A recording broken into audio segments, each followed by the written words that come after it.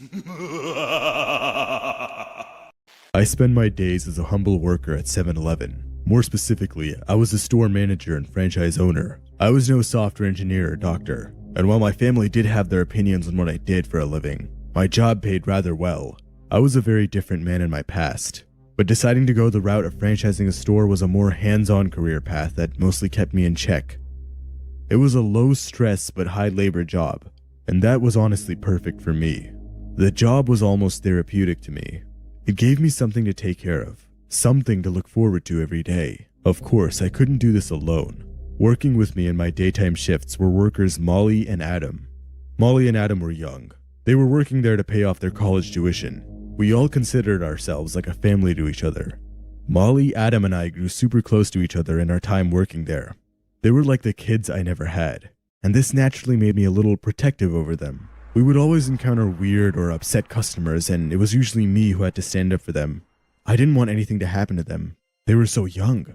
Nothing bad had happened to Molly or Adam yet, and I was grateful for that. But one early morning, that changed.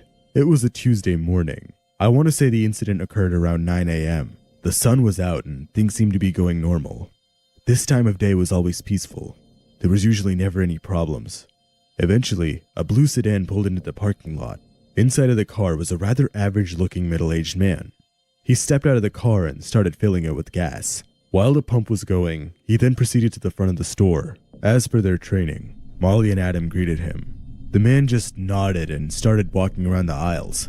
He then looped back around the store, approached Molly, and started flirting with her. Molly was visibly uncomfortable, and while I wanted to go to the back of the store and do my inventory logging, I couldn't do this, not with the man hitting on Molly like that. Adam, however, told me that he could handle the man if he started acting any weirder, and naturally, I trusted him. I reluctantly stepped in the back room and started counting down and logging all the items that were there. While I was doing this, however, I kept looking back towards the man to see what he was doing. It seemed like the man was looking back at me as well. This was odd for a number of reasons. Customers aren't supposed to be this close to the back of the store, and he kept awkwardly peering in through the utility room. To make things worse, every time I looked back, the man started to try and act busy. It was like he was trying to pass time or look natural for some reason. I stepped out of the room and asked the man if I could help him. He seemed to awkwardly and rudely shun me off and keep pacing around the store pretending like he was looking for something. For some reason, I decided to ignore all these red flags and continue my work in the back. Eventually, while Molly was passing by the back room, she whispered to me that the man was making her very uncomfortable. I told her that once I finished with the shelf I was working on, I would quickly go outside and help her. I essentially told her to hang in there and wait behind Adam. It was super confusing what the man even wanted. He seemed to have stopped flirting with Molly completely and was instead focused on trying to peer through the back door for some reason. As annoying as this was, I just wanted to get through my work. I had one last crate of granola bars to log down and I didn't want this weird man to stop that. But that's when I heard a commotion coming from the main room. "Excuse me, sir, you're not allowed to be back there. What are you trying to pull off?" "Call the police, Adam," I heard Molly exclaim right after that. I quickly ran out of the storage room to see what was happening and saw the commotion. The man in the blue car was trying to pull something off. I saw Molly in shock and fear in the corner, and Adam with his fists up standing right in front of her. "Hey, what do you think you're doing?" I asked the man. Whoa, what kind of place is this? What's even back there? What are you guys hiding?"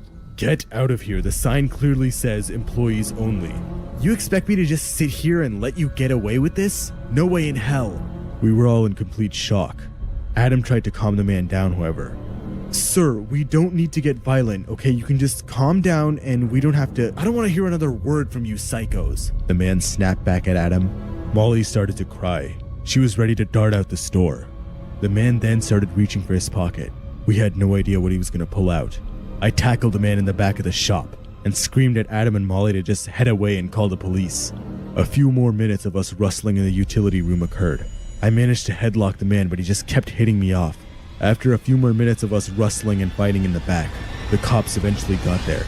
But sadly, they couldn't find him on the scene. We got the man's face on security camera, and his car was still at the pumps. We had both his face and his license plate on camera. Despite all this, the police just left. They couldn't find any sign of him and they assumed that he just ran out through one of the other back doors. As the cops left, I made sure to dump the man's body right next to the first. As I mentioned before, I was a different man in my past. This job really changed me. It seemed like the man in the blue car clearly noticed the other body I had. Normally it's pretty well hidden. Not even Molly or Adam could find it. But I guess one of the legs must have been sticking out or something like that while I was moving stuff around. I re-looked at the security footage to make sure there was no evidence left behind. It seemed like the man wasn't reaching for a gun or a knife. He was reaching for his phone to call the police. I really didn't want it to be this way, but he knew my secret. The man was now part of my collection. Molly and Adam still have no idea what happened, and you bet I'm planning to keep it that way. They can't find out anything about my past. If they did, they'd be shattered. For now, my secret remains safe from the public eye, and I will ensure no one remembers that day. The year I turned 10 years old, my mom and I moved into a spacious 2-bedroom apartment in what is statistically considered one of the safest cities in America. We moved out just a few years ago, after my grandmother passed away, but I spent 12 years living in this place. The apartment was one of 5 in our building. You know how a duplex has 2 units in the same building, split down the middle. This building was quartered into 4 units with an added unit on the lower level. We had the unit above the lower level.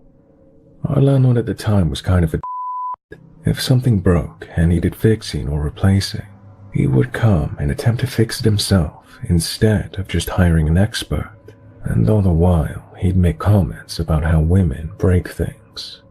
What can I say? Anyway, at the time of the story, I was 13 years old. Our dumb landlord rents out the lower level unit to a lovely young couple. Their names were George and Lisa.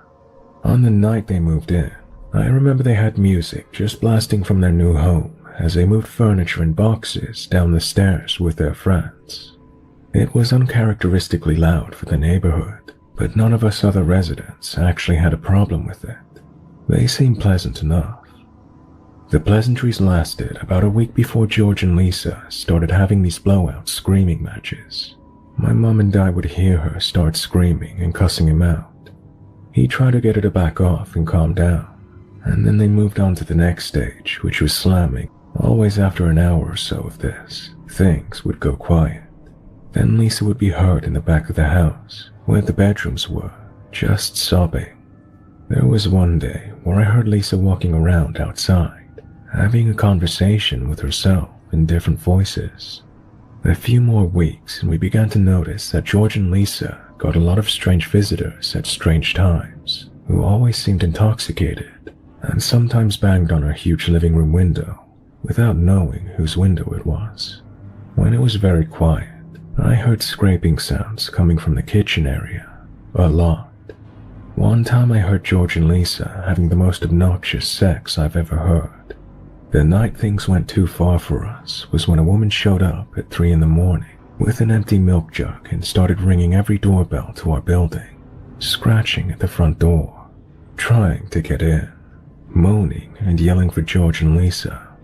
She disappeared after a few minutes, and suddenly we hear the back door to the building jiggling. You could tell there was more than one person trying to break in. My mom called the police and we gathered our things and went to a restaurant for breakfast, exhausted after no sleep. We then went and booked a hotel for the night. We just couldn't deal with them again. After we complained to the landlord and the police multiple times, things got quiet and really awkward between us and the neighbors. And that's when the FBI showed up. I go to answer the door, and the man and woman ask if they can talk to my adult. I say sure and lead them to my unit, which we always kept open during the day anyway. And right there, they open a binder and show us photos of George and Lisa. They ask if we happen to have seen them before, and we tell them they live downstairs. It turns out they're both living under false identities, major fraudsters, and dealing cocaine. Shortly after this, George and Lisa moved into the apartment building across the street, and they were arrested within a month. In January of 1992, Kelly Day Wilson was just a 17-year-old senior at Gilmer High School. With her well-coiffed curly blonde hair and extravagant jewelry choices and bright blue eyes, Kelly Day was a pretty picture, and had no problem making friends after she relocated from Natchitoches, Louisiana to Gilmer, Texas, so she could live with her mother and stepfather. She hit the ground running and struck up an on-again, off-again relationship with a young man by the name of Chris Denton, and the two spent a great deal of time together in the lead-up to the new year. It seems Kelly's life was going swimmingly well, and it's clear that no one could have possibly expected what fate had in store for her, something that would raise questions among true crime enthusiasts that pervade even today. On January 5th, 1992, Kelly finished her shift at the Gilmer Square outlet of Northeast Texas Video, closing the store at around 8:30 p.m. before heading over to a local bank to deposit the store's daily takings. This particular bank branch's security cameras showed that an individual did indeed make the night deposit for that evening, but the captured footage didn't provide a clear enough image of the person for a positive identification of Kelly, simply showing an arm in her car. We can presume it was her, but we can't be 100% certain. After locking down the store's shutters with her manager, Joe, he wished Kelly good night before driving away in his truck. The last he ever saw of her, she was last seen wearing cut-off stonewashed jeans, a purple rugby shirt with gold trim, and brown loafers, and was getting into her car in preparation for her night drive to the bank. But Kelly didn't arrive home that night, nor did she check in with any of her friends. Her mother became so worried that she sent her stepfather out into the night to aid in the police search that ensued. And like grim Providence, it was him that found Kelly's abandoned car in the Northeast Texas Video parking lot at around 5 a.m. The car was sporting a single slash tire, and all of Kelly's personal belongings, including her purse, were inside of her car. Only she and her keys were missing. At first glance, what happened appeared to be a complete mystery, but it was one that local law enforcement was determined to get to the bottom of. For 2 years, the investigation into Kelly's disappearance was headed up by a Sergeant James Brown. One of the first people investigated was obviously Joe, her manager, and the last person to see her alive. However, not only did Joe have multiple alibis, he passed several lie detector tests issued by the police, and as a result, he was rolled out as a suspect. Sergeant Brown oversaw a team consisting of hundreds of police officers and local volunteers, one of which poured thousands of man-hours into an intensive search of the surrounding area. Yet despite such a thorough search, as well as hundreds of tips from the general public, not a single trace of Kelly was ever found. Police believed that they were close when they arrested 17-year-old Michael Bibby, who was taken into custody on misdemeanor charges in an incident of alleged tire slashing. Michael was guilty of many, many things, but as police discovered, slashing Kelly's tires wasn't one of them, and in the end, he too was ruled as a suspect in Kelly's disappearance. Investigators then turned their gaze to another suspect, Kelly's on and off again boyfriend, Chris Denton. The couple were said to have been going through a rough patch at the time of her disappearance, and with people saying that Chris had something of a short temper, there was a period where he became the case's prime suspect. However, through the course of the investigation, circumstantial evidence would clear him of all wrongdoing, and the police would be forced to look elsewhere for their abductor. Unbelievably, in a number of interviews conducted in the process of their investigation, police had heard a handful of stories alluding to a satanic cult that called Gilmer home. But since the accusations named members of law enforcement as members of the cult, specifically Sergeant James Brown himself, the claims weren't taken seriously by those that heard them. Yet in 1994, the local community was rocked by almost 50 indictments against 10 different people, all on charges of child abuse. And given some of the evidence presented against them, police proceeded with charges of aggravated assault, aggravated kidnapping, and capital murder in connection with Kelly Day Wilson's disappearance. It's at this point that Kelly's story seems to intersect with that of the Kerr family, because in 1990, a man named Wendell Kerr told his wife, Loretta, that he wanted a divorce, kicking off a chain of events that would bring prosecutors their one best chance at finding the perpetrator. Wendell Kerr was one of 6 adult children of Eugene and Geneva Kerr, a couple who were briefly married in the 1950s before a hastily divorce. Geneva Kerr went on to marry 2 other men, both of whom died before Geneva remarried Eugene, making him both her first and her 4th husband. According to their children, Eugene and Geneva Kerr abused their children on a daily basis. A relative later confirmed their claims of carnal abuse and spoke of witnessing daily incidents of indecent assault. The same relative also confirmed that they'd witnessed Geneva Kerr's interest in satanic practices, including daily readings from the Satanic Bible and an interest in both animal and human sacrifices. In exchange for law enforcement's help escaping the Kerr family, one of their grown-up sons' wives offered to tell investigators everything. She claimed she was kept as a slave to the family for 10 years, couldn't drive a car, constantly threatened by Geneva and Danny, and her only form of identification, her birth certificate, was kept by Danny in his wallet. In her own horrifying words, her role was simply as a breeder. Cut back to Wendell asking his wife for a divorce. Loretta strongly began to suspect that Wendell was trying to ditch her for a younger woman, and if that was the case, she was going to burn his entire life down before she left. She went to the police with accusations, and as a result, Wendell was arrested, placed on the offenders register, and forced to serve out a period of probation. A state welfare worker assigned to the case later concluded that ritualistic, satanic abuse was endemic in all branches of the Kerr family, and over the next several years, almost a dozen of the clan's children were taken into the care of Child Protective Services. The social worker also mentioned in a horrifying affidavit that in October of 1992, 2 of the children took us to show us where the devil meet people to abuse and hurt babies. In 1994, the escaped Kerr wife was interviewed by the Harrison County Jail in Marshall, Texas, in which she described in gruesome detail the torture that Kelly Wilson would receive for approximately 9 days before she was ritually sacrificed and then cannibalized.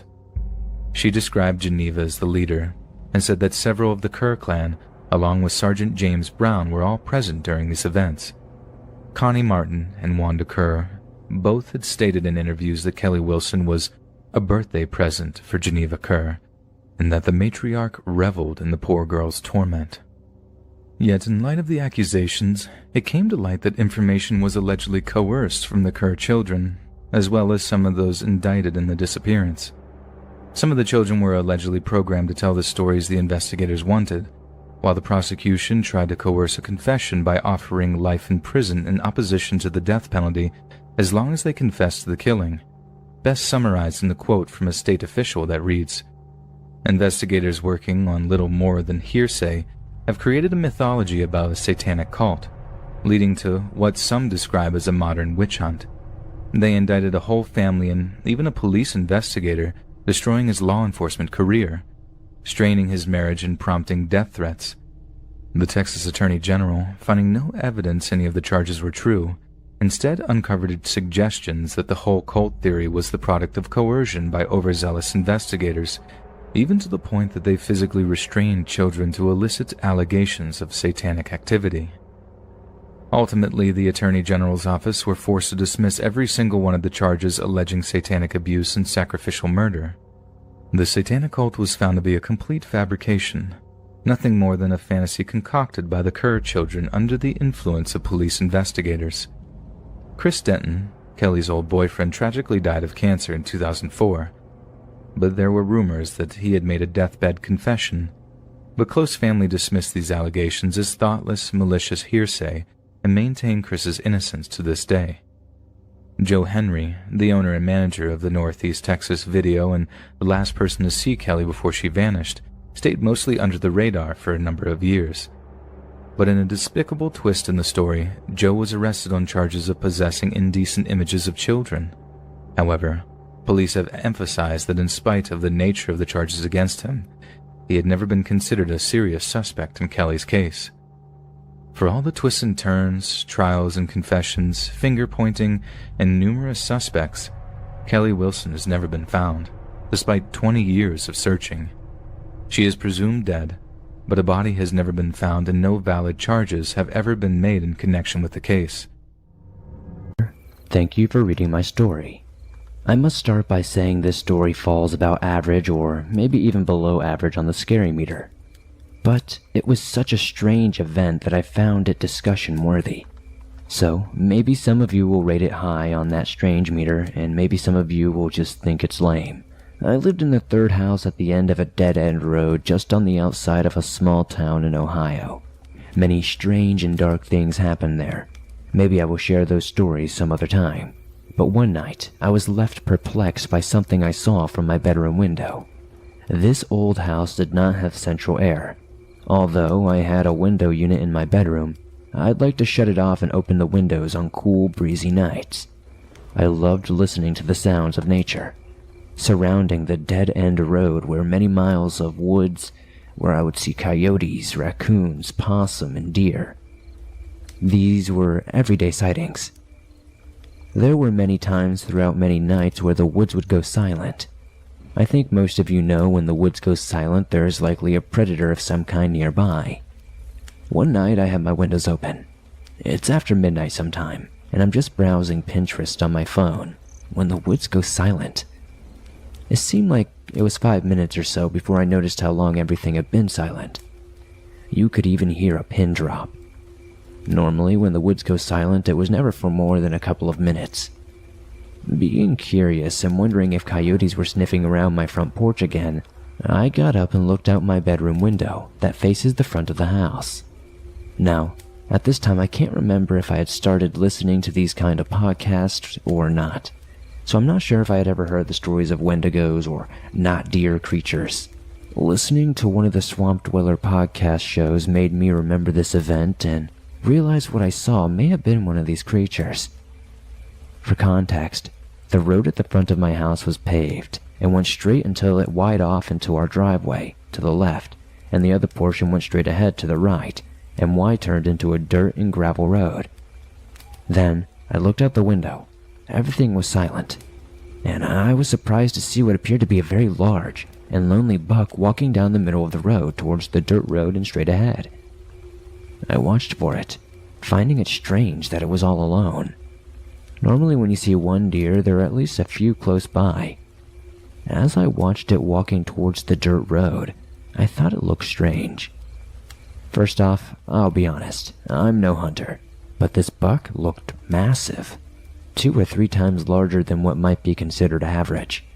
Not only was it large, but the way it walked, like it was being worked like a string puppet, or like it was in a trance, or maybe even how a soldier would march. It never turned and looked at me. I never made a sound. I just stood there, rubbing my eyes trying to figure out what the heck I was seeing.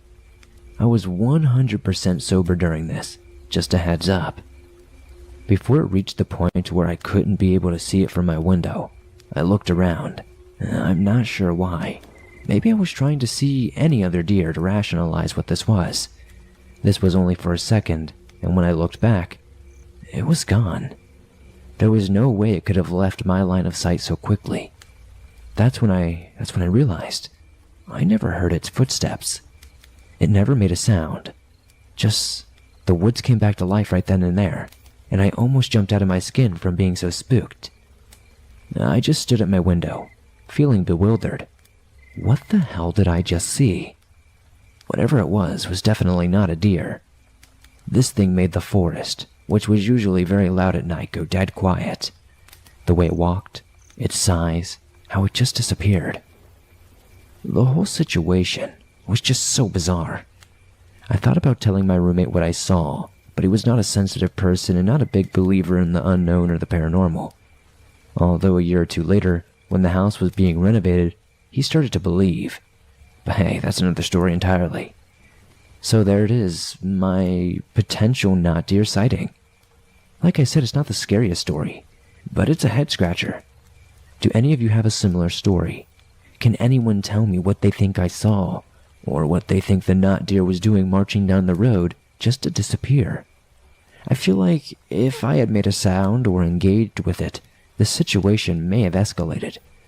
I was always under the impression that there might be a portal on the property for spirits or unknown things to come and go through. Is that what the not deer was doing? Just taking the portal back to hell for a dinner engagement with Satan? My neighbor Gary has lived across the street from our house ever since we moved in. He's a nice guy, like perennially nice. Never has a bad word to say about anyone. Always sees the best in people. He never fails to see things in a positive light and has been a welcome fixture at every barbecue or block party we've ever thrown. But this latest crisis has been pretty hard on Gary and his family, and over the past few weeks I've noticed some pretty disturbing changes in his behavior. Changes that have meant that Gary went from being the Ned Flanders personality clone we love so much to being someone that I'm quite frankly terrified of. I remember when we first heard rumors of a lockdown coming, Gary came over to talk about it. He was his usual jolly self, laughing off the scaremongering coming from the media, but as we talked about a shortage on food and hand sanitizer becoming a reality, he grew unsettled in a way I'd never really seen before. Gary has 2 young kids, but he also has his elderly mother living with him. He once told me he just didn't have the heart to put her in a home, how that seemed way too much like abandonment. Gary was just that kind of guy.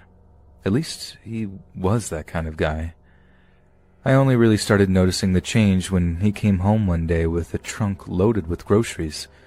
Not just the trunk either. The back seat of his SUV was overloaded with paper grocery bags. Some were loaded with meat and vegetables, some stacked entirely full of canned goods. But it was the box full of hand sanitizer that really made me take notice. Gary was the polar opposite of a germaphobe. Like, polar opposite. He routinely ignored the 5-second rule when it came to barbecue items dropped into lawn grass, and was very much of the opinion that letting kids play outside, letting them eat a little dirt from time to time, was just good for their immune system. It'd make them tough in a way that playing with screens just wouldn't. We actually used to laugh at people who kept those little Purell bottles in hip holsters, overly paranoid losers who would drive their cars off a bridge if they really knew how many microorganisms lived in their eyelashes alone. But here Gary was, unloading an entire pallet of hand sanitizer from his truck. "Got some to spare, huh, buddy?" I shouted over from my porch. "Not at the prices I just paid," he replied. Seems innocuous, I know, but if you knew Gary, you'd be just as interested to note that this reply didn't come with a smile or a chuckle. He barely even looked at me as he took the supplies inside. But things only really took a turn for the worse when one of Gary's kids took a tumble while playing in the street outside their house. They were playing on the new bike, riding around in circles, when I guess they just lost their balance and fell hard onto the concrete. You could tell it was a bad fall from the way they let out this pained, shocked cry before bursting into tears. My wife was out on the porch at the time, sipping an iced tea, and saw the whole thing. I had heard the scream, but wasn't sure what happened until I saw my wife grabbing the first aid kit we keep in a kitchen cabinet. I followed her outside into the street, but as she approached Gary's kid, the man himself was stood in his front doorway. In the sternest voice I'd ever heard out of the man, he told my wife to get away from his kid. I guess she understood what he meant. As she stopped just short of the crying child, took a few steps back, and then slid the first aid kit across the concrete in her direction. Gary's other kid was old enough to know what that first aid kit was, but as he tried to pick it up off the ground, Gary erupted at him to not touch that frickin' thing and to get back inside the house. My wife apologized for her hastiness, but assured Gary she had the best of intentions. And for the first time in 4 or 5 years since we'd moved into the neighborhood, I actually found myself getting angry with him. He didn't even acknowledge my wife's apology, giving us both a contemptuous look as he closed and locked the front door behind him. A few days later, we saw the same kid who fell wearing a makeshift sling and looked pretty miserable. It took us a while to put 2 and 2 together, but we did, and we realized that Gary hadn't, nor had any intention of taking his kid to the hospital to get their arm looked at by a doctor. It was only then did it really hit me just how bad this whole pandemic thing was affecting him. He wasn't just taking precautions, as the rest of us were. He seemed to be going full-on survivalist, like the guy's entire personality had shifted over what was apparently just the course of a week or so. It was disconcerting, to say the least. Then, just a few nights ago, my wife shook me awake to tell me she could smell something burning. I literally fell out of bed, thinking she was telling me our house was on fire, but she assured me it wasn't, and that she could just smell something. As my senses came to life, I began to be able to smell it too, this acrid, smoky smell that was obviously something being burned. It only took me one look out of our bedroom window to tell me where it was coming from. An orange glow emanating from across the street. There was a fire in Gary's backyard. The smell wasn't just bothering us either. Almost every bedroom light of every house in the block was switched on, and I could see some similarly irritated neighbors floating by their windows, trying to find out where the stench was coming from. I decided to just suck it up, go over, and ask him to put the fire out. God knows what he was burning, but I knew from the smell that it wasn't healthy. But no sooner had I crossed onto Gary's half of the street, he appears from his backyard gate.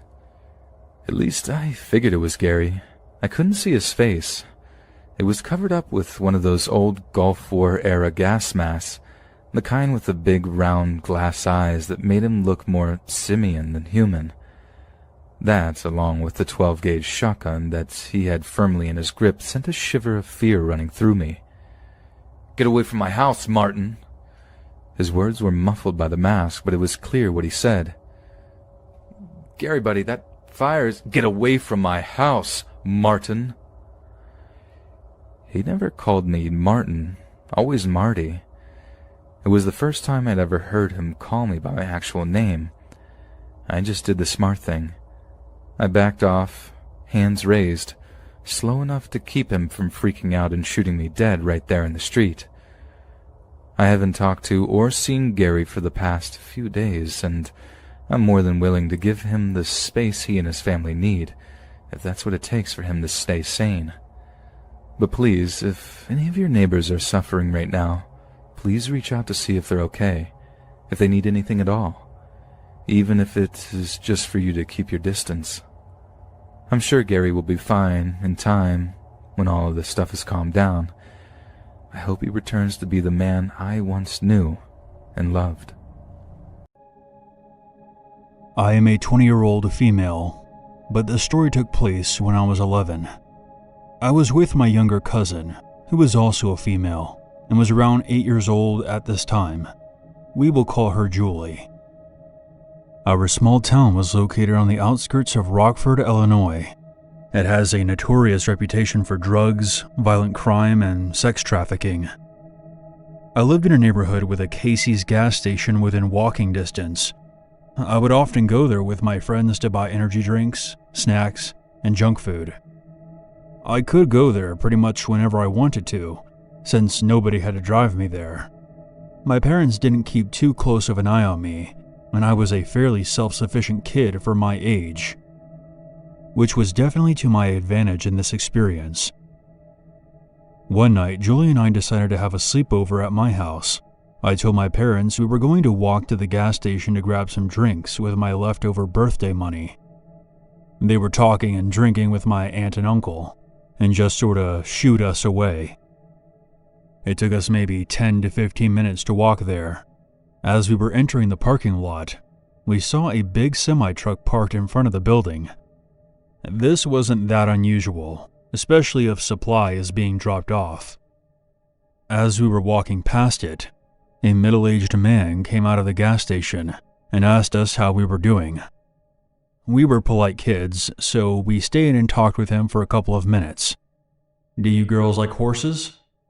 We both replied, "Yes." "There are a couple of thoroughbreds in the trailer if you want to look at them real quick." Julie got really excited and instantly agreed, and begins to make her way to the other side of the truck. I hesitated, feeling that something was really off about this situation for two reasons. One, there wasn't a diesel pump at this gas station, and this man didn't seem to be dropping off any supplies at this store. There was another gas station that did have diesel pumps less than a mile down the road. Two, the trailer wasn't the right kind for him to have horses in it. Horse trailers have large windows so that the horses can breathe and whatnot. If you were to put a horse inside the trailer that he was hauling, it would have suffocated. This was the biggest red flag for me. There was no way he actually had horses in his trailer. He took a step closer to us, and I began to panic before blurting out, "My dad is actually going to be here any minute, so we're in a bit of a hurry." Julie protested, knowing that this was a lie.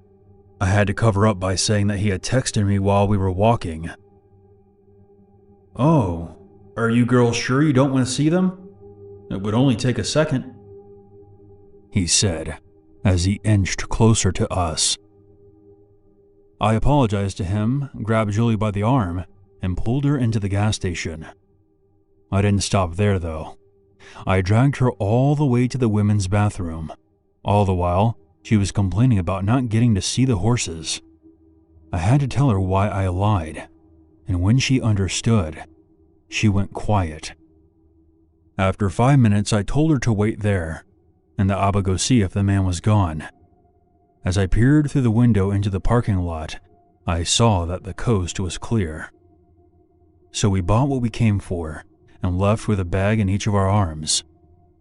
It was dark by this point, and to avoid any other interactions with strange people with dangerous propositions, we trespassed through a field instead of walking along the main road. We both figured that would be the better route from now on. We never told our parents about this encounter because we didn't want them to say that we could no longer go by ourselves anymore. I know that sounds like a dumb reason, but I figured if I could sniff out one potential kidnapping, I could do the same if it were to ever happen again. I was a strange kid, and I really loved books, movies, and shows related to kidnapping. The point is, I felt like I could handle this kind of situation if it came my way again. Now that I'm older, I know that mindset was incredibly stupid, since I'm now aware of the gamble I was taking. I'm lucky that was the only time that I had ever felt unsafe there.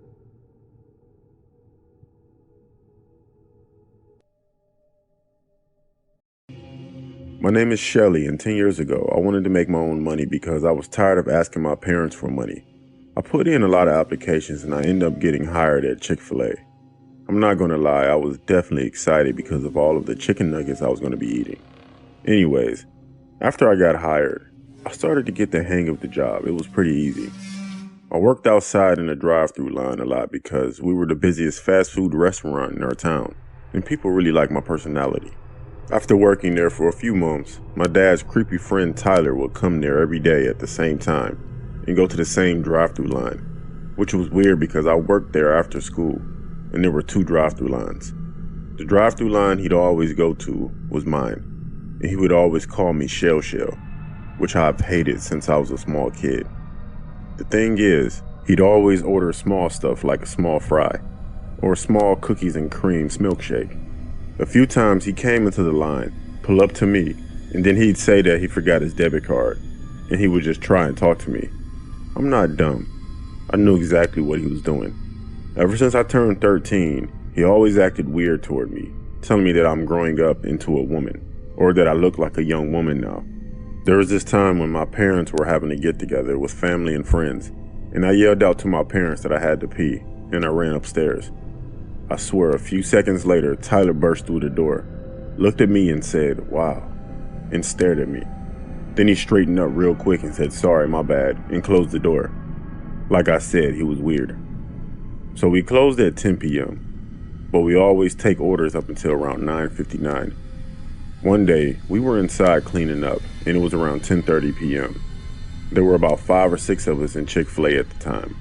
I was mopping the floor, and a few of us saw a car pull up to the drive-thru, but turned around at the entrance because we put cones out there after 10 p.m. The car drove around our parking lot at least 10 minutes, and I noticed that it had temporary tags on it.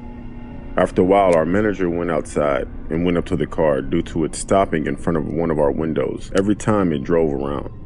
I watched the manager walk to the car as the driver rolled down the window. The window was all the way down before my manager reached the car, and to my surprise, it was Tyler, my dad's friend. He had a new car that I didn't recognize, but what made this very weird was that even when he rolled the window down, he never looked at my manager.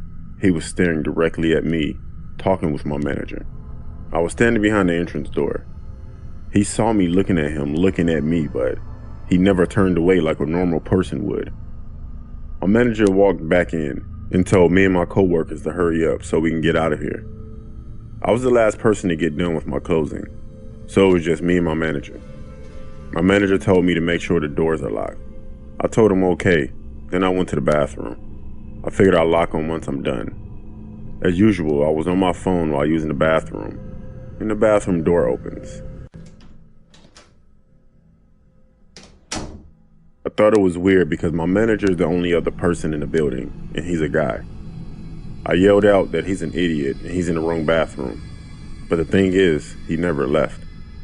It got weirder because I can hear him breathing by the door, but then I heard, Shell, it's me, Tyler Poop. Are you in here?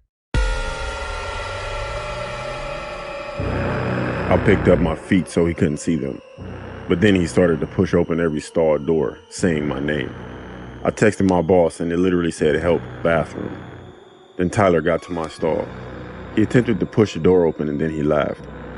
He said that he knows that I'm in there. He looked in the crack of the door and said, there you are. He then got down on his hands and knees, reached his hand under the door, and attempted to unlock the stall. I kicked his arm and he said, it's me, Uncle Tyler. As he said that, he proceeded to crawl under my stall door. I started to climb above my stall, then my manager burst through the door as I was screaming and crying. Tyler and my manager began to fight. I called the cops. After a few seconds, Tyler was unconscious on the bathroom floor. When the cops and the EMS got there, he was cuffed and loaded up into the ambulance. He was hit with a few charges and was recently released from jail.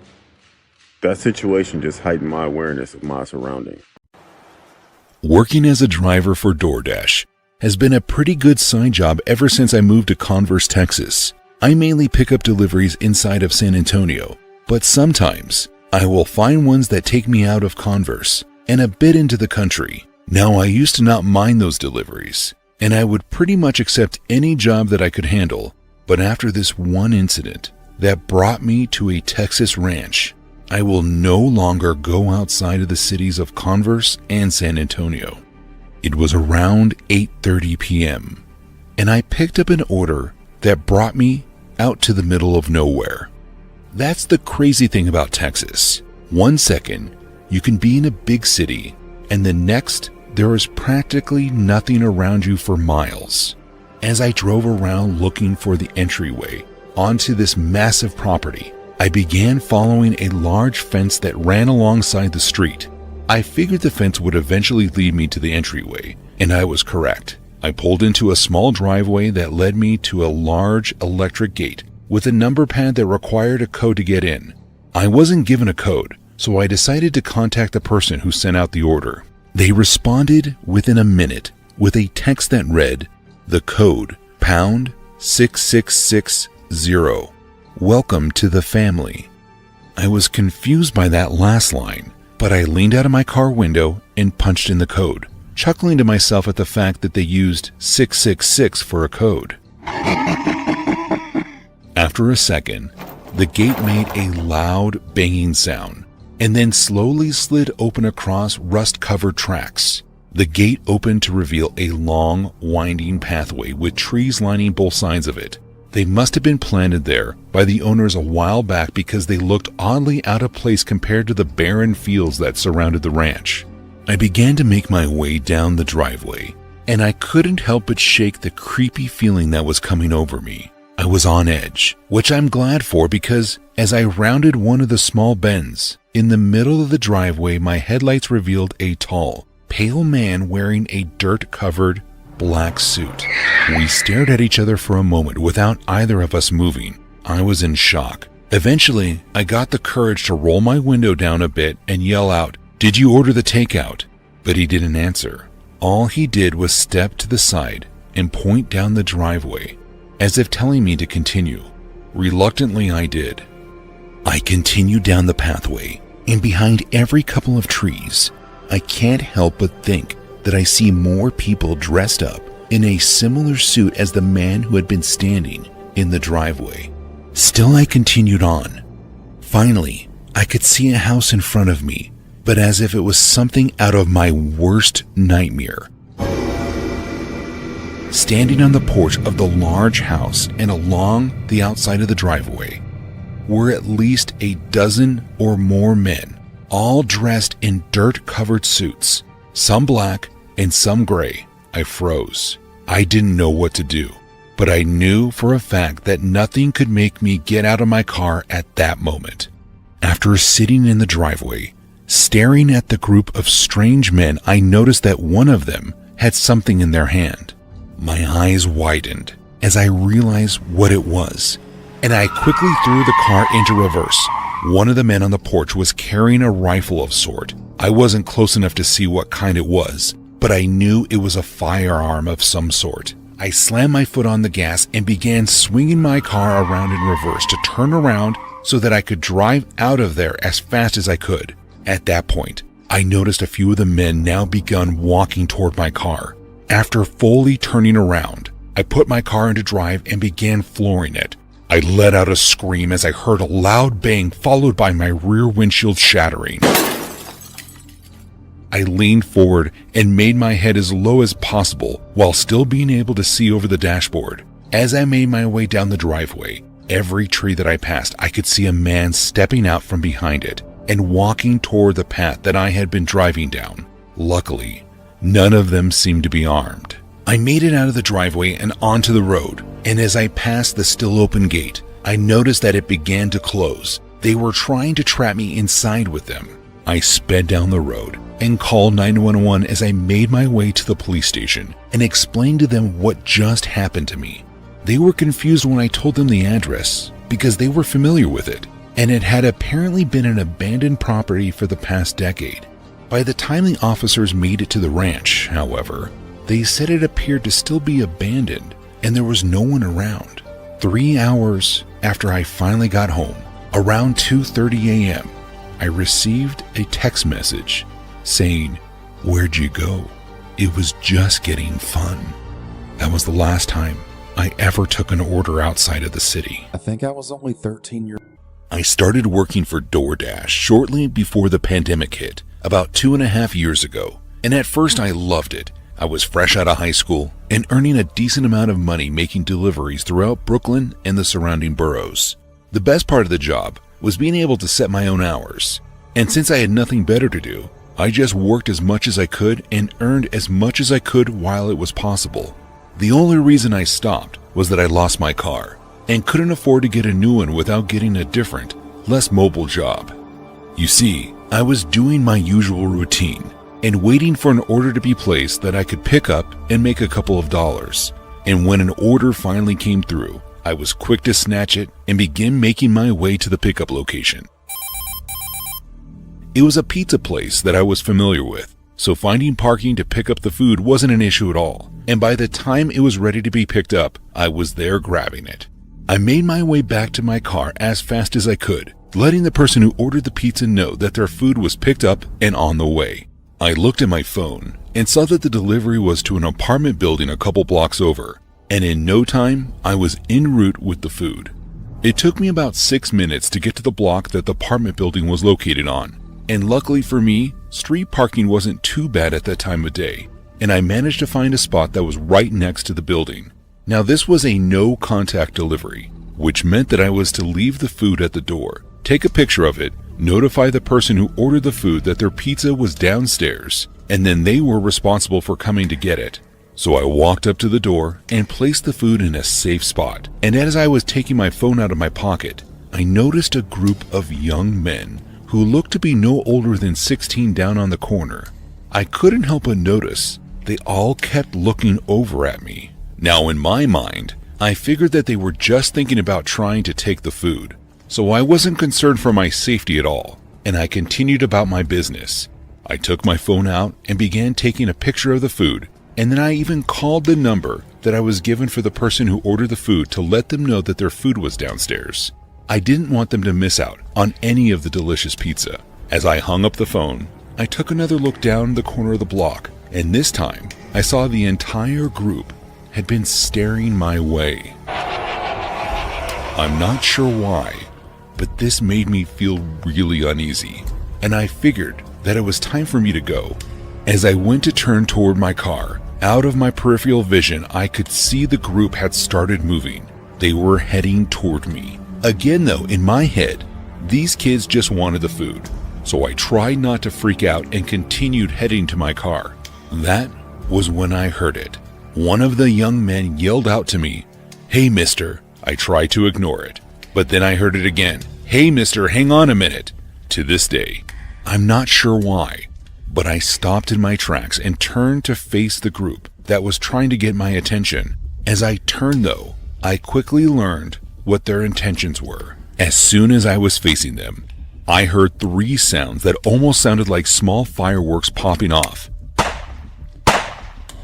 And at the same time, I saw 3 muzzle flashes from a small handgun that one of the teenagers was carrying. I didn't feel anything at first, but when my leg buckled underneath me, I looked down and knew right away that I had been hit. I fell to the floor and the pain began to kick in. I screamed out for help, thinking that surely I was about to be killed for some unknown reason. I was somewhat thankful, however, when the group ran past me and straight to my car, which still had the keys inside. I heard the sound of people around me screaming as the car pulled off.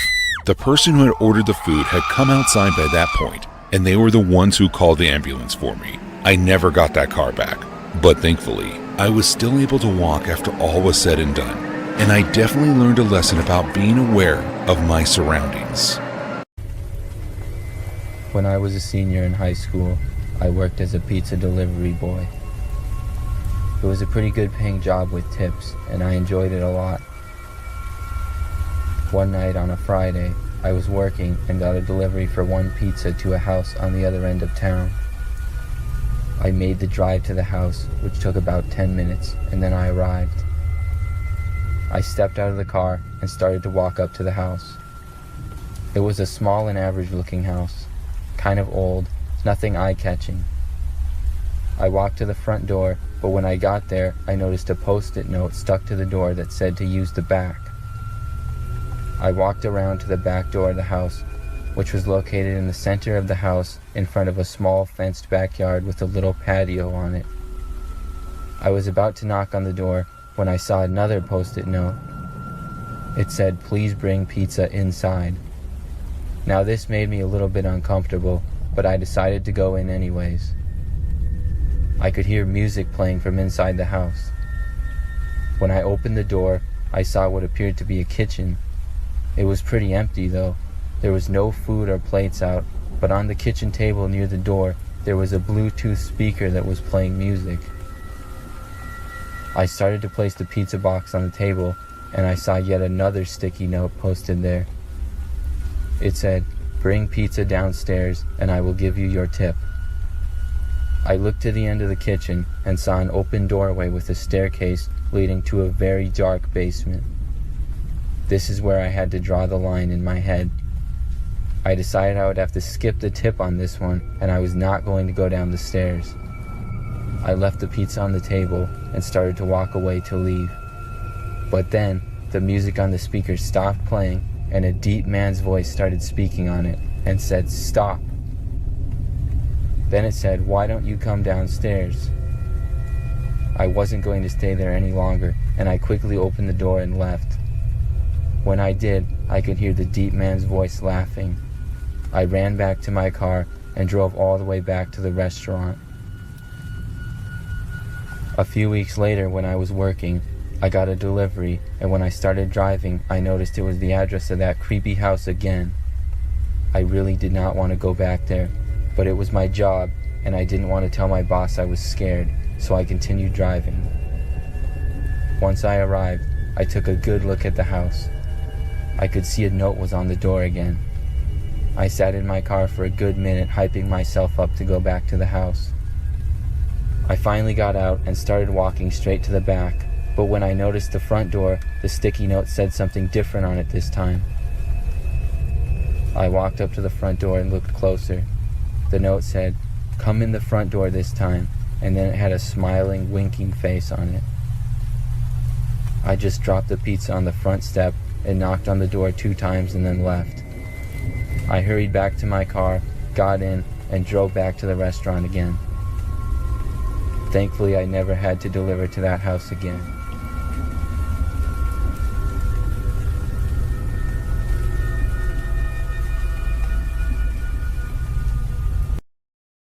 It occurred several years ago. I used to shop at Walmarts quite frequently. They really sold everything I needed and were all over the place, so it was always my first store to go to. At one point, I had to go out of town for a work conference. It lasted about a week and was about a 10-hour drive away. After it was over, I was driving back. I was on the way home about halfway, and it got pretty late at night. I was prepared to drive through the night, but my car got low on gas, so I stopped at the next exit and filled it up. I was pretty hungry, but noticed that the convenience store of the gas station was closed. This town was really small and didn't seem to have much, but they did have a Walmart that was across the street. This Walmart was one of the strangest ones I had ever seen. It just wasn't the typical kind of Walmart building that they usually are in. The building seemed smaller, and more as if it had taken over a building of a previous store that had been there. The parking lot was quiet, only a couple of cars, so I looked it up on Google Maps, and it said sure enough it was open.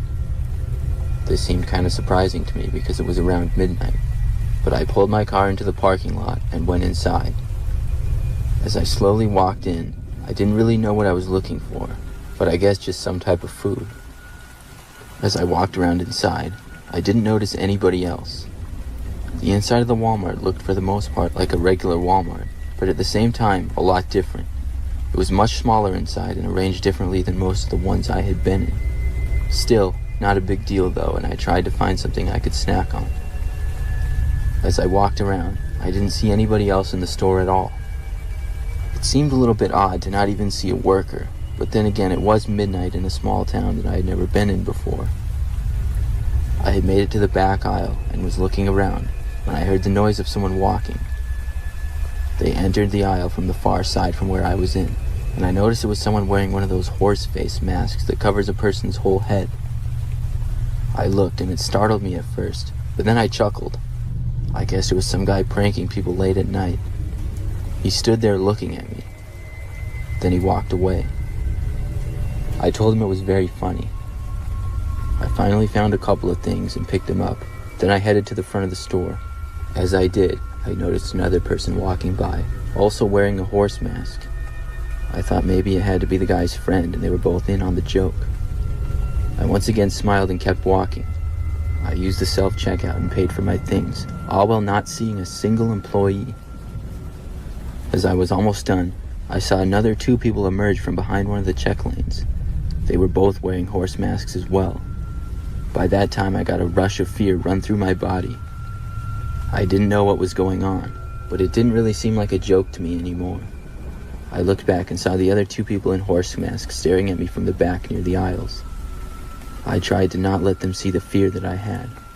I calmly got my receipt and walked away and out the doors. I walked all the way back to my car, hoping that I wouldn't hear the footsteps of anyone leaving behind me, and to my surprise, I didn't.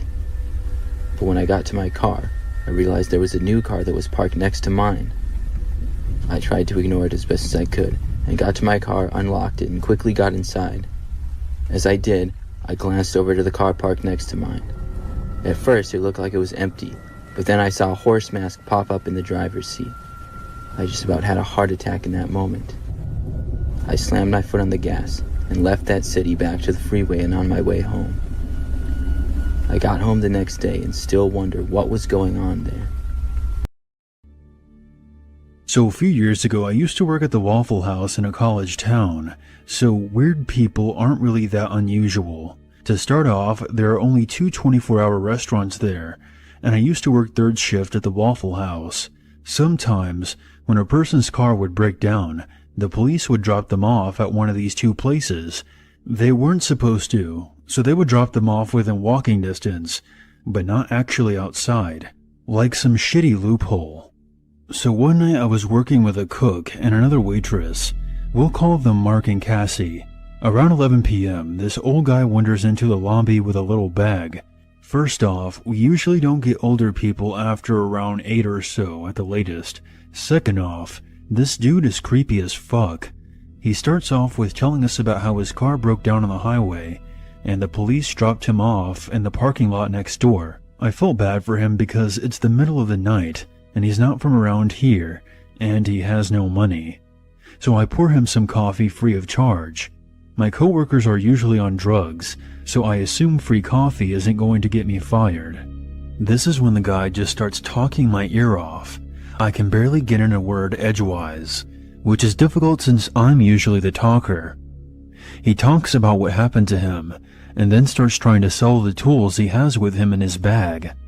Of course we say no, but he just keeps asking about it. He also starts wandering in and out of the store. The first time he does, Mark, who's ex-military, searches his bag to make sure he doesn't have any weapons, because he's starting to raise some eyebrows. There was nothing but tools, so we start to feel a bit safer. When he comes back in, I keep talking to him. Mark and Cassie note the fuck away to the other side of the store and watch. Keep in mind, this guy is literally the only person here. We don't start getting people until 1:30, when everyone leaves the bars. Now he's starting to talk about a lot of weird things. I tell him I'm interested in studying prisons, and he tells me the best way to do so is to get arrested. He then starts talking about how he used to be in prison, but he never says why. He starts to make us really nervous, so I start to draw him in case the dude decides to murder us. We'll have something because I'm good at drawing things I can see. There's a low little wall where we usually write out customer receipts, so I can draw him without him noticing. Not that that matters since he's looking straight ahead while he talks to me. We start getting customers because it's about 1 a.m. The bars are let out at 1, so anyone who drives gets there shortly after, while those who walk get there about 30 minutes later. And this guy keeps talking no matter where I am. He doesn't raise his voice or anything. He just keeps talking at the same level, even when I walk away to take care of other customers. At this point, I'm starting to think this guy is schizophrenic. I'm a psych major, so I mean actual schizophrenia, and not just crazy. And at this point, wanting to get away, but I really can't because I'm afraid he might do something. He does, but not what I was afraid of. He starts just insulting customers. He tells one kid that he's fat, and starts asking him why he's so fat, and tells him he needs to lose weight. He then talks to a family of travelers and says, "Your wife and kids are fine, but why are you so ugly?" We decide he has to go. Mark tells him he has to leave, as we've warned him several times to leave the other customers alone. So Mark tells him to leave, or we're going to call the cops. The guy starts yelling at us, and glares at me, and asks why he should leave, but he finally just does after a while. But he comes back at half an hour later, and we have to kick him out again for harassing customers. He doesn't come back that night, so we decide he must have found a way home or contacted someone. So I finish around 7 a.m. and walk home. I live above the bars downtown, so it's a 30-minute walk, but along the way, I see the old guy. I dart behind a building and take the long way home. I don't think much of it because it's a small town, and there's not a lot of places to go. I have to work again the next day, so I go home, sleep, get all my chores done, being an adult as usual. So about an hour before work, Waffle House calls me, and my coworker Kevin tells me the same old guy has been coming around several times during the day, every couple of hours looking for me. I'm a 23-year-old female, so they're worried about what he wants. I call my friend Jason and tell him why I need a ride, and he brings me in. I ask what's been going on, and apparently this guy has been in at least 10 times asking to talk to me. He never says why, so I'm on edge, waiting because I have no idea what this guy wants. Is this a 60-year-old guy pissed off because I didn't defend him when he was kicked out? Is he asking because I told him my name? Or is it something else? Surprisingly, for the first few hours of my shift, we didn't see him, but he eventually comes in and ignores me. I'm super confused, but I keep an eye on him again. I've also brought pepper spray. Before long though, we kick him out again for harassing customers. This is all very confusing for me. He's been asking for me all day, and then ignores me when he comes in. But after we kick him out, he does not come back. When my shift ends, My friend asked me if I need a ride home. I tell him no. This guy has left and hasn't come back, so I'm good. Well, that's what I thought, until I saw him walking towards me after work. He yells out for me and starts coming at me, but I run inside a building that I know has another exit. I sneak out the other way before this guy can find me, and thanking every god I can think of that I know the small town better than him. I still have no idea what he wants, but I'm not taking any chances. I sneak home through some back ways. I call work and let them know what happened, and asked for the next few days off. They agree, and later tell me the old guy kept coming in for the next few days, and they finally called the police, and they took him away. Subway Spooks.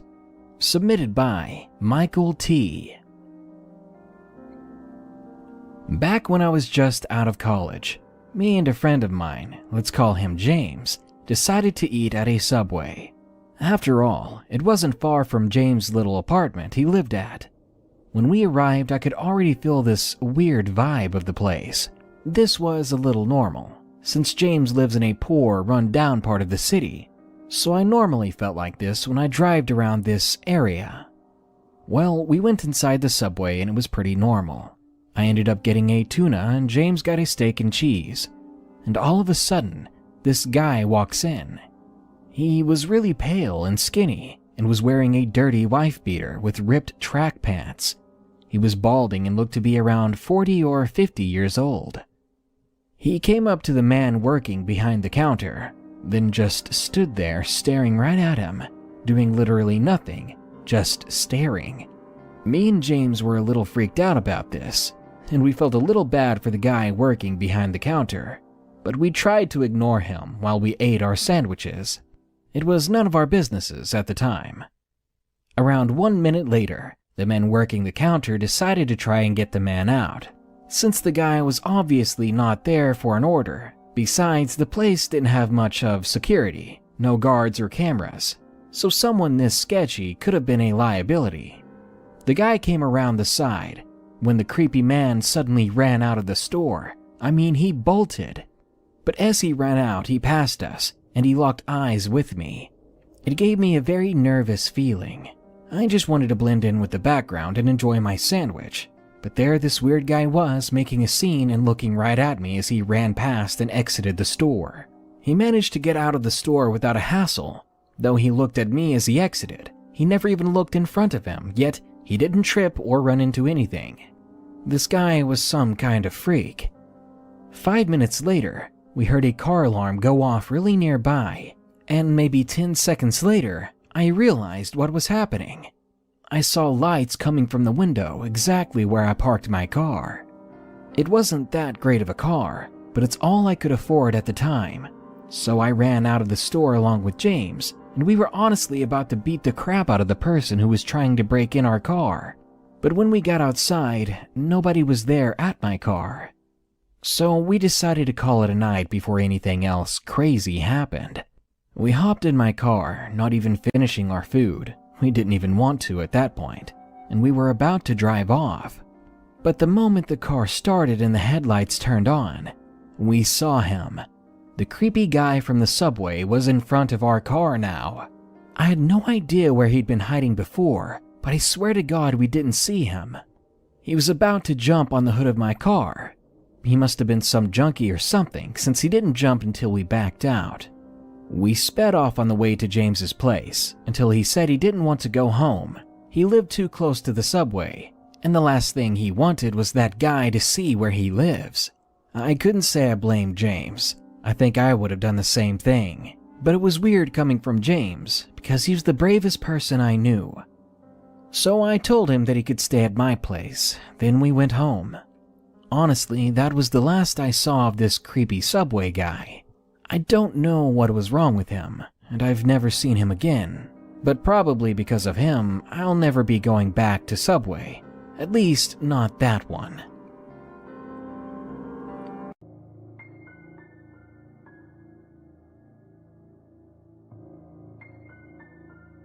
Back in my mid to late 20s, I worked a job as a security guard at a Kmart Supercenter in Iowa City, Iowa. Most of you probably never heard of Kmart before, but to put it in simple terms, just imagine a cheaper Walmart/Target. Business was booming back in the early 2000s, and nowadays a lot of Kmarts ended up closing down. My job was to keep watch of one that was currently in the process of relocating. It was a chill job, although a bit boring, as you'd be the only one in the store with nothing to do. This never really bothered me, as I'd always find myself playing games on my phone or texting a friend to pass time. Well, one day I had been scheduled to work a double, meaning I'd be working both the day and night shift. The reason for this was because the other security guard who did the night shifts quit on the spot and went to go make a living in real estate. Because apparently this guy's obviously never heard of a 2 weeks notice before, and they scheduled me until they could find another person. This got on my nerves pretty easily, and sitting in the dark making $14 an hour didn't help. That being said, I really didn't have a choice and bit my lip and agreed to work a double. Throughout the day, things went well for the most part, watching the movers relocate the shelves, equipment, etc. 7 p.m. comes around and I prepare myself for a long 10-hour night shift. Being all alone in an empty store with no light but a little office in the back is scary enough. Now let's fast forward till around 1 a.m. I'm sitting on my chair by the front when I hear one of the radios turn on in the back office. It's not uncommon for them to go off once in a while, as they tend to pick up signal from someone else on the same channel. Not thinking anything of it, I tend to my phone when I hear it go off again, this time with a much stronger signal. At that point, I get up and walk toward the back office when I hear this low, grainy voice say, "I can see you." My heart sank into the pit of my stomach as I heard him say this, and it was then where I asked who it was. After getting no response, I glance over to the back exit of the store, and due to the glow of the red exit sign, I was able to make out the silhouette of a person. However, for some reason, I don't think they saw me, and I played dumb by looking the other way and turning off all of the radios. I wasn't just gonna go back to my post with someone possibly dangerous in the building with me, so I did the only thing I could do. Right then, I turn around and start booking it toward the front entrance as I heard whoever it was trying to catch up. Thankfully, I made it out the door, locking it behind me. A few seconds later, I see this tall man dressed in all black run up to the front and put his hands on the window. He was not a pleasant-looking man. His eyes were wild and his grin was menacing. At that point, I called the police, where they thankfully arrived in a few minutes, where they went inside the building. However, like in most situations like this, whoever was inside the store with me was gone. Police concluded that they had simply left through the emergency exit. Needless to say, I continued my shift while a patrol car stayed in front just in case whoever it was came back. Till this day, I still can't get that man's face out of my head. It's just something you can't unsee. I stayed at that job for a month later before landing a new one that paid more and didn't require night shifts. I've never seen or heard from that man again, and I really hope it stays that way. While all of this was indeed a scary situation, one question still comes up that I can't seem to figure out the answer to. The store had several cameras that had night vision, and not one of them picked up the man by the exit, even though they were pointed at it. The police and I reviewed the footage and saw no one in the store, other than me. That was the reason as to what made me so scared, and it's also the reason why I will never work another night shift again.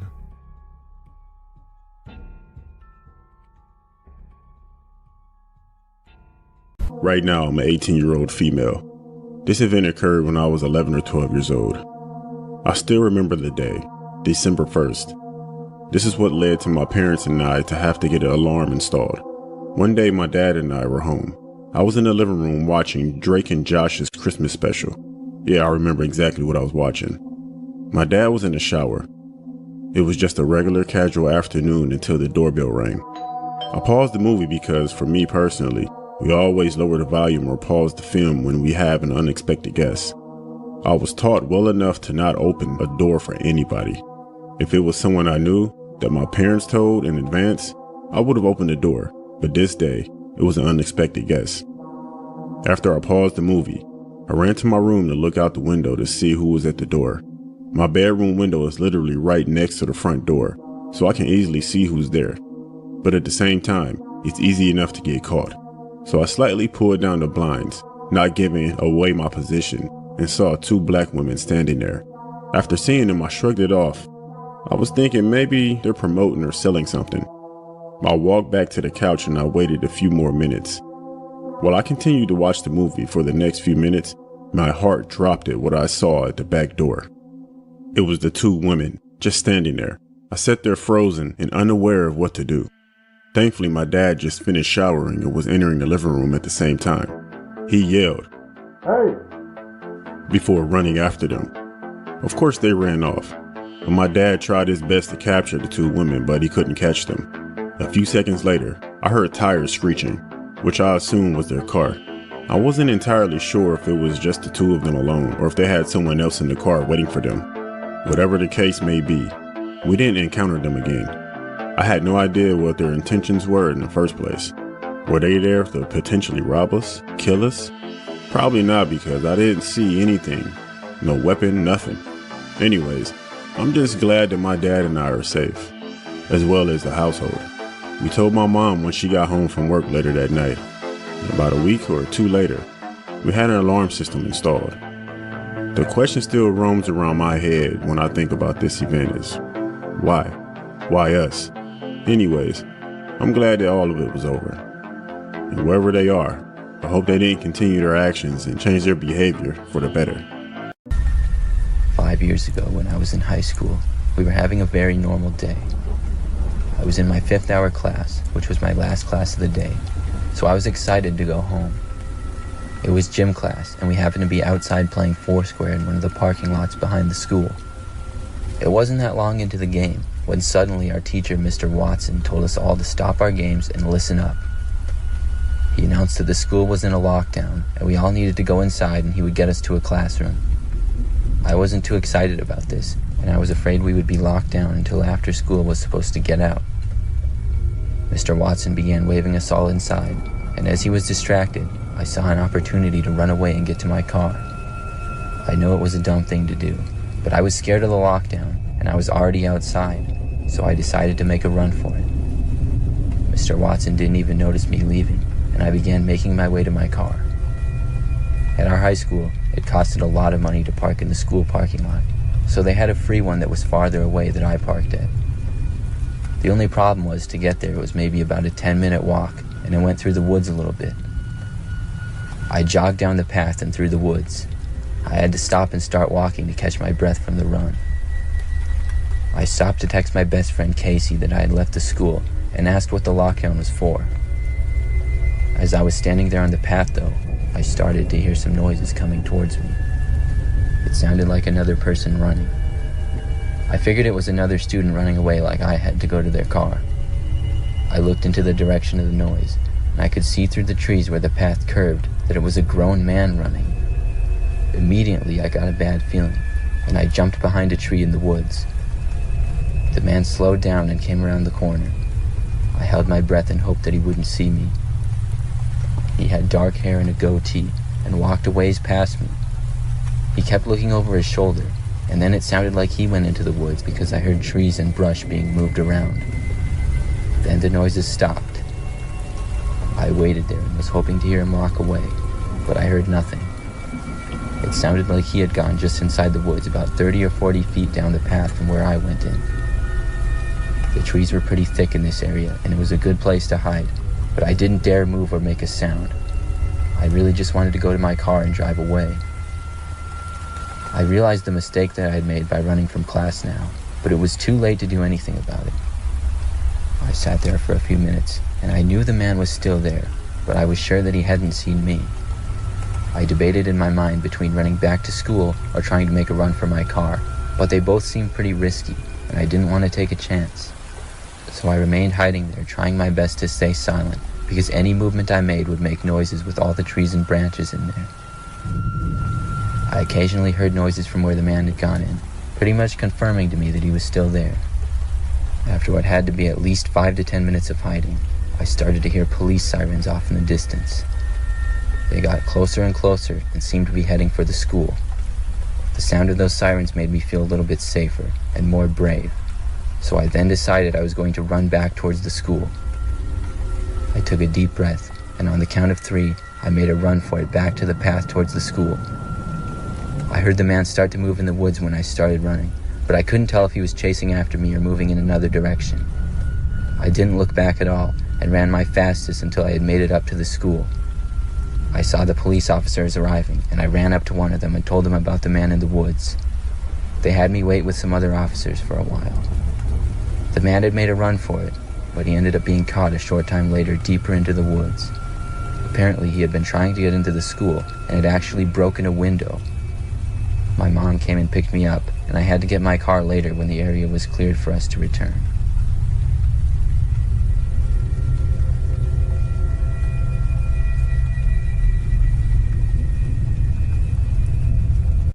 Back when it was originally released, I really wanted to get my hands on a new Xbox One X.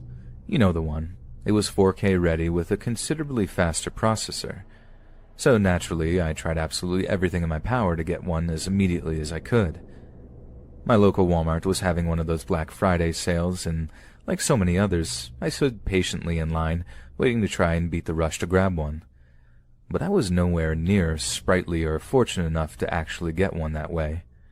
So after failing to get one in person, I then tried getting one online. But as rapidly as I wanted one to own, the users who were reselling them were asking way too much money, and I simply couldn't afford to shell out double, or sometimes triple the price. After weeks of trying to find a way to get a hold of one, I had to come to the conclusion that it just wasn't to be. It was then that I had something of a stroke of luck. Although I had resorted to Craigslist in my desperation, I did actually find someone that was selling their Xbox One X at no more than the original buying price of the console. Naturally, I was skeptical.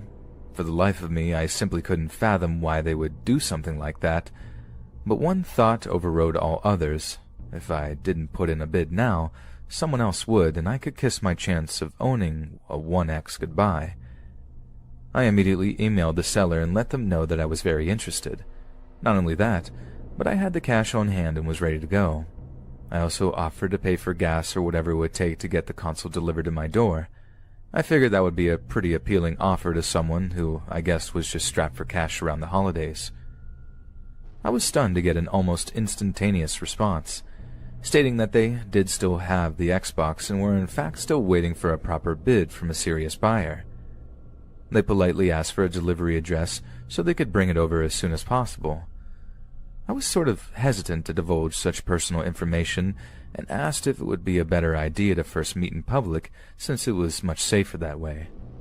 I'll be honest, I wasn't too pleased with the idea of a total stranger coming over to my house, but he informed me that he was going to be very busy running holiday errands all day and that there would only be some pretty specific windows of opportunity to drop it off. It would be much more convenient for him if he was about to come over to my house. I was still not particularly ecstatic about the idea, but oh man, I really wanted that new 4K Xbox. So in the end, I agreed and texted the dude my home address. I figured it was safer than me going over to his place. At least this way I'd be on home turf. I was so happy and eager to get my hands on that new console, and that excitement only grew as I began waiting for the guy to turn up. But he took his sweet time. I mean, hours and hours passed by before I began to suspect that he wasn't going to actually show. Around 1 in the afternoon, 4 hours after he was due, I was seriously losing my cool, thinking it was a prank or something. I tried texting the guy back, asking him where he was, Previously, I had gotten pretty timely responses from the guy, but this time I didn't hear a single thing from him. By 6 that evening, I just lost all hope. I assumed that he got a better offer from someone else and didn't have the heart to tell me he picked a new buyer. I was disappointed, more than words can possibly describe. I gotten myself so psyched, and I can't even tell you how deflated I was. It's one thing not to have gotten the item from the store. I could come to terms with that. But I was so close to having one in my hands, it sucked having my hopes dashed so cruelly like that. And that didn't mean I'd given up entirely. So for the rest of the night, I kept looking around on Craigslist and other sites to find a new Xbox One X that was within my price range. But as I was getting ready to wind down for bed, I heard something. At first I had dismissed it as the wind or something, that it was maybe just my imagination. But then I heard it again. Someone knocking. Not at my front door, but lightly on the TV room window.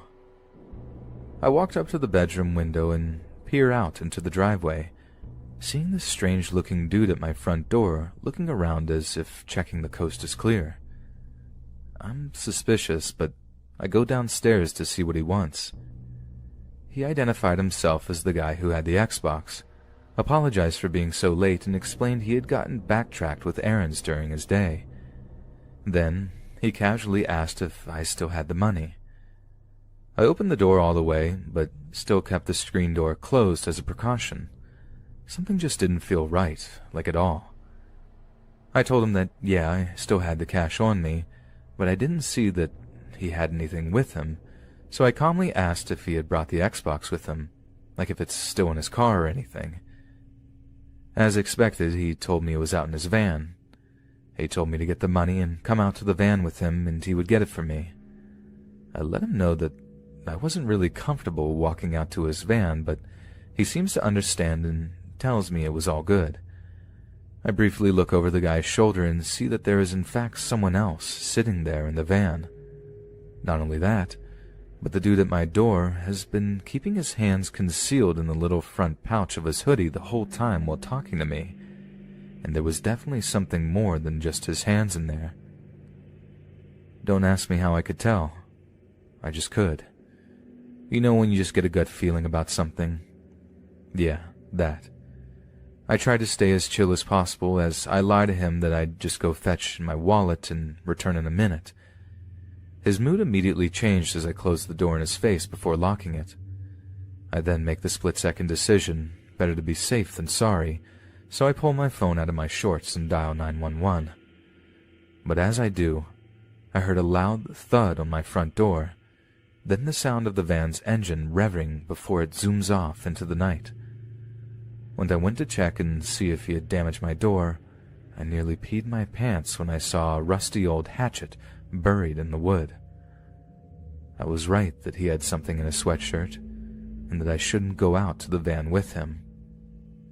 Be careful who you're buying from, folks. You never know who's behind the username. When you go off to college, a lot of people warn you about the dangers that can occur on campus, but what no one warns you about is the ride home. While I'm sure most people have fun and possibly even memorable rides home from school with their family, mine was only memorable because I made it home with my life.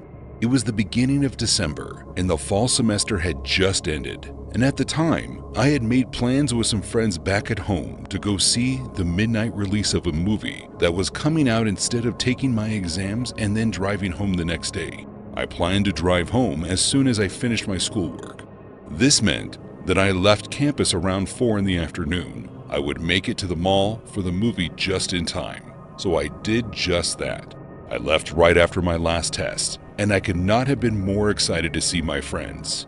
I had about a 6.5-hour drive ahead of me, so I got comfortable and began making my way home as quickly but safely as possible. Now that being said, even though I was in a rush, I was still raised to be helpful.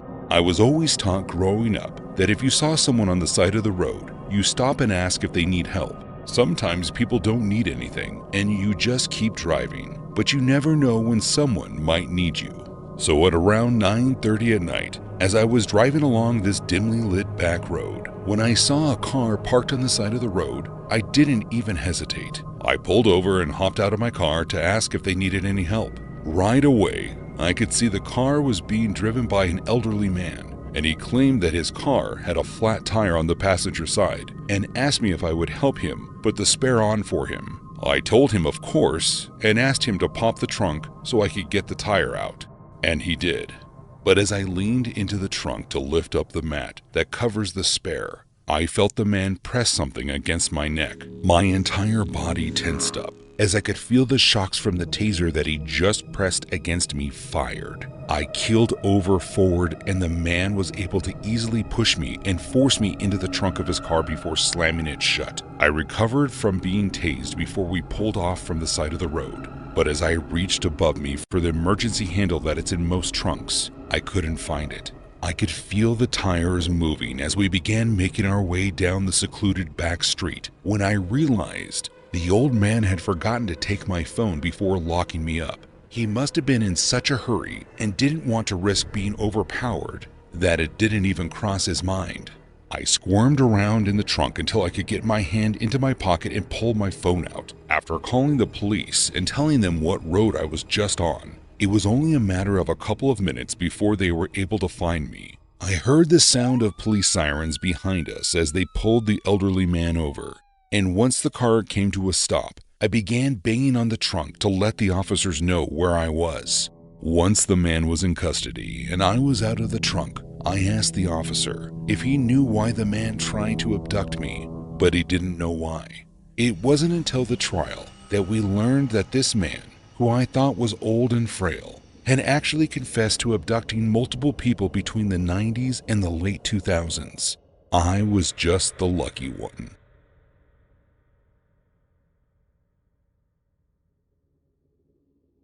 Back when I was living on the streets, well, technically in my car, I would always post up by fast food restaurants because people would always give me their change or some of the food that they had recently purchased. One day I posted at the entrance of a plaza, and in that plaza the busiest place was a Chick-fil-A. Throughout the day I received a few bucks and a lot of chicken nuggets. After being out there for a few hours, I noticed a car that left a few times and came back to park in the Chick-fil-A parking lot with covered license plates. But the person never got out of the car. Of course I thought it was weird, but I didn't think anything of it. Throughout the day, I'd take my food to my car and I'd eat. Around 8 p.m., most of the plaza was closing up, and the traffic started to slow down. Finally, when Chick-fil-A slowed down for a few minutes, a man in the car got out and he walked up to the door of the restaurant and took a picture of the inside. A few seconds later, what looked like the manager came outside, and it looked like she was arguing with the guy. She went back inside and the man got back in his car, got on his phone, and left about 5 minutes later.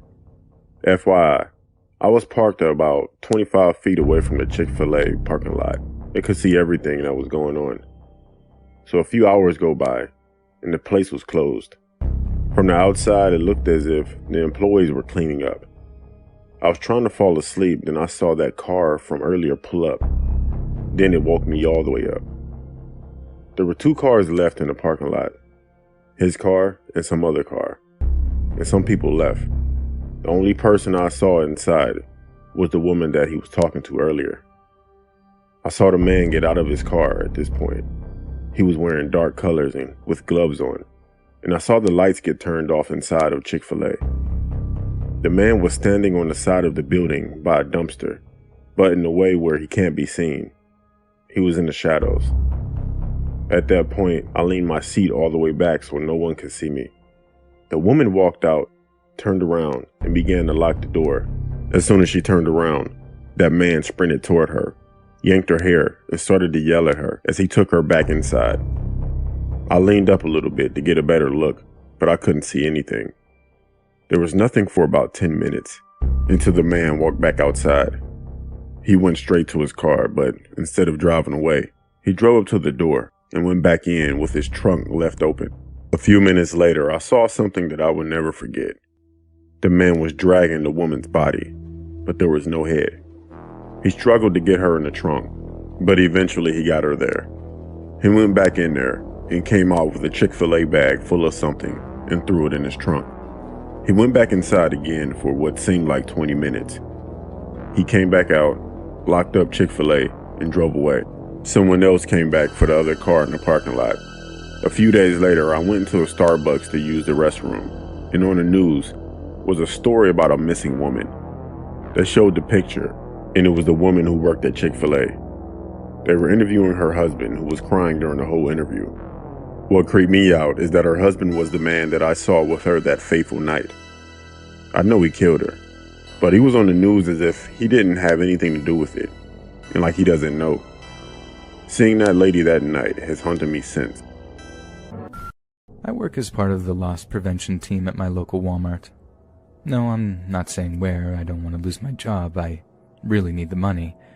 The incident I'm about to tell you about actually made national news too, and with the loss prevention team being so small, this whole story could be easily traced back to me.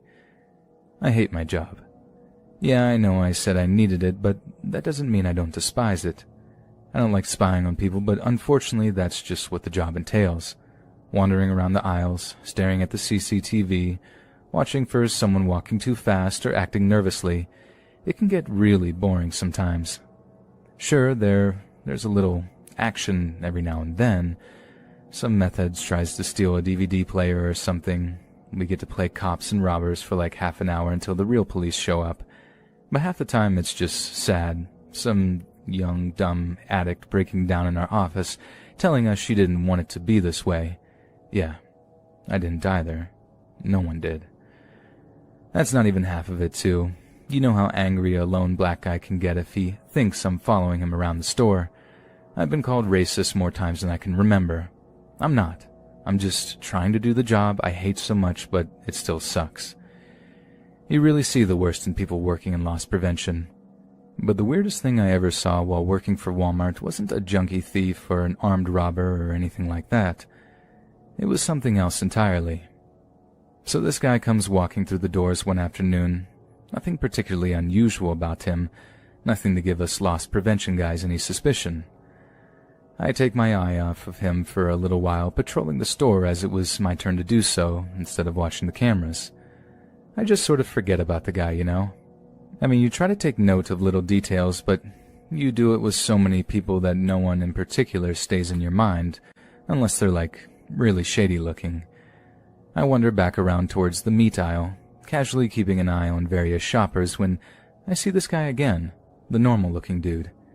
He's balding, has a blue shirt on, and is just standing there checking out all the steaks, chops, and cutlets sitting in the fridge units. Again, nothing unusual, but here's where it starts getting weird. As I'm walking past the dude, his head sort of snaps towards me. I remember he had light-colored eyes that looked almost empty. I said hi or whatever, just greeted the dude, and this big wide smile stretches across his face. The guy had no teeth. Not a single tooth remained in this guy's head. Just 2 rows of diseased-looking gums that I had to stop myself recoiling from. I just tried not to react. I felt kind of sad for him. Maybe he's lost his dentures or something. I wouldn't judge, you know. So I do another loop of the store, watching families to try to rein in screaming kids as impatient singletons tut in their direction. I thought about how much I want kids myself, even if they can be rascals. It's something my mind wonders too often when I'm bored on the job. But as I'm coming back towards the meat aisle, something immediately strikes me as abnormal. The blue-shirted balding guy is still looking at the meat. Only this time, he's not just, looking at all the meat. He's staring at it. It looked like maybe one steak in particular had caught his eye or something. They weren't darting around like they were before. This time when I walk past him, he doesn't look up. He doesn't even move. He's just frozen to the spot, staring down into the fridge units with this dead look in his eyes. I mean, I seriously don't think he even blinked, and I watched him for a good few seconds. After this guy, I didn't take my usual loop around the store. I stopped at the end of the meat aisle, watching this guy slyly out of the corner of my eye. He didn't move an inch. It was seriously like one of those street mimes. Normal people never really stand still. They fidget, shift their weight from foot to foot. This guy was honestly as still as a statue. and it was really creepy. I called it in on the radio asking a coworker about the balding man in the meat aisle, if he was known to the loss prevention team. Came back negative. The guy I was working with that day had never seen our toothless friend before in his life. So as I'm watching the guy, still listening to my buddy on the radio, the toothless man begins to reach into my meat fridge and pick up a large sirloin steak, still packed in plastic. I start feeling like an idiot. Maybe the guy just likes to take his time selecting his steak. He is toothless after all. Maybe he needs the right kind for his dentures. I don't know. Go figure. Then he brings the steak up to his nose, taking a long, deep sniff of this thing through the plastic wrapper. Now, I know this guy is obviously nuts. I know the crazy kids when I see them, and this is classic crazy. But he's still not stealing anything. He's technically not even doing anything wrong. Being a little nutty isn't exactly against the law. He then rips off the plastic wrapping, and that's my cue to step in. Only when I see what he does with the steak, I freeze in my tracks. The toothless man stuffs the raw steak into his mouth. Straining his jaws, he tried to mush that thick piece of meat up with his bare gums. I was stunned. It was literally the last thing I expected a guy with no teeth to do. I actually thought he was going to stuff it down his pants or something. I've seen shoplifters stealing weirder stuff and hiding it in weirder places. But to see him actually push that steak right past his lips and start chewing, God, it was the freakiest thing I had ever seen. His eyes start rolling back into their sockets. His cheeks caved in as he started trying to suck all the fluids out of the raw piece of flesh. And the noises he made, good God, if the noises he made didn't scare the life out of me. Like a kind of moaning or something, like he was getting off trying to swallow that piece of raw steak whole, more and more of it being stuffed into his mouth with greedy hands. Watching him spit the meat out, panting and gasping for air, I rounded the corner of the aisle, actually terrified at this point that he would see me as the sole witness to what he had just done. I waited, having somehow managed to half freak myself out watching that weirdo doing that. He quickly escaped the meat aisle, his back to me as he walked quickly towards the main exit. I know I should have stopped him. It was my job to. But we're trained to keep our distance from offenders that we deem violent or unhinged and just let the cops deal with it. However, part of me wanted to know why he did something so gross. Is that why his teeth were missing? What kind of person was he that he couldn't be trusted with his own teeth? The cops picked the guy up eventually. Turns out he was a mental patient off his meds. Old guy too. So probably lost his teeth through simple lack of care. I mean, that's what they thought the deal was. Whatever was wrong with this guy, he certainly had previous convictions for retail theft. The cop that we spoke with said it was his fourth offense, that he was likely headed to federal prison for reoffending. I wonder how a guy like that would handle prison. Anyway, I don't know if you guys will find this particular story scary, but maybe it's just gross or sad. A poor old guy losing his mind like that, but either way, it's definitely the weirdest thing that's ever happened to me working for Walmart. This story happened in my freshman year of high school. I had recently moved to a new city and was unfamiliar with things. It was kind of tough for me being at a new school and having to make new friends and whatnot. One day, I had to make up a test, so I went to the history department to take it during my study hall time. And when I was done, I had to make it up to my next class, which was geography.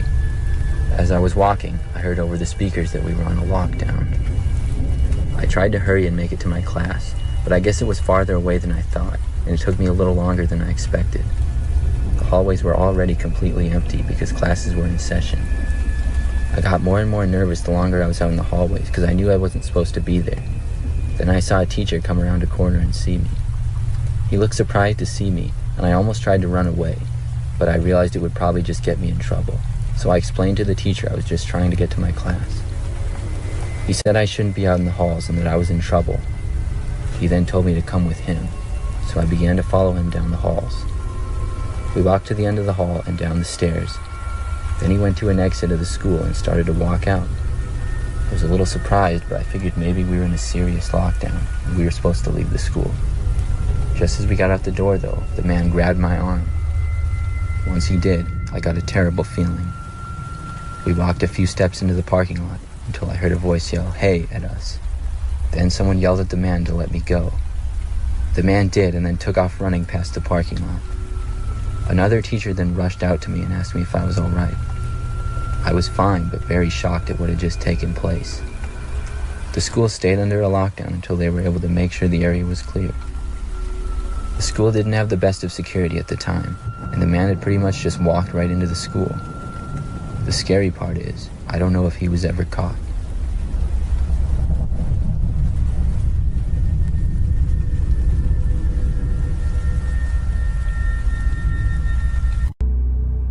So this happened when I was in elementary school, and it was around 4th or 5th grade. I was really excited for the day because, of course, it was hat day, which is when you bring $1 and give it to the teacher and you can wear your hat for the day. So the day went pretty normal. Went to breakfast, had specials, went to class, etc. All that fun stuff. Now the best time of the day came around. Lunch. So I was really excited because we go to recess after lunch, but I was also super hungry. So anyways, I get in line, get my food, pay, and sit down with some of my friends. Probably about 20 minutes or so goes by, and I was done with my food and kind of just sitting there chatting with my friends. Well, another 10 minutes go by, and I'm starting to get a little worried because we're staying a little longer there than usual, so I decide to get up to ask a teacher what's going on. The teacher just said she's sorry, and she doesn't really know herself. Another 3 minutes go by, and the principal comes down and tells all the teachers to shut the cafeteria doors. Everyone's kind of freaking out a bit, but not a lot. They're just kind of confused on what's happening. The principal then comes in the cafeteria and then says, "Listen everyone, pay attention. We're going on a soft lockdown, so please everyone stay in your seats and do not get up. Nobody is to be let out into the halls." And then she left. Around 20 more minutes go by, and everyone is still a little freaked out. Some people are even starting to cry. So I'm basically talking with friends and chatting with people around me, trying to keep my mind off of what's happening, when the teachers then start to close the blinds on all the windows. The intercom starts up again, and then says, "Look everyone, we're going on a hard lockdown. Stay where you are." Everyone is totally freaking out now.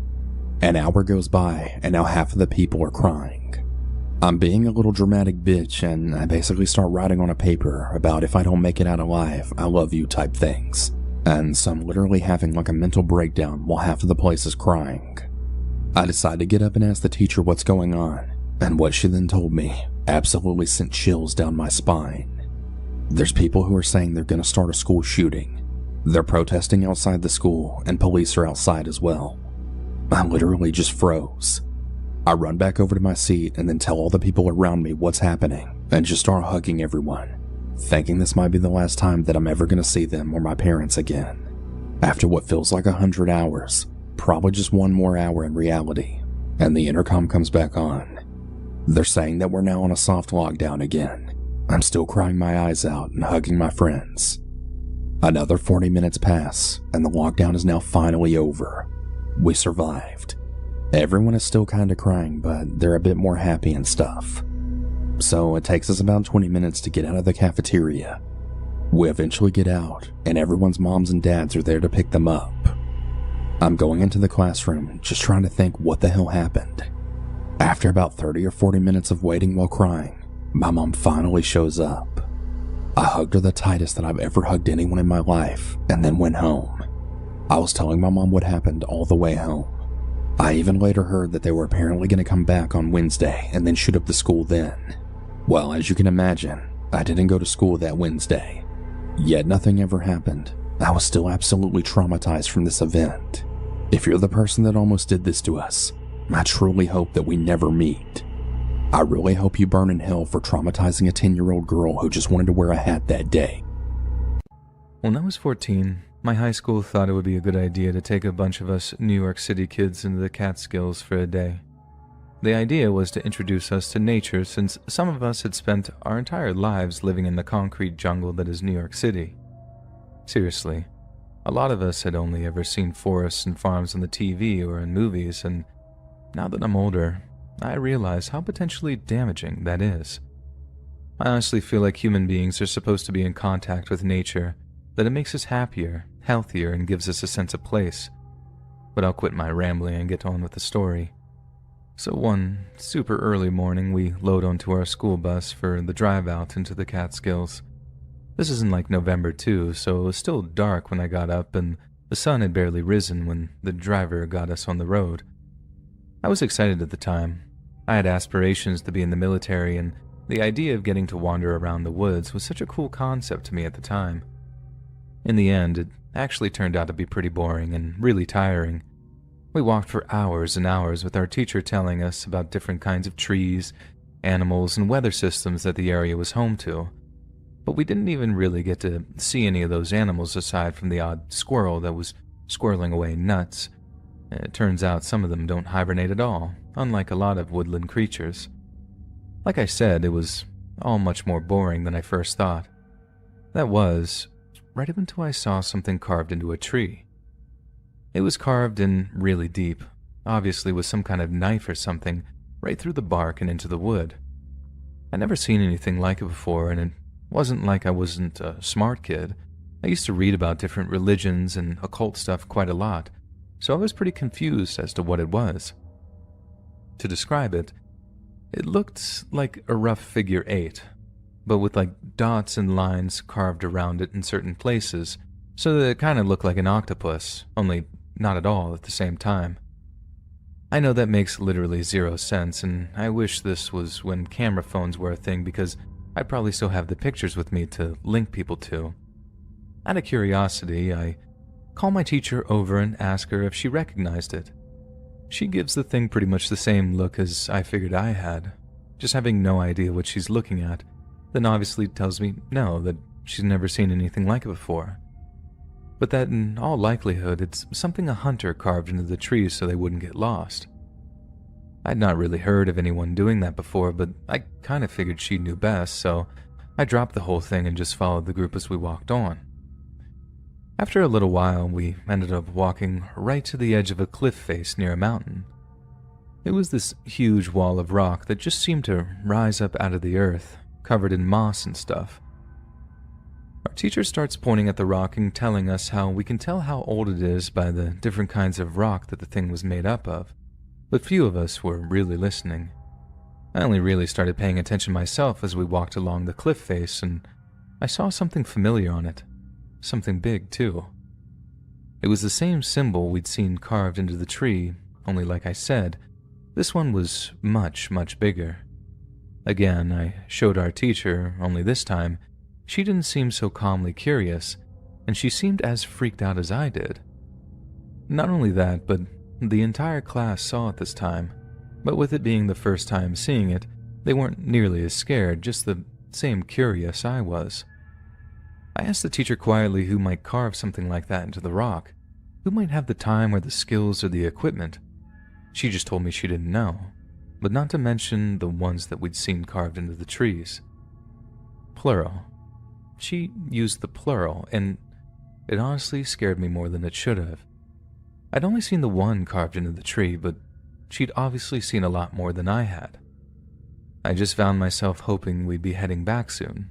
It was early afternoon by that time, and I wondered just how scary the woods would be after dark. Thankfully, I started heading back towards the bus not long after eating lunch. A little while into our walk, one kid stops the teacher and tells her he needs to go to the bathroom. It wasn't an ideal situation by any means, but with the kid being a dude, it was pretty easy to remedy. Teacher just tells him to go into the bushes nearby and deal with it, so he does. A few minutes later, we hear him tearing through the bushes back towards us, panting as he ran. He emerges with this terrified look in his eyes, like I've never seen anyone so scared before, not in real life. The teacher runs over and starts asking him what the deal is, but he can hardly get his words out. He just keeps breathing real fast, in and out, like rocking back and forth on the spot like he was losing his mind. The teacher is telling him to breathe, calm down and focus, and tell us what he saw. What he said shook our group to the core. There was a man, a real old man, or not so old. He had white hair and a beard, and he didn't have any clothes on. but he was covered in, like, tattoos. Oh, my God. Oh, God, what if he saw me? What if he's following us? The teacher had to quiet the kid before a full-blown panic attack took over the group, and we hurried back to the bus without stopping to look at anything at all. Nothing else happened on the walk back to the bus, but thank God. But I remember being really curious as to what the kid thought he saw when he went to the bathroom, and I foolishly asked. He told me exactly the same thing, only went into a little more detail about the tattoos and stuff. I asked him if he remembered what they looked like, to draw one of them if he could. He took out a notebook and pen, closed his eyes for a moment so he could really recall. Then he drew something rough that I couldn't quite make out at first, but when he showed it, it was clear. It was a bunch of dots and lines, with a clear figure 8 in the middle.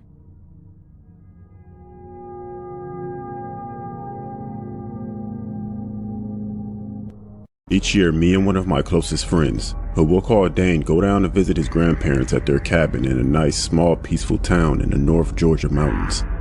Me, my friend, and his grandpa are all outdoors kind of guys, so we're always looking for something fun for all of us to do around the area. One night, we decided to go on a night hike on a trail not too far from the cabin. Now, this isn't your kind of trail you're probably thinking of. It really is a gravel dirt road, but a lot of hunters, campers, motorbikers, and backpackers use it. We headed out to the trail, and right as we pulled up to the trail, we noticed that an older, beat-up, suspicious-looking black Chevy SUV with 2 middle-aged men in it parked next to the entrance of the trail. Now, even though this is a safe area, drug deals and other kinds of sketchy activity can occur deep in these woods. So we avoided going on that trail, and we decided to head down to another trail about a half a mile down the road. We pulled about 50 or so feet into a trail that was just outside of view from the road. We parked the truck, got out, and started our hike. Our hike was off to a great start until we got a mile in, when we started to hear a dog bark from probably about 300 feet away. We decided to keep going, but the dog just would not stop barking. And we didn't know if the dog was on a leash or not and could come attack us, so we decided to turn around and we headed back. When we were about 1,000 feet away from the truck, we could see a car sitting behind my friend's grandpa's truck running with the headlights on. This instantly made us worried because who would just roll up behind a random truck at 10 at night on an isolated trail? Keep in mind, you would have had to drive on the trail to see where we parked the truck. It was not visible from the road. We stood there for about 5 minutes trying to see if we could see anybody, but since it was so dark and pretty far away, it was hard to see anything. Fortunately for us, there was a pretty large tree next to the trail we were able to stand behind, so there was no way these guys could see us from where they were at. My friend's grandpa took these night vision binoculars out and get a better look, but it was still not much help. We decided just to stand there and wait for them to turn around and leave because there was no chance that we were about to go back and walk next to a random car with potential bad people in it sitting behind our truck. After about 10 minutes of just standing there, to my absolute horror, the car drives around the truck and it starts to head down the trail in our direction. As fast as we could, we climbed up this hill right next to us and hid behind a log that was sitting up on top. A few seconds later, the same beat-up black Chevy SUV we saw outside the other trail we were originally supposed to hike on comes driving down, and it went right by where we were 15 seconds ago. The car had its windows rolled down and started to slow down as it drove past us. Me, my friend, and his grandpa were terrified and our hearts were pounding out of our chests. And we were scared these guys would stop and sit there, or even worse, get out and start looking for us. Fortunately, the car just kept driving and never stopped. As soon as the car was out of sight, we got out of our hiding spot, booked it back to the truck, and got the hell out of there. I know this may not be as scary as some others, but it was definitely pretty frightening for us. We don't know who those guys were and what they wanted. My guess is they had a stash of something deep in that trail and they thought that we found it. And I guess they were looking for us, but we don't know what for. A lot of things could have gone wrong. We could have walked up to that truck just as it pulled in. And what if they got out and looked for us? What if they slashed the tires on the truck? Or what if they turned their headlights off and just sat there waiting for us to come back? My friend and his grandpa actually went back in the daytime a few days later to that exact spot where we were hiding and took some pictures. The first picture is where we were standing, looking at the truck and the car behind it. Off in the distance, you can see our truck parked. That's exactly where we had it. Just off to the left is a hill that we rushed up from the car. The second picture, you can see where our hiding spot was. After my friend and his grandpa went back, they said we were very lucky to have made it. Honestly, we were very lucky to make it up there successfully because it seemed impossible to do it as fast as we did, especially with all the shrubs and thorns in the way. If we got up there just maybe 2 seconds later, we would have been seen. And I can only imagine what could have happened if we didn't make it up that hill and if those guys saw us.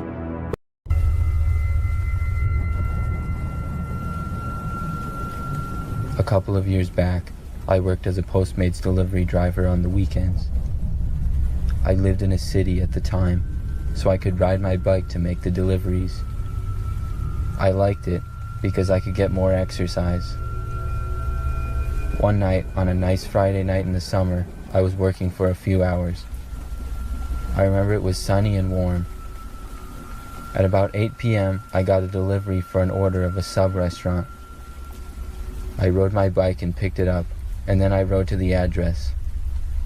When I arrived at the address, it was an apartment building on the edge of the city next to a park. I got off my bike and walked up to the front door. After a couple of minutes went by and nobody came, I texted the man and said I was there. A few seconds later, I got a response. He asked if I could bring it up to his room on the second floor, and he said he would buzz me in. I didn't mind at all, and I said that I would. The man let me in, and I walked up the stairs to the second floor and to the room he told me. I knocked on the door. The man opened it and smiled. He seemed very friendly. He said thank you to me and mentioned that he would give me a nice tip. Then I heard a woman's voice say thank you as well, coming from inside the room. I said no problem, and I left. Then I walked back down and outside of the apartment to my bike and continued with my deliveries for the evening. About 2 hours later, I got another delivery near the same area, and my route took me past that same park. But as I rode past the apartment building, I noticed an ambulance and several police cars outside of it. I was going to ignore it and ride past when I caught a glimpse of the man that I had delivered to. He was being led into a cop car. I had to stop my bike quick and ask what happened. I didn't get much information, but I did hear that a man had nearly killed a woman. Later, when I went home, I found out that the very same man I had delivered to was with a woman that night that he met for the first time, and he tried to force himself on the woman, and she resisted. That started a struggle between them, and the woman ended up breaking her arm and being knocked unconscious. The man was arrested, and the woman was taken to the hospital. It's crazy to me that I delivered to them, and they both seemed so happy just a few hours before. On Halloween night 2002, 21-year-old Chris Jenkins, a University of Minnesota student, went to celebrate the spookiest night of the year down at the Lone Tree Bar and Grill with his girlfriend, Ashley Rice, and 3 other friends. Shortly after midnight, Chris was separated from his friends and ejected from the bar. According to reports later given to police, a drink was accidentally spilled on his pants, and the security supervisor assumed that Chris was so intoxicated that he urinated himself. After Chris was removed, the security guard in question was given instructions not to let him back inside. Unfortunately for Chris, since his Native American Halloween costume had no pockets, he had asked Ashley to keep his wallet, keys, and cell phone in her purse for him, and his coat was left inside the bar on what turned out to be a chilly 20-degree night. Since he was not the designated driver, Chris was unable to get a ride home and could not contact his friends inside the bar. He was last seen headed away from the bar on foot, but did not return to his residence and was eventually reported missing. On February 27th the following year, Chris Jenkins' bloated, decaying corpse was found floating beneath a bridge on the Mississippi River. He was still dressed in his Halloween costume and had gotten wedged in the branches of a large tree located next to the upper St. Anthony Falls Dam. The medical examiner found no signs of foul play on Chris's body, so the official cause of death was listed as drowning. Despite the police ruling it a death by misadventure, his family launched their own independent investigation and discovered a number of odd discrepancies. The Jenkins family hired a private detective, Chuck Loesch, to further investigate their son's disappearance. When Loesch questioned staff at the Lone Tree Bar and Grill, they maintained that Chris left the bar on his own, and the venue's owner eventually issued a gag order instructing employees not to speak to anyone without an attorney. Loesch also contacted the Federal Reserve Bank, who happened to be the owners of the 2 CCTV cameras that had a good view of the Hennepin Avenue Bridge. The bridge was on the route that Jenkins was likeliest to have taken, but when the bank checked the surveillance footage from the earlier morning hours of November 1st, there was no sign of him. Loesch's investigation also led him to multiple witnesses who each independently recalled a fight that had occurred in front of a local pizza place. And though it was unclear if the victim was Chris, a gang of around 9 or 10 people had violently attacked another outside of the restaurant. Mike Casey, an off-duty police officer, was present in the area on the night of Jenkins' disappearance. He was moonlighting as a security guard for the nearby Hennepin Center for the Arts and was introduced to Jenkins by his girlfriend, Ashley Rice. Ashley happened to work at the Lone Tree Bar and Grill and was familiar with Casey, well enough that she had borrowed pieces of his uniform to complete her cliched sexy cop costume. There are rumors that Casey had in fact masterminded Jenkins' removal from the bar as a way to get to Ashley, given that he actually gave her a ride home later that night when her shift finished. The Minneapolis Police Department never formally questioned Casey, but stated that he's a married man with children. We don't want to break up a family. An incriminating statement indeed. The Jenkins family went as far as hiring 2 separate groups of bloodhound trackers to trace Chris's scent from the Lone Tree Bar across the street to an underground parking garage. The scent trail led to parking stalls that one of the bar's bouncers was reportedly parked in on Halloween night. A bloodhound produced a mild hit for Chris's scent on this person's vehicle. Droplets of blood residue, a piece of red string, and red feather fragments which possibly belonged to the headband of Jenkins' costume were also found in the garage. Jenkins' blood alcohol was only 0.12%, so he could not have been particularly drunk, but coroners noted that traces of GHB were found in Chris's system. However, since GHB is a substance which is produced by the body naturally, this did not necessarily mean Chris was drugged. Forensic pathologist Dr. Michael Baden took issue with Jenkins' body being found with his arms crossed in front of him. Drowning victims who accidentally fall into water are almost always found face down with their arms outwards towards their sides and their clothing disheveled. Yet Jenkins' shirt was tucked into his drawstring pants and his oversized slip-on moccasins were still on his feet. This led to speculation that Chris was already dead when he was placed in the river. Hydrologists who studied the Mississippi River were highly skeptical that Chris's body could have been in the water for as long as 4 months without ever being seen, as the river did not freeze over until January 2003. What's more, the area beneath the 3rd Avenue Bridge was searched in the weeks following his disappearance, with no sign of him. A daytime thawing occurred on February 27th, the day Chris was found, so he possibly floated from another location before his body got wedged in the trees. Jenkins' family found it extremely unusual that there was no bruising on his body. Their son was an enthusiastic lacrosse player, a goalie in fact, who often came home from practice with huge purple and yellow patches on his legs and forearms. Since these bruises were not present, his parents believed he may have been alive for a couple of days after he went missing, allowing enough time for his bruises to heal. 3 years later, in 2006, the Jenkins family met with Minneapolis Police Chief Tim Dolan, who had decided to reopen the investigation based on the newly attained evidence.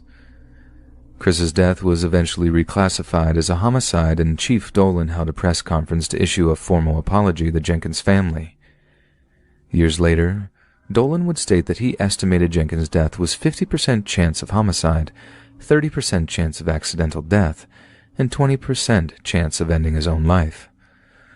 Once the case of Jenkins' death was reopened, an informant told authorities he had witnessed somebody throw Chris's body off the Hennepin Avenue Bridge into the Mississippi River. But there was skepticism about this story since Chris had no broken bones or injuries, and it would not have been possible to toss him over the bridge's high safety railing without his body hitting a steel support beam and vertical metal cables on the way down. In July 2007, the Hennepin County District Attorney's Office announced that they had been approached about filing charges against a suspect for Chris's murder, but declined to do so.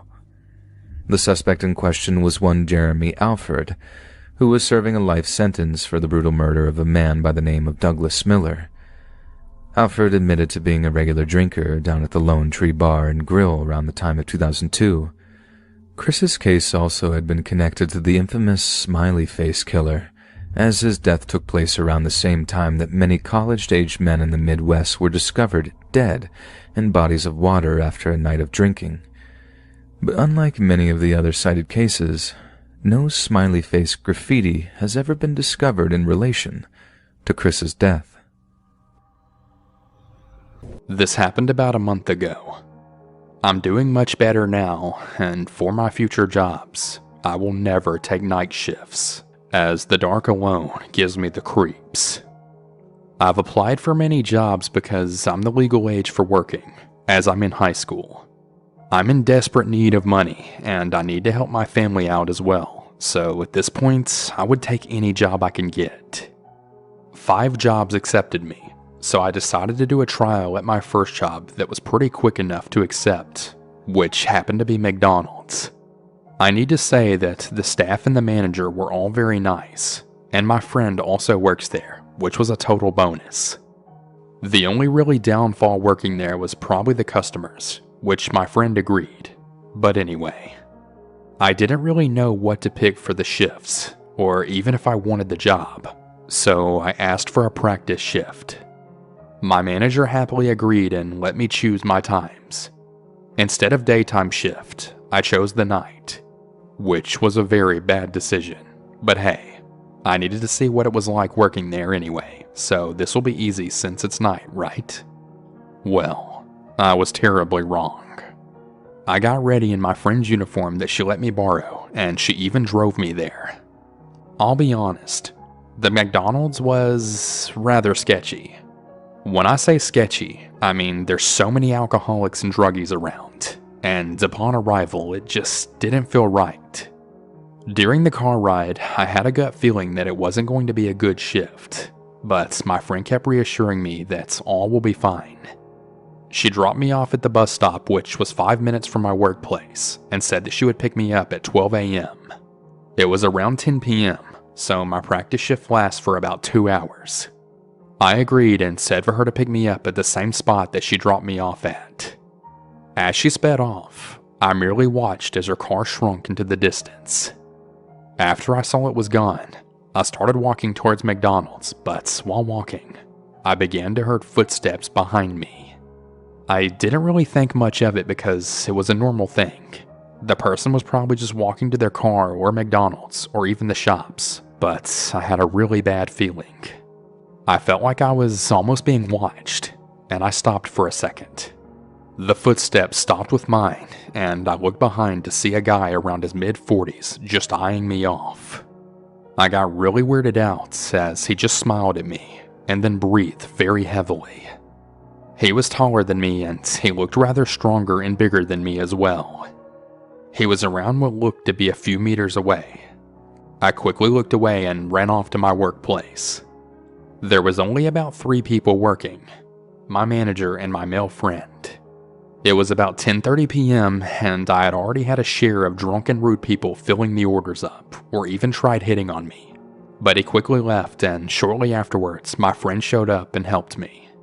He helped me out with most things, and I felt rather safe with him. He was actually an acquaintance of mine, but we soon grew to be best friends. After I was done taking some drunk guy's order, my friend pulled me aside and asked if I knew the guy outside. I was kind of confused at what he meant, and at first I thought he was just joking around. That is, until he pointed at the right window. My mouth went dry, and my face completely dropped. It was the same creepy guy that was following me before work. But I didn't tell him that. Instead, because I was an idiot, I kinda just laughed a bit and said that it was no big deal. He shrugged it off and we went back into the kitchen. It hit 11 p.m. No more customers were present and the same guy would not stop staring at me. At that point, I kind of just held my head down and just begged, hoping that he wouldn't come in. I could just feel his beady eyes run up and down my body. It was gross. It made me feel dirty.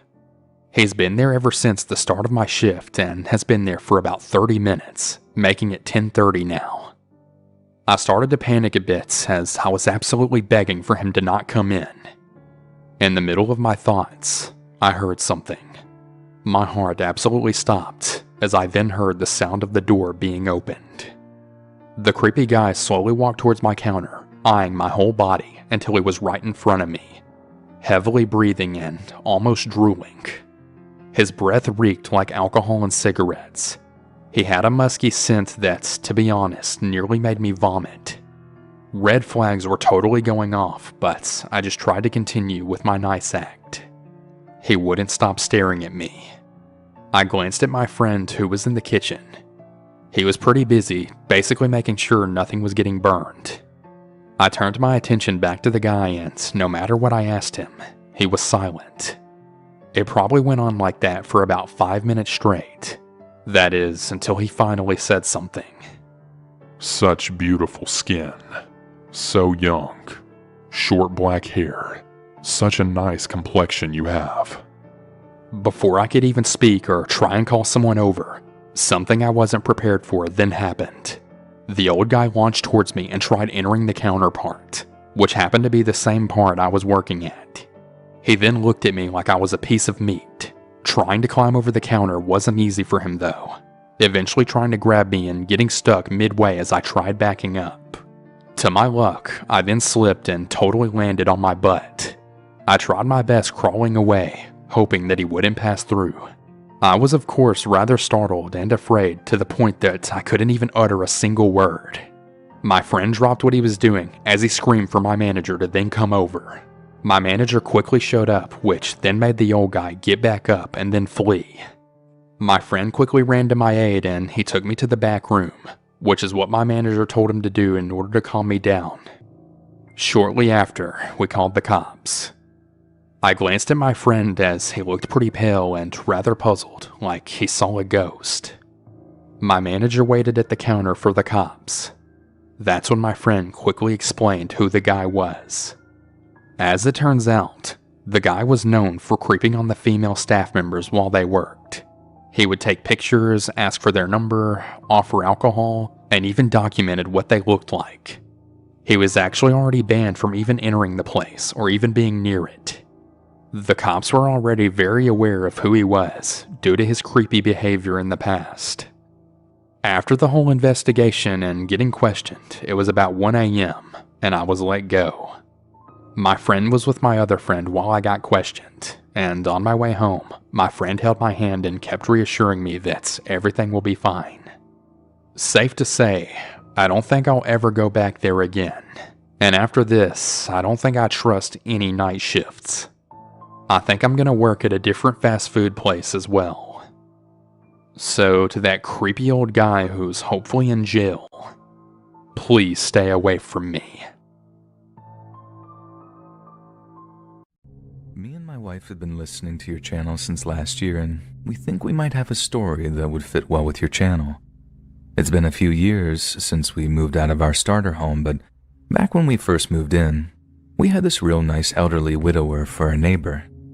He was retired and mostly spent his time in his backyard tending to the flower beds his wife had left behind. We had a lovely view of it from our bedroom, and most days, you'd be able to see him out there, preening and nourishing the plants and generally being the most wholesome person ever. But then this one day, my husband called me upstairs and I found him staring out of the window over at our neighbor's backyard.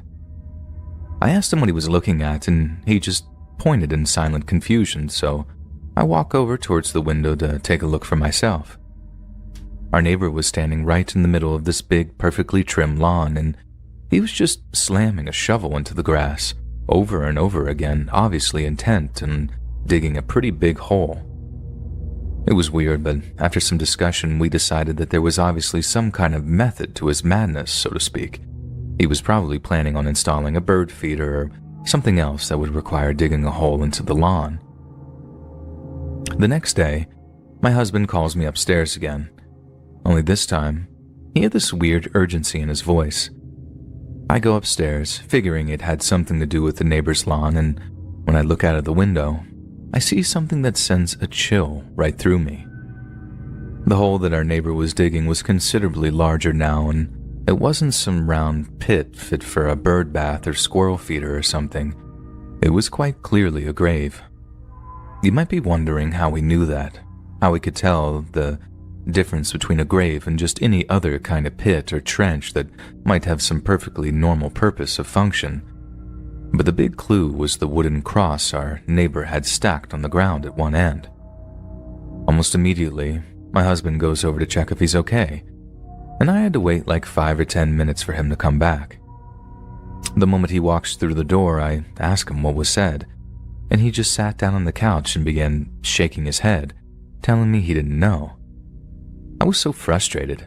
I mean, how does he go over and just not ask about the grave that had been dug in the backyard?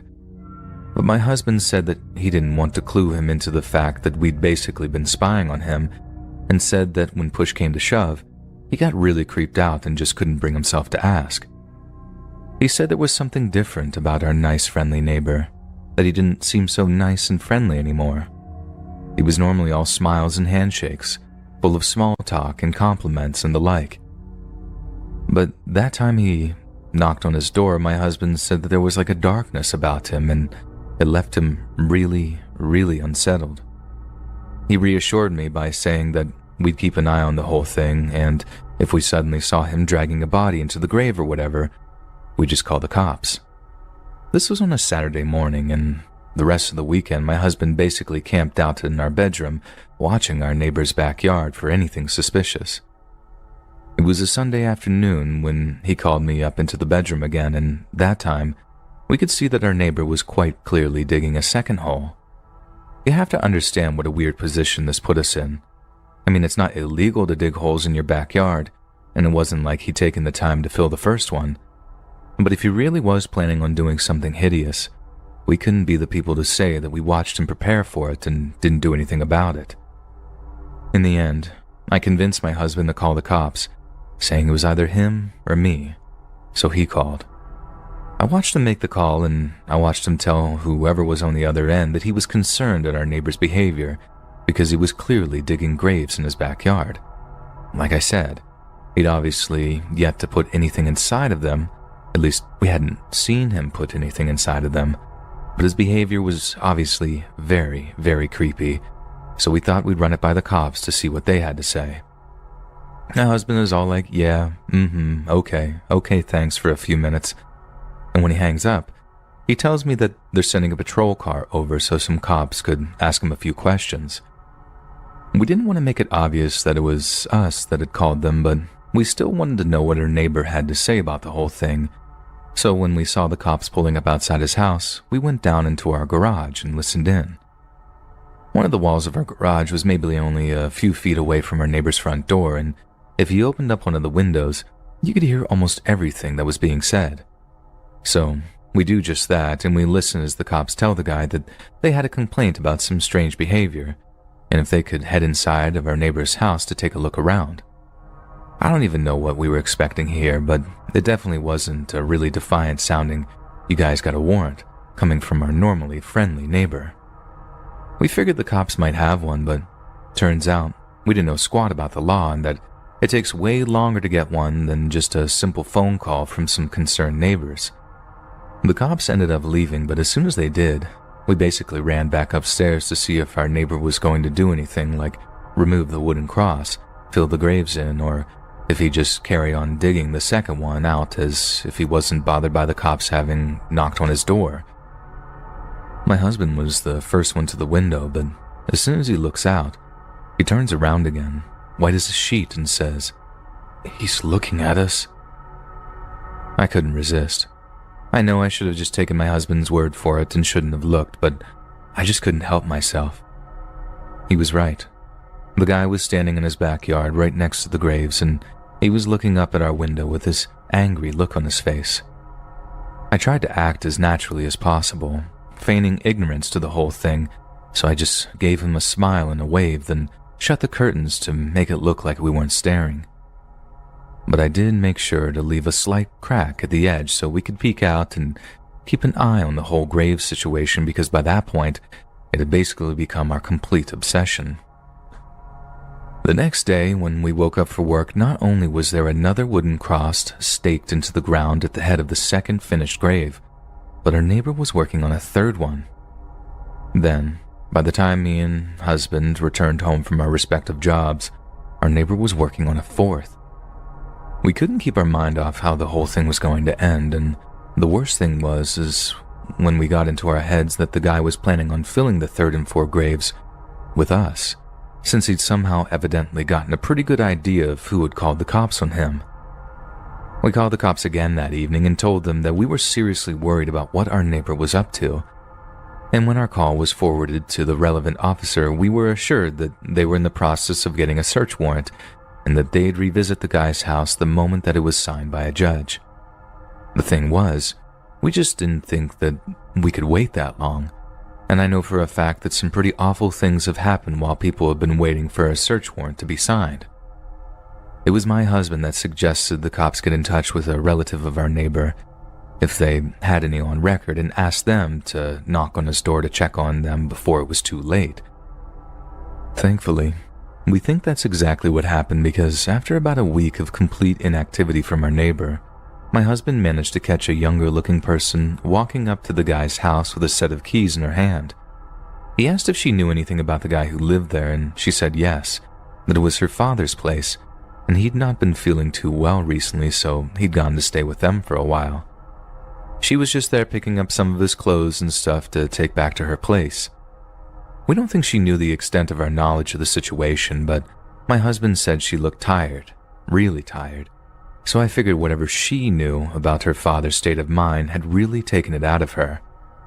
About a month later, there was a for sale sign up on the front lawn, and a full moving crew had showed up outside, boxing up the old guy's things before loading them into the back of the van. Then, a few days later, a landscaping crew came by and started filling in and patching over the graves. Let me tell you, they looked just as creeped out as we were. After that, we didn't hear anything else about it, and I understand why my husband didn't want to press the young woman for answers, since it already seemed like she was at a breaking point. Some people say it must have been kind of sad seeing an older guy losing his mind like that, but I'm not sure he was losing his mind, not in the way that people think. He seemed lucid as could be when he was talking to the cops. The way he just figured out who called them, or at least took a really good guess. That doesn't suggest a failing mind to me. All in all, it made for one of the creepiest, most unsettling experiences of my entire life, one I'll certainly never forget, and I'll always wonder, what were his intentions for those graves? Years ago, my roommate Chloe and I moved into the perfect apartment in a 6-unit building. It was on a street we immediately fell in love with.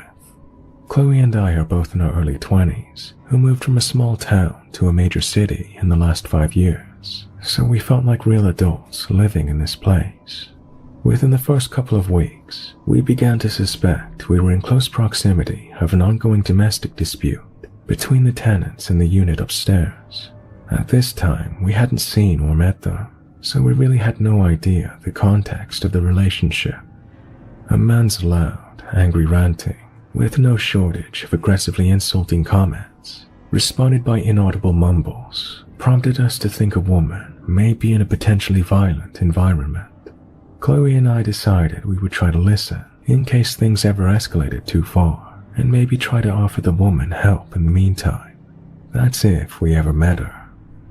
Over the next 6 weeks, we continued to hear him, but we had not seen anyone, and there were no real developments. When he was really loud, we tried to record him on our phones.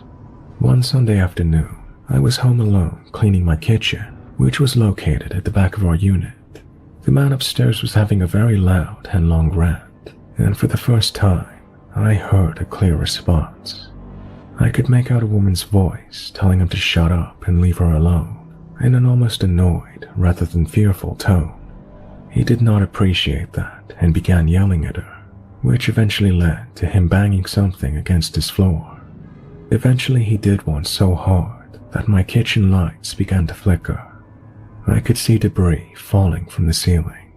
This freaked me out, and I called my boyfriend Ted. When Ted answered, I whispered into the phone, "Don't say anything, just listen."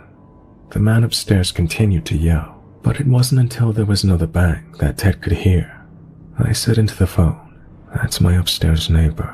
He's been going on like this for a long time. I've been trying to record some of it." Here's where the story really takes a turn. Considering how clearly we could hear him upstairs, it makes sense he could make out what was being said below him. All 6 units were connected by a stairway outside at the back of the building. I heard very loud steps running down them. Next thing I know, there are 3 heavy raps on my door and an angry voice saying, "So you can record my conversations, but you can't answer the door." I was instantly paralyzed and worried he would come by the window where I was standing. After about 20 seconds, I heard the steps return upstairs and that familiar voice call up, "No one's home." I collected myself from the shock and fear of what just happened. I left my apartment to make some calls. I decided to phone my landlord first, as he seemed like he would know what to do if we were having issues with another tenant, and I was very confused about what was happening. I told him the chronology of events since moving in, and he provided me with some very interesting information. The tenants above us was a mother and son, Rita and Ivan.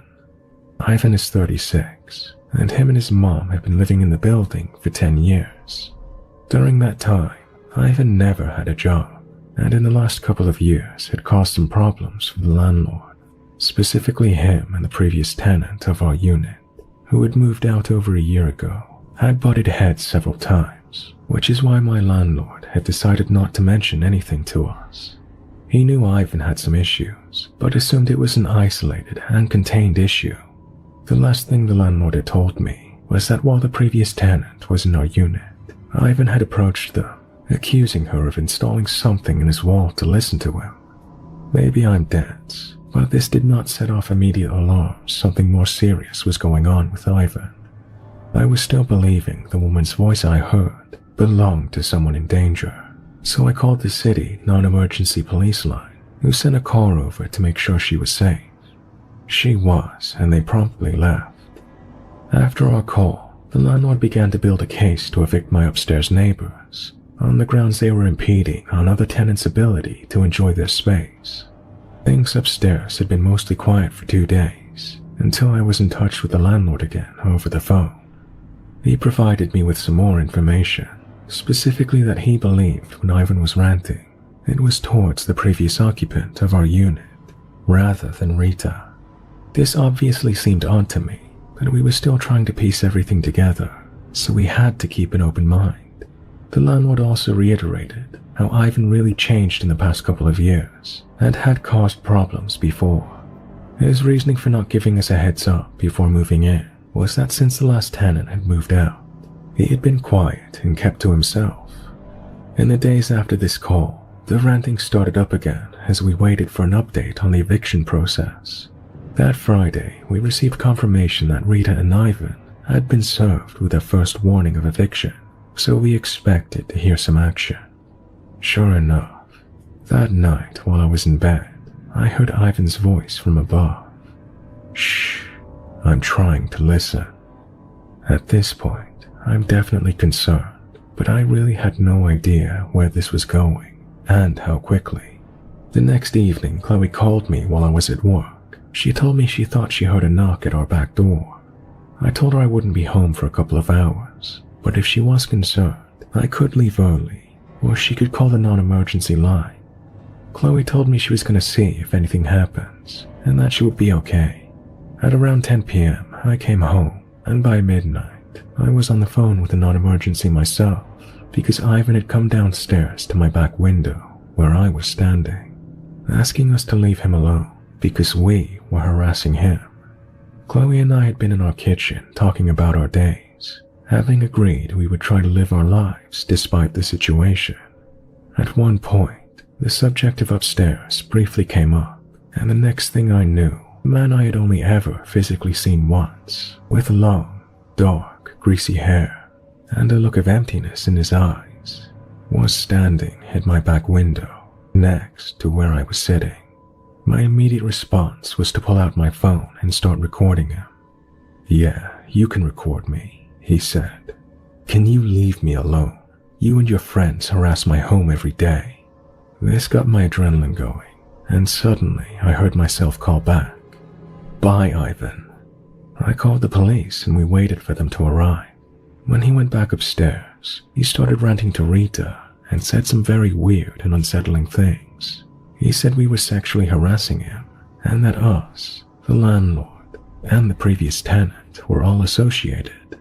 He then mentioned the bat we have beside our back door, which he wouldn't have seen at the window. Therefore, he had listened to us mention it. He also knew my name, having only ever seen me once. The police arrived and essentially told us there was nothing they could do. They knocked at Ivan and Rita's door. However, no one answered, and they stayed silent. The officer advised us to go to the station the following day and have a specific officer assigned to check in on us and monitor everything. They left, and I called my boyfriend to come and stay over for the night. In the hour after the police left, Ivan ranted sporadically, repeating much of the same things we'd been hearing in the past week. Ted came over. He heard for himself what was going on and agreed it was very unsettling. Banging came from upstairs, and Ted said he was going to go out back for a smoke, that if Ivan came outside to call 911. Ted had injured his back the previous week and was concerned if Ivan was going to try to come downstairs again. He decided to bring the bat with him. Minutes later, Ivan had come outside and was standing at the top of the stairs, yelling that he was going to knock us out. He started coming down the stairs when Ted picked up the bat, telling Ivan to stay upstairs. I called 911, and our downstairs neighbor came outside to help us, having heard the commotion. The police arrived, and I experienced some of the saddest minutes of my life. For starters, when the police went upstairs this time, Rita answered and completely defended her son. The woman we had initially been concerned was at the receiving end of domestic abuse, told the officers we were not leaving her son alone, that he'd almost been attacked by my boyfriend. The police said there was nothing they could do and left us for what felt like bait in order for our concerns to be taken seriously. They left. We heard Ivan amp up again. This time he was saying he was going to kill this downstairs, so we packed up and left for the night, each staying with a friend. That was a tough night, as we both came to realize this apartment we thought was so perfect had a pretty fatal flaw. We had no idea how this was going to end. We met up the following day, and after encouragement from our families, we went to the police station, needing real help with a potentially dangerous situation. It was eventually arranged that charges would be placed on Ivan for uttering death threats. Chloe and I each gave a testimony, and the officers told us it would be going to the apartment to arrest Ivan. They advised us not to stay there for the night, if possible, in the event he refused to be taken by them, as this could escalate things. Without a warrant, the police had no way of forcing Ivan to go with them, but I had a feeling he would be, since I heard him at one point mention that he was the one protecting their home. Sure enough, when the police came to the building, we packed overnight bags. Ivan let them take him away, despite his mother's protests, which included accusing us of lying and threatening them. We packed up our things, watched him get taken away, and we left, never spending another night at that apartment. Since all of this, there have been a few updates. First of all, we moved, and the landlord was very generous in his reimbursement to us, having known Ivan had issues that he greatly underestimated. Aside from not wanting to be sued, I really believe the landlord to be a decent guy who just made a judgment call that went completely wrong. We received a few updates on the legal proceedings, both from the charges that were pressed and the landlord's eviction process of Rita and Ivan. Ivan was released the following day on bail with a number of conditions, and we're waiting for a court date, I guess. The landlord is also waiting for a court date, having filled all the pre-required documents. The final piece to this completely bizarre sequence of events was the Facebook profile we found, having looked him up on a whim. Ivan hadn't posted in 3 years, which lined up with the timeline of when the landlord said he began causing problems. He had some unsettling posts that we provided to the police, in addition to frequent mention of a relationship he was in. He has dozens of posts about the person, with no response, including no likes on any of it. It's strictly posts made to an anonymous person who had no interactions, nor did anyone else. Having researched what I believe Ivan is suffering from, I am curious if this relationship ever existed, or if it was another delusion. That's the story. Thank you for listening to it. When I was a senior in high school, during my last spring semester, I had taken all of the classes that I needed to take, and I had an extra hour during the day that I could use to just study. I had an entire classroom to myself for studying, but I would usually just play games on my phone. It was during my third period, so I couldn't go home early or anything like that, but it was still a nice break for me. One day, I got to my study hour and actually had some homework to do. I began working and went for about 20 minutes until I heard an announcement come over the school intercom. It was an announcement of a lockdown, and everyone was instructed to lock their doors and return to their classrooms if they were not in them. I wasn't quite sure if this was a drill or not at first, so I went over and shut the door. The classroom that I was in a wing of the school that was farthest from the locker commons and cafeteria, so I figured no teachers would come over there or hear anything. So I just went back to my homework. I will admit though, I was slightly scared, but really I thought nothing of it, because in my time at that high school, we had 2 previous lockdowns, which were basically just false alarms. I was working on my homework when suddenly I heard a knocking at the door. I walked over to the door and saw a kid outside. I opened the door and he told me he had seen a guy in the hallway. The kid seemed to be in a panic, so I let him in the room and we locked the door. The kid explained to me that he went out for a drink of water and saw an older looking creepy guy walking towards him. The kid wasn't able to get back to his original classroom because he would have to go past the creepy guy. I turned off the lights in the classroom and we both went to the back corner. We sat there in pitch black silence for several minutes. I whispered over to the kid and asked him what his name was, but he appeared to be gone. Then there was another knocking at the door to the classroom. I was pretty scared at this point, but I slowly got up and walked over to the door. I listened on the other side and heard someone say police. I was shocked. I opened up the door to see several officers. One of them pulled me out of the room immediately. I was as confused as can be, but then I saw them go into the room and a short time later come out with the kid that I had let in. They led him away and they told me that he had been the reason for the lockdown. As it turns out, he was a former student who had graduated 2 years earlier. He had gone to the school and had made several threats against the school, but was seen by a staff member shortly after entering. It really creeped me out knowing I had been alone in a classroom with him.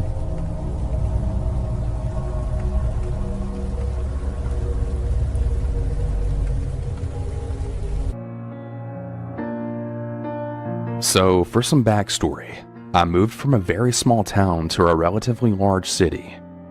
It was for university, and I was around 19 years old. Since I wouldn't be in the new city until around September, my soon-to-be roommate decided to look for a place for us to live in the fall. In mid-July, she finally found us a decently priced, newly renovated, close to everything apartment. It was on a pretty busy road in the city. Fast forward to September when it was time for me to move in. Myself and my parents get to the building and it looks a bit disheveled from the front, and upon entering, the inside of the building was an absolute mess. Appliances in the hallways, plaster was running up and down the walls like a child had been given the material to play with, and the flooring was missing in most places. Since the apartment was actually kind of nice, and since it was my first ever apartment away from home, I was absolutely thrilled to finally have a place of my own. Now, this apartment housed many students, as well as the landlord and the superintendent, so it seemed like a relatively safe place to live, right? Wrong. My roommate had the door buzzer hooked up to her phone so that when someone rang, her phone would ring and she had the option to let them in or not. About a week after school had started, I was home since I didn't really have class until later in the day, and my roommate was at work. She texted me to let me know that someone had tried to buzz into the apartment, and when she answered, all she heard on the other end was an unfamiliar voice practically screaming, "Let me in! Let me in right now!" Luckily, my roommate had the sense enough not to let them into the building. About 10 minutes later, someone comes banging right on my door. Without saying anything, they just continued knocking for what felt like hours, although it was probably only about 20 minutes in reality. I stayed in my room the entire time with the door closed because I was absolutely so afraid of who might be standing outside my door. Eventually, the knocking stopped, and when I checked the peephole, the person was gone. I felt really relieved that I had avoided what seemed to be some kind of creep looking to get in my apartment for some reason that I really wasn't aware of. Nothing too strange happened again until about 2 weeks later. Again, I was home since I was sick and my roommate was at work. I should note that my roommate was a flight attendant for a small airline, and obviously she wouldn't have her phone if she was already in the air. As I recall, there was no one to buzz the door this time. So it's early morning and not too long after my roommate left for work, and someone came banging on my door. Of course, I didn't get up to answer it because I was still sick in bed, hoping that they would just go away. We weren't expecting anyone, no packages or friends. And besides, how would they get into the apartment if my roommate's phone didn't ring for the door buzzer? When I finally think whoever was knocking at the door has left, someone actually unlocks the door to my apartment and walks right in. I was mortified. I always sleep with my room door closed, so there was absolutely no way that they would have known someone was in there except by opening the door. Since my roommate was a flight attendant, I knew it wasn't her because her flight would have been gone by this time, so there was really no way she could even answer her phone since there's no service when they're up in the air. I was frantically texting her to let her know that someone was indeed in our apartment without our permission. Where we live, our landlord must give 24 hours notice before entering the property. As I lay in bed crying and shaking out of pure fear, the person seemed to have just walked around the living room area and then left again. As soon as I heard the front door shut, I ran and locked all of the locks and put across the chain that would keep anyone from getting in, even if they had a key. To this day, neither me or my roommate know if it was the same person or someone who had previously lived in the apartment.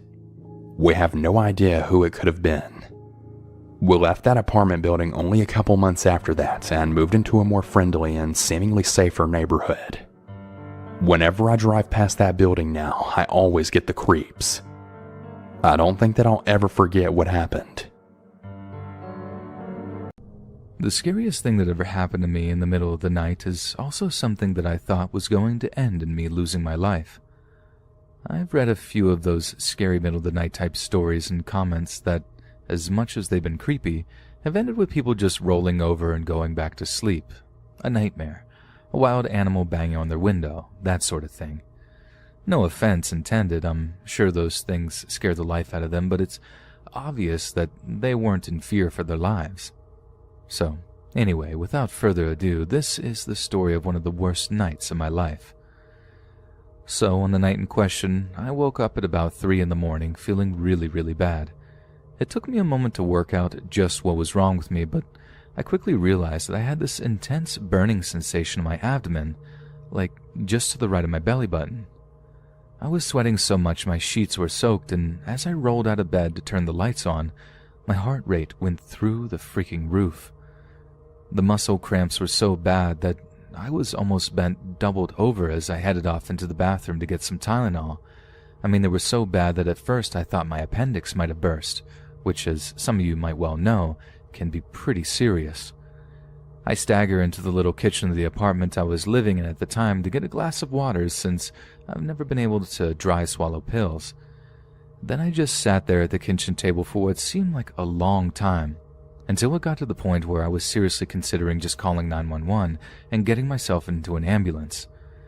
I knew it would be a couple of grand just to get one over to my apartment, but there was no way I'd be able to drive out to the hospital with the pain as bad as it was. I'd crash my car and get myself killed long before whatever mysterious ailment I had managed to finish me off. Screw it, I eventually thought, and stumbled back in my bedroom to grab my phone to dial 911. As I'm online with the dispatcher describing exactly how bad the searing pain in my abdomen was, I found I just couldn't stand up anymore, so I sat back down on my bed as I'm grimacing in pain.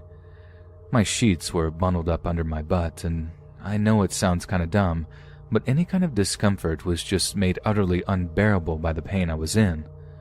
So I sit up and pull them out from under me, tossing them up near my pillows so I could just level myself out on the mattress.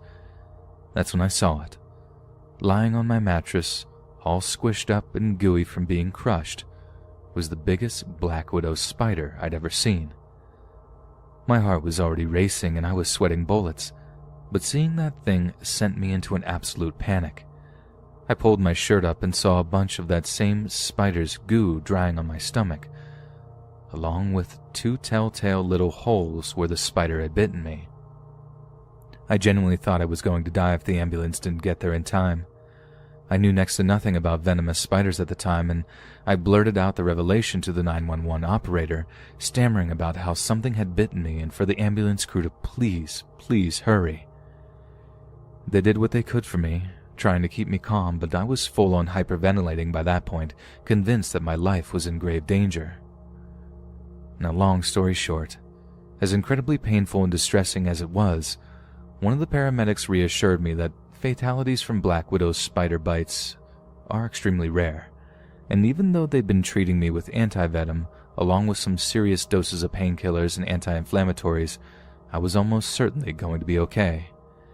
The relief was palpable. I just remember crying my eyes out in the ambulance and all the exhaustion and pain and relief just pouring out of me as I thanked the paramedics before they wheeled me into the emergency room. It was a few hours for me to get the proper treatment and evaluation, but I was discharged soon after so I could catch a taxi back to my apartment. So, that's my story, and if anyone can learn anything from this, about how not to fly into a fit of panic when they're bitten by a Black Widow spider, then I suppose I might have earned myself a little good karma. Like obviously getting yourself the proper treatment as soon as possible, but don't be fooled by those intimidating red and black appearances and that horror movie name. Black Widows are a lot of bark, but a distinctly non-fatal bite. When it comes to life, I've always considered myself a rather fortunate person.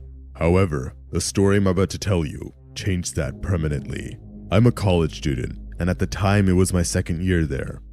I consider myself an unproblematic person. I just sort of do my thing and live a normal lifestyle. I had friends, decent grades, and a few hobbies. I was a really normal person. Knowing all this about myself, however, I never really expected traumatizing things to happen. Ordinary people like me usually don't attract negative attention or drama. It was the weekend after finals, and all of us were thrilled. Our semester was long and difficult. We were all ready for a break. My friends and I had just finished congratulating our upperclassmen friends. They were graduating that year. We chilled out with the seniors, said our goodbyes, and went back to my dorm. At the time, my room had a large monitor and speaker set. This meant that my friends and I could often watch videos together online or just do other stuff. This night in particular, however, we wanted to give Omegle a try. Omegle was a weird website. It was either comprised of young kids or old men showing their junk on camera. But sometimes, we met chill people or had some fun trolling weirdos back. In the room was me, my friends Sophia, Lucy, and Emily. We launched Omegle and started scrolling through people. At first, it wasn't anything out of the ordinary. It was just Emily and I scrolling through while Lucy and Sophia were in the background. We met a usual mixture of weirdos and cool people, but it just seemed like another night with the girls. At some point, however, we encountered a rather aged man. He wasn't exactly well groomed and seemed to be in a dingy room. I want to say he was close to 40, but none of this was exactly abnormal. He's just another creepy old man on the internet. The man surveyed his screen and started smiling oddly. "What's with that smile?" we asked. He looked around our room a little more and replied, "Oh, nothing, I'm just killing some time online." At this point, all of us were on the same page. We were all gonna think of weird and sarcastic things to say to him to make him uncomfortable. I mean, after all, Omegle was meant for trolling people. "Nice hair," Sophia remarked sarcastically. The man seemed to have a very, very patchy hair pattern and was mostly bald on his head. "You're a funny young lady," the man replied, "but I'm more focused on what's behind y'all." We looked behind us, and Lucy was in the back. Lucy was a very attractive young woman. Random men hitting on her was something all of us were just too used to at this point. Unalarmed by the man's behavior, we shot back with another sarcastic response. "You're interested in what's behind us? You mean the desk?" "Oh, it's just a regular desk. It came with the dorm. You into tables or something?" All of us started laughing at Emily's comment. The man, however, just smirked and continued his thought. "You gals are very funny, but I'm talking about the girl to the very back right." All of us just continued to chuckle. "Sorry, not interested," Lucy immediately replied. But the man just continued. "You're a young woman, you see. You've never had a real man. You don't know what actual romance is, but I can show you." All of us looked at each other blankly, and then burst into laughter. We've all had weird old men hit on us online, but this guy really thinks he has a chance with Lucy. When we looked back at the screen, the man looked furious. His initial smirk was complete. I feel like I should preface this by making it clear that I'm not one of these paranormal-obsessed, ghost-hunting loons that think there's orbs in all their photos. And when I tell you that one of my favorite TV shows is Penn and Teller's BS, where they debunk all those nonsense conspiracy theories and whatnot, I think you get an idea of what kind of person I am. And for years, I went around thinking that science and logic could account for everything, with the only restrictions being the limits of our own knowledge. And that was until something happened to me that I genuinely can't explain. And no matter how hard I tried, I couldn't come up with any legitimate explanation. The whole thing freaked me out so much that it kicked off a kind of hyperfixation in me that lasted for months on end, to the point that my rational skeptic friends started to think that I was losing my mind. But I haven't lost my mind. It actually happened, and as much as people try to tell me that it was nothing but my mind playing tricks on me, I know what I saw, and it just about put the fear of God into me. We're going back to early spring of 2017 here, the time of the year when it's still getting dark fairly early here in the Northeast. It's around 9 p.m. and I'm driving back to Narragansett from my buddy's place in Newport, when I decide to take a shortcut through Saunderston. It's a drive I'd done like 100 times by that point. I felt like I could do it with my eyes closed at a push. But maybe that's what made me so complacent, a self-assured cockiness that's gotten me into trouble on more than one occasion, because about halfway into the journey, I must have switched off and taken a wrong turn. Next thing I know, I'm having to turn into a residential cul-de-sac to make a complete 180, and I'm so embarrassingly lost that I find myself reaching for my phone to check Google Maps. I check my position, mentally make a note of the turns I have to make to get back onto the highway, then start turning off the street as I put my phone away, when bam, there's a car in front of me. I slam on the brakes, let out a string of curse words, and prepare myself for, at the very best, a few scolding honks of their horn. I then start mouthing apologies at the driver, taking my hands off the wheel and being like, "Dude, I'm so sorry. My fault. My bad." When I noticed something really unusual about the car they're driving. It was a legit classic car. And don't go thinking 70s Camaro or something. This thing was a Buick, like one from the 30s or 40s or something. The kind of car you'd expect to see Al Capone climbing out of in Prohibition-era Chicago. And it was crisp, too. The guy must have sunk some serious cash into that thing because pretty much everything looked brand new. I suddenly realized that while I'm checking this guy's old car out, I'm actually still blocking him in. So I start backing up after giving him a nice car kind of thumbs up after pointing to his hood. The guy doesn't react though, like at all. The whole time he's just smiling at me through his windshield. And as I start backing up to let him pass, I remember how he almost looked like one of those old ventriloquist dummies.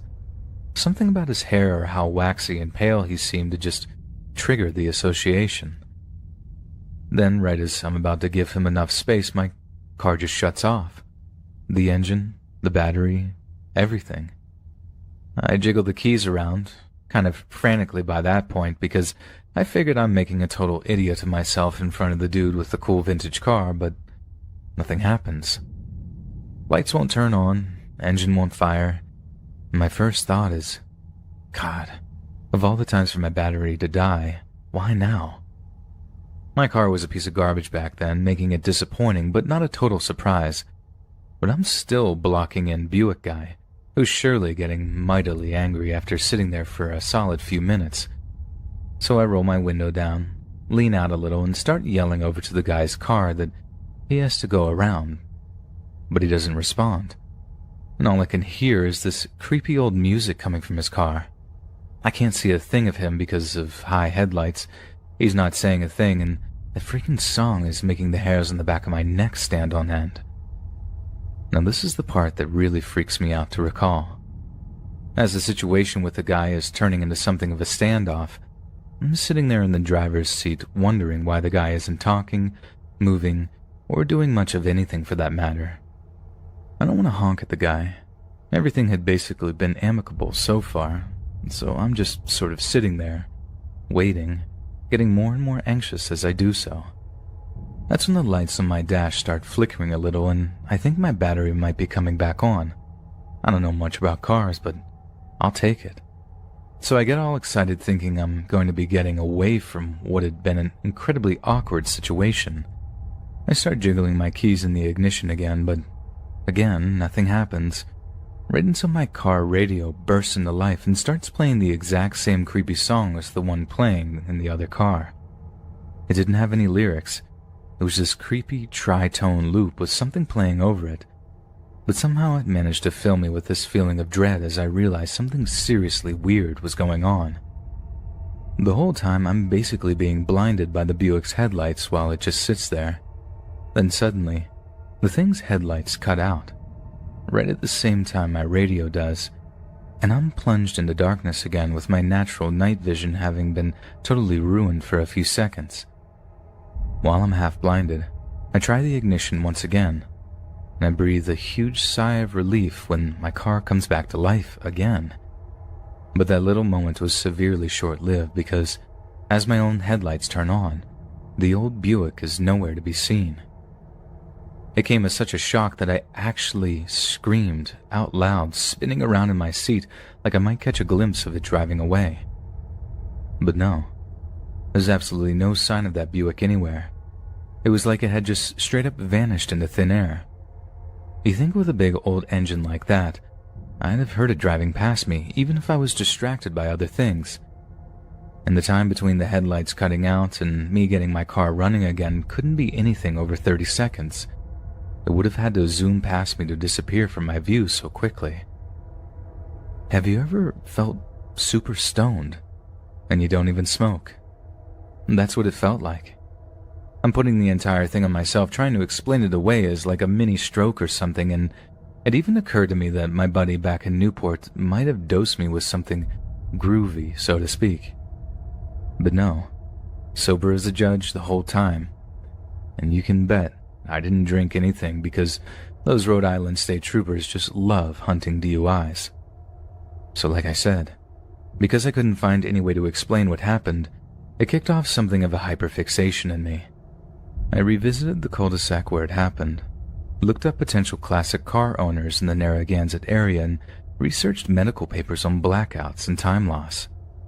The latter had me convinced that I was suffering from syncopal attacks, basically when your heart doesn't pump enough oxygen to the brain, a pretty serious condition, so, as you can imagine, I was only too willing to pony up for a medical checkup.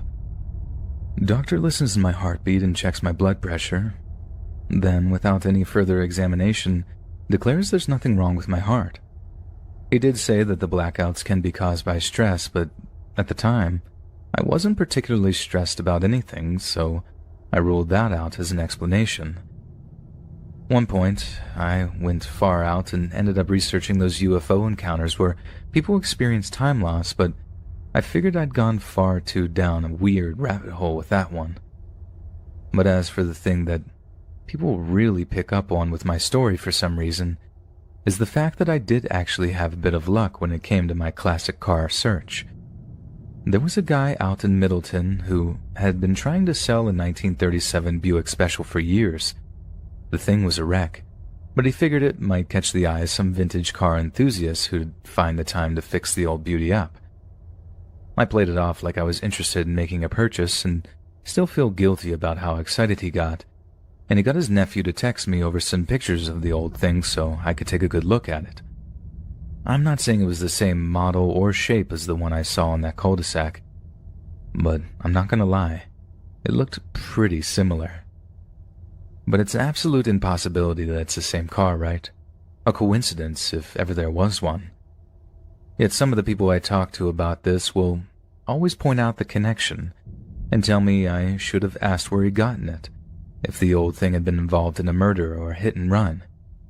Truth is, the guy didn't know. He said his dad picked it up at a police auction and died before he could get a chance to fix it up, and obviously, anything he knew about the car was buried with him. I suppose I've rambled on enough about this now, and I've already made my point that I can't explain what happened to me that night without sounding like a complete fruitcake. So, I guess I'll just do what I always do, and leave it up to you guys to decide what it was. But please, don't tell me ghost car or whatever, because I've been hearing that nonsense for like 4 years now, and I'm sick to death of hearing it. And besides, hypothetically, I did believe in ghosts. I think it would mess me up pretty bad to think that I got so close to one, but still drove away, unscathed. A little backstory, I'm currently an 18-year-old female, about 5'7", and the youngest of 3 older brothers, an older sister, and really protective parents. Like seriously, if I never moved out on my own, I think my dad would actually be okay with that, as then he could continue to be the overbearing helicopter parent that he still is. I mean, don't get me wrong, I love my dad very much, but he's pretty much the definition of a helicopter parent. If he was at all tech savvy, he'd probably put trackers in all of our phones. My mom is better, allowing us a bit more freedom, but she definitely has her overbearing moments as well. I think they're just both convinced that something terrible will happen to me if they let me out of the house past like 9 p.m. So growing up with parents like these and the stereotypical, "If you mess with my baby sister, I'll hurt you," older brothers, I'm a very cautious person to say the least. The story takes place in the fall of 2017, around mid to late August. It was the time when it was beginning to get dark around 6 p.m., where precisely my mother had asked me to run up to the store to get a couple of last-minute things for dinner. She had me do this because she had forgotten to get what she was shopping for earlier in the day.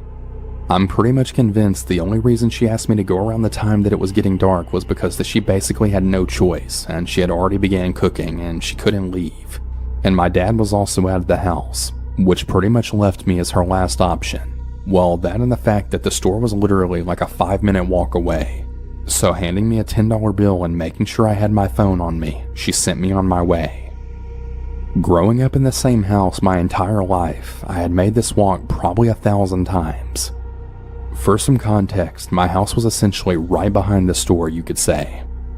There's several ways to get there from my house, but I always take the quickest way, which much to my parents' satisfaction also happened to be following one of the main roads in my neighborhood. The store that I was going to was in a shopping center that didn't really have much in it, especially on the side I always came in on. Basically, my point is just that unless you lived in that direction, there was really no reason for you to be walking over there. Upon reaching the entrance of the store, I saw an average-looking guy sitting on the bench right outside the automatic doors. He was wearing the orange shirt and brown apron that was the store's uniform, and he was smoking a cigarette. Now, I've had pretty moderate asthma since I was 4 years old, so I always do my best to steer clear of smokers. But seeing as I had to pass him to get inside the store, I just tried to keep as much distance between us as possible. As I was passing him, we had made eye contact and he said a seemingly friendly hello to me. I offered a wave and a small smile in response, then walked through the doors. One thing that really struck me as odd was that me and my family frequented this store at least like 2 or 3 times a week, and I had not once seen this guy in there. I just did my best to brush it off though, as I grabbed the few things my mom needed, thinking that he might have just gotten hired or maybe we just coincidentally happened to come in on the days that he doesn't work there. That thought quickly slipped my mind as I then texted my mom that I was on my way home and I left the store, being met with the now dark sky. I noticed the man still sitting outside with his cigarette now long gone, and I could only assume that he was on a break. Once again he greeted me. This time I said a quiet hi in response.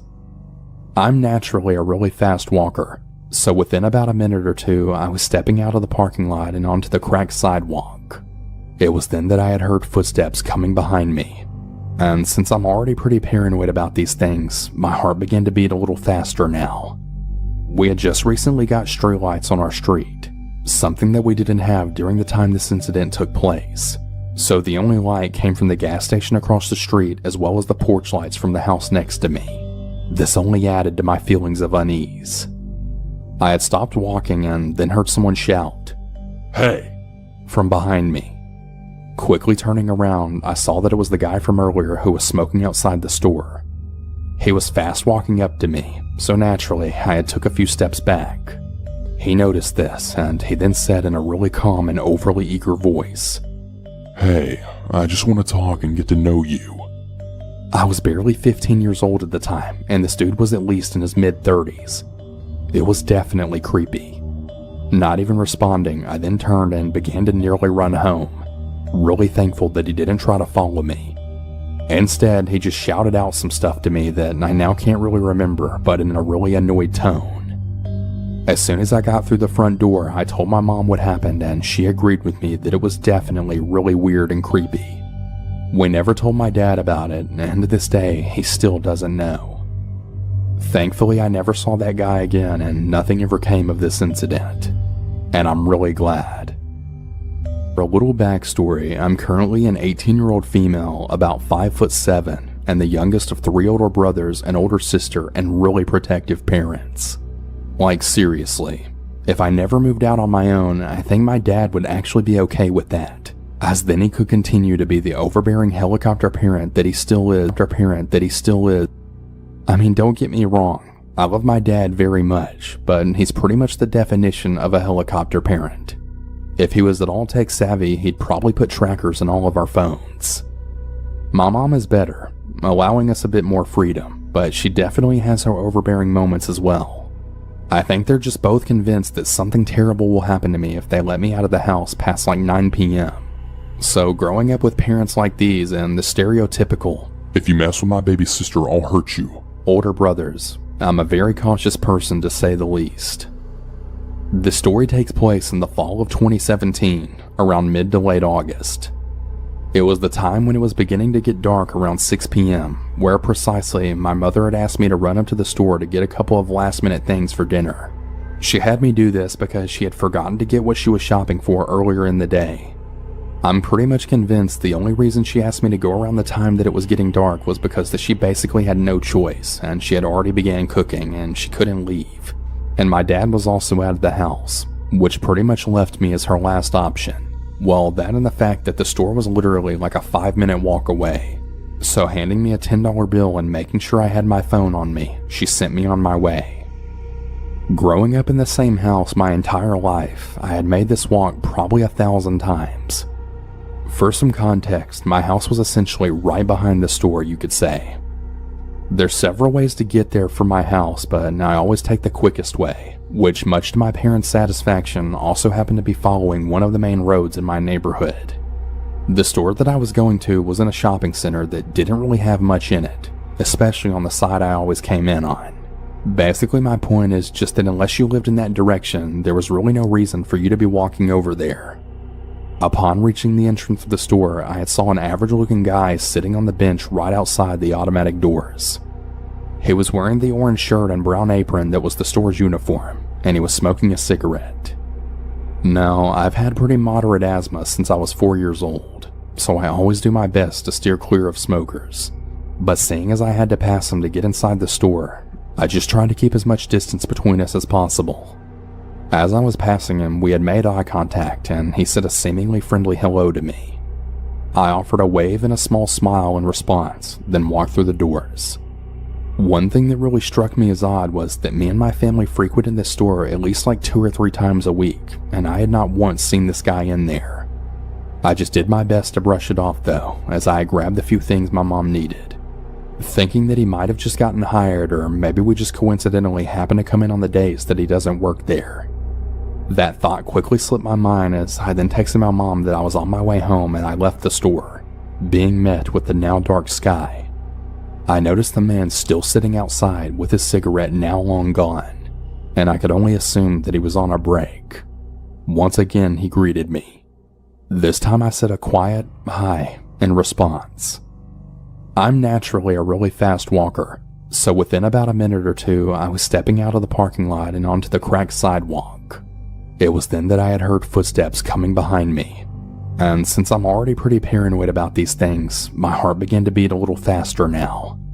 We had just recently got streetlights on our street, something that we didn't have during the time this incident took place, so the only light came from the gas station across the street as well as the porch lights from the house next to me.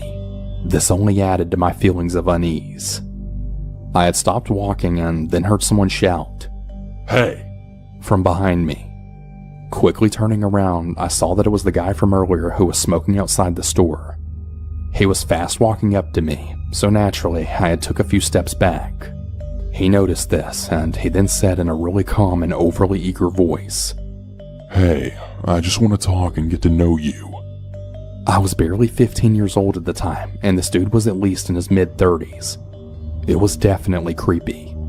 Not even responding, I then turned and began to nearly run home, really thankful that he didn't try to follow me. Instead, he just shouted out some stuff to me that I now can't really remember, but in a really annoyed tone. As soon as I got through the front door, I told my mom what happened, and she agreed with me that it was definitely really weird and creepy.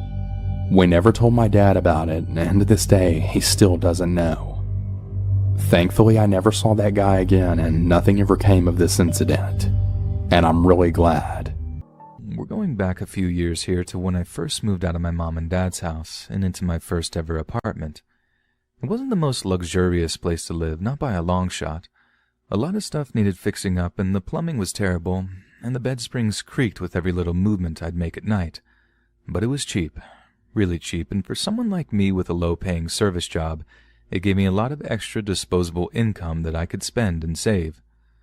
So about a month or so into living in that little apartment, the ceiling fan in my bedroom started making these weird clicking noises. I could put up with some sketchy plumbing as long as the shower and the toilet flush still worked, but this was the middle of the summer in Miami, and not beachside either. So if that thing decided to stop working, trying to get to sleep would be pretty unbearable. I called the landlord, let him know the problem. He said that he'd send a repair guy out as soon as he could. But then the guy turned up and checked the ceiling fan out. He basically said, there's nothing wrong with it. It's just old. And young, dumb me just trusted that he was right. So one night, it's extra hot and humid, so I turned the ceiling fan up to the settings just before full blast before climbing into bed. I can hear it making those clicking sounds like extra loud as I'm drifting off, but I put on a podcast on my phone to kind of drown it out and drift off. Besides, rhythmic sounds like that aren't the worst thing, and a lot of people like myself find that they can actually get to sleep like that. I mean, some people even use an actual metronome to kind of hypnotize themselves into getting to sleep. But it might have been a few hours later when I woke up to a whining, whirring sound coming from above me. I couldn't quite work out where it was coming from at first, and in my tired state I rolled over and had to flick on the bedside lamp before I could figure out what exactly was making that noise. It was the ceiling fan. And right when I look up, I see how it's spinning all loose on its moorings, how it's looking increasingly out of control. Then all of a sudden, it cracks out of the actual ceiling and comes hurtling down towards me, right towards my face while spinning ridiculously fast. I thought that was it right there, how that ceiling fan was about to take my head clean off, or at least do so much damage to me that I'd bleed to death right there in my bed. It's so weird when I look back at it, like they say the time slows down in situations like that, and in a sense they're right. It obviously didn't happen in slow motion, but I remember such bizarre details when I look back at it, how I noticed a little puff of plaster as soon as the fan came loose, how I noticed how dusty the old thing was as it got closer and bigger, plunging towards my face. Instinctually, I lay back down and tried to cover my face, letting out a screech of fear as I did so, then just kind of waiting for the pain to hit. But right as it was about to smash into my face, right as it was about to rip me up beyond all recognition, whatever electrical wire that it was hooked up to suddenly grew taut and held it right there in the air above me, stopping it from crashing into me. All that hit me was a little of the ceiling plaster and some dust, and I remember that weird anticlimactic feeling to this day, like it's burned into my memory.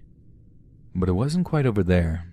It was still spinning really, really fast, and because it wasn't locked into the ceiling anymore, it was like swaying back and forth in the air above me, maybe only like few inches above my body, and I wasn't sure how long it was going to hold.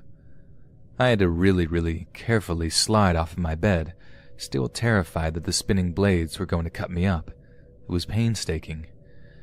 Move too quick and I might clip my head or a knee on the fan. Move too slow and I might just still be under it when the thing fell down on top of me. I made it out from under that thing and rushed towards the wall-mounted control unit before turning it off completely. I had knocks on my door from neighbors soon after who thought that there had been a home invasion or something. Every single one of them gasped when they saw just how close I'd been to being sliced and diced by the freaking ceiling fan. I slept on my couch that night, or rather, tried to sleep. I was still pumped with adrenaline from having the whole thing happen. The next morning, if you can believe it, the landlord actually blamed me for what had happened, flicking back and forth between telling me that I had it spinning too fast to not properly communicating the problem to the lazy repair guy who'd come out to check on it. It was absolutely outrageous, and only when I'd threatened civil litigation did he actually relent and agree to a rent reduction for the next few months to apologize. He ended up having a whole new ceiling fan installed, but you can bet your bottom I rearranged my bedroom so that my bed wasn't underneath that fan anymore. Sure, it was a little less comfortable getting to sleep during the summer, but after what happened that night, I just wasn't about to risk it. Let's just say I had a wear complex about ceiling fans ever since, and I never ever set them to full blast, no matter how hot it is.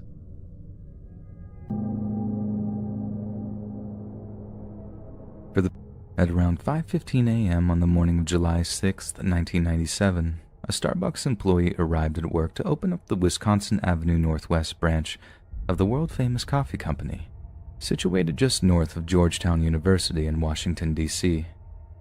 There was a lot of work to be done before the morning rush, and the employee in question had yet to imbibe their morning espresso to really kick them into gear. So, by their own admission, they were pretty groggy by the time they headed out back to one of the freezer units, intending to fetch some of the breakfast pastries that would go on sale that morning. But when the overtired staff member cracked open the freezer unit, they saw something that made their heart race. Inside was the frozen, lifeless corpse of 25-year-old night manager Mary Catherine Mahoney, along with the bodies of 18-year-olds Emery Allen Evans and Aaron David Goodrich. Although they weren't always on the same shift pattern, the employees knew his slain coworkers well, and the horror of witnessing their frozen, discolored cadavers was almost too much to bear.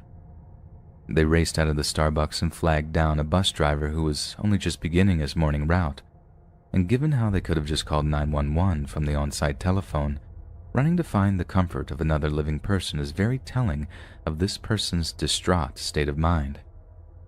Within 5 minutes of the initial 911 call, police were on scene and taking stock of the situation. All three employees had obviously been herded into the rear freezer units before being shot, execution style. But what initially confused the investigation was that not a single cent was missing from the Starbucks. If the motivation wasn't robbery, then it looked a lot like a brutally well-executed targeted killing.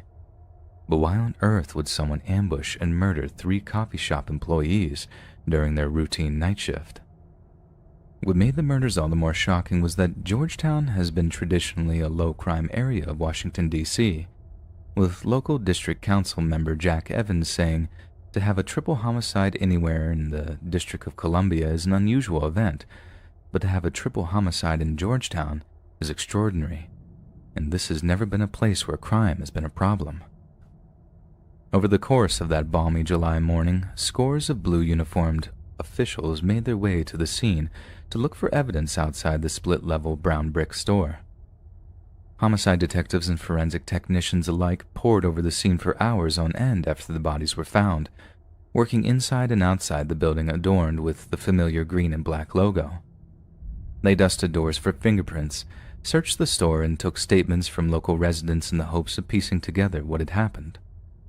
But it was only when Mary Mahoney's car was examined that further evidence was found, evidence which indicated that the murders were no random attack. Inside, the car was spotless, save for what looked like signs that Mahoney had recently spent time playing with a pet: a dirty tennis ball, a plastic chew toy, a dog's brush, and a red towel. The only possible indication that something had gone awry was a flat tire on the front passenger's side of the car, evidence that her attacker had made provisions to prevent her from fleeing. Mary was special, her mother later said. She had an enormous heart. She probably would have compassion for the person who killed her. When she moved to Washington several years prior, Mary would jog alone an hour before daybreak, never worrying about being attacked or assaulted. She adored animals, particularly horses, and even took in Marlou, her sister Molly's toothless black and white alley cat. She attended various New York colleges before graduating with honors from Towson State University near Baltimore, and was a loyal and active Democrat, interning for Bill Clinton when he was first elected. Yet according to her mother, it was her managerial job at Starbucks that really excited Mary. She had been employed by the company for 2 years and enjoyed being the manager. She was often seen sweeping the sidewalk in front of the store, and obviously took pride in her store. What she didn't enjoy, though, was disciplining employees, particularly one that Mary had recently dismissed for allegedly stealing several $100s. She struggled with the issue before having to fire him, her mother said, and for a long time, this became homicide detectives' main theory regarding the Starbucks shootings. Yet despite their hard work and determination, they came up short at every turn, eventually turning to the televisual law enforcement institution that is America's Most Wanted. After picking the case up, America's Most Wanted staged a thorough recreation of the murders and detailed many of the theories that police were toying with. They also advertised the number of an anonymous hotline, pleading with those with any information to come forward, and it seems this appeal struck a nerve with one member of the public, who called in with not only a frightening piece of information, but also a rather courageous proposal. In the hours following the broadcast of the Starbucks shootings, a woman called into America's Most Wanted hotline to inform them that she was dating a man who actually knew the shooter firsthand. This mystery person had confessed, even boasted, of committing the murders, and on more than one occasion. The couple had initially taken the man's word as pure bluster, but after seeing the Starbucks shooting edition of America's Most Wanted, it became apparent that he might just be telling the truth. The woman then left her name and numbers so she could be contacted by DC police, and when they did so, she actually agreed to wear a wire for them, in the hopes that she could catch a confession on tape. It was then that they learned their suspect's name: Carl D. Cooper. Cooper lived in Prince George's County near Baltimore City and just on the outskirts of Washington, D.C. itself.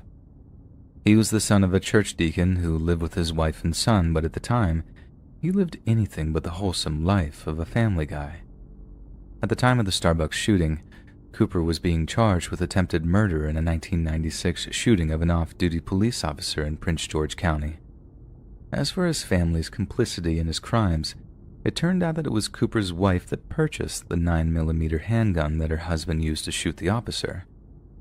It was the combination of this and his alleged involvement in the Starbucks shooting that led DC police to wiretap Cooper's home phone. He was arrested after making reference to several local shootings, but insisted that a friend of his named Keith Covington had joined him in the Starbucks robbery, and it was him that executed the 3 victims. However, when they caught up with Covington, they discovered he had been recovering from a gunshot wound at the time of the murder, meaning it was highly unlikely that he was even present on the scene, let alone the one to have done the shooting. "If I killed them, I'd say I killed them," he reportedly said. "But that's not me. I'm not saying I'm a saint, but I'm not going to go out and just kill people. You gotta be a dummy or a psycho to do something like that. It's pure evil." When confronted with the evidence of his lies, Cooper admitted to lying about his so-called friend's involvement because he killed 3 people and was afraid to go to jail. In the process of trying to avoid the death penalty, Cooper told the investigators he'd been staking out the Starbucks for about a month, confirming that he acted alone and fired 2 guns, a .38 caliber snub-nosed revolver and a .38 caliber pistol. Cooperating heavily due to the ever-looming threat of the death penalty, Cooper confessed to shooting the manager, Mary Mahoney, when she refused to give him keys to the safe, which held over $10,000 in cash. When she said no, Cooper shot a warning shot into the ceiling, which sent a terrified Mahoney running into the employee hall. Cooper pursued, caught her, and wrestled with Mahoney over her keys. But when her resistance looked like it would be too much to overcome, he shot her dead. He then shot the 2 other Starbucks workers at the store, executing one as they survived the attack and attempted to crawl to safety. Cooper later stated that he wanted to put him out of his pain and misery, but it's more than likely this thinly veiled attempt at showing he had a conscience was nothing but an attempt to dodge the first death penalty charge in over 30 years. During his trial, even when the relatives of the victims wept openly in court, Cooper remained chillingly composed. He also admitted to murdering a 39-year-old security guard named Sandy Griffin during a botched robbery. Cooper had helped Griffin at gunpoint before demanding that the security guard hand over their expensive .40 caliber handgun. But then, fearing Griffin would assault him in the process to defend herself, the serial murderer executed the security guard before quickly fleeing the scene. Cooper admitted to then selling the pistol on the street for $300. Once Cooper was convicted of the Starbucks murders and sentenced to life in prison, Griffin's relatives were no doubt pleased that their loved one's killer had been put away, but they expressed frustration that it had taken 3 more murders, maybe even more, before the killer had been caught. To them, a lack of urgency in the DC police force had cost 3 young people their lives and raised many questions regarding their competence and command.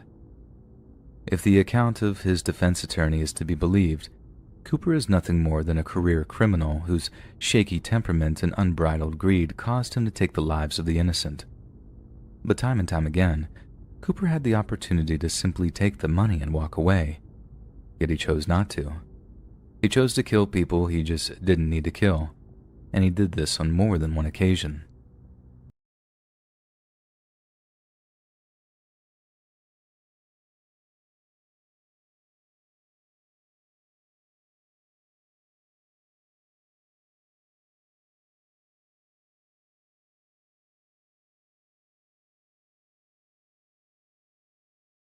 Back during the height of the 2016 clown craze, where psychos were dressing up and wandering around rural and wooded areas, stalking and terrifying people, I was living in a very isolated and heavily wooded property in Connecticut. My driveway was so long that my house could not be seen from the road, and I never once had a problem with trespassers, so my kids were free to play outside in our yard whenever they wished. One afternoon I was inside the house on a conference call when my 8-year-old daughter ran into the house, stating that there was a clown in our driveway.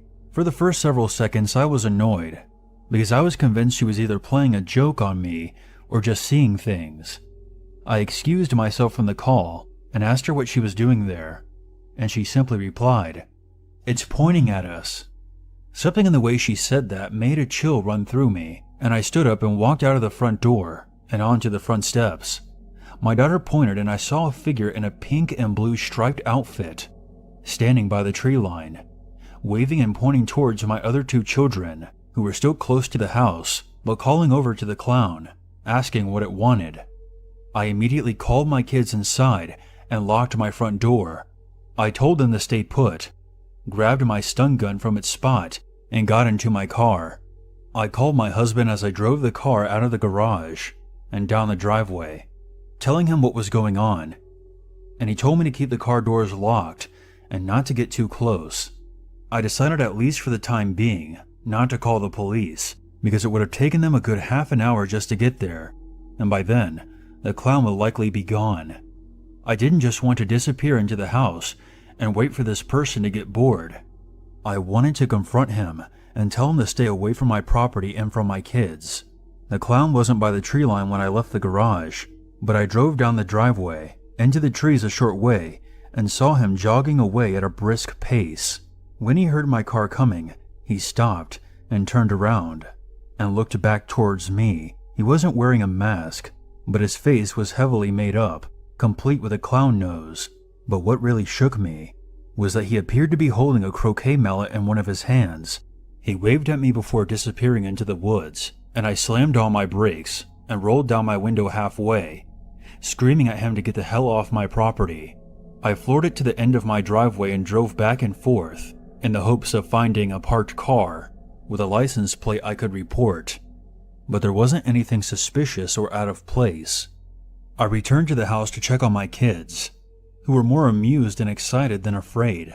Inwardly, I kicked myself for not taking a picture of the clown on my phone, just to have a record of it in case I needed to report it.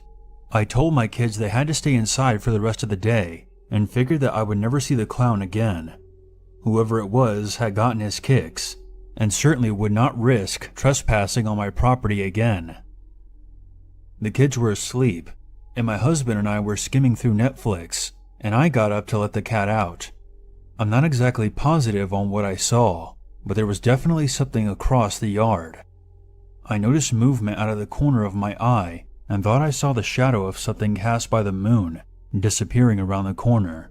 I turned on all the outside lights, and my husband and I looked around, but whatever it was did not reappear.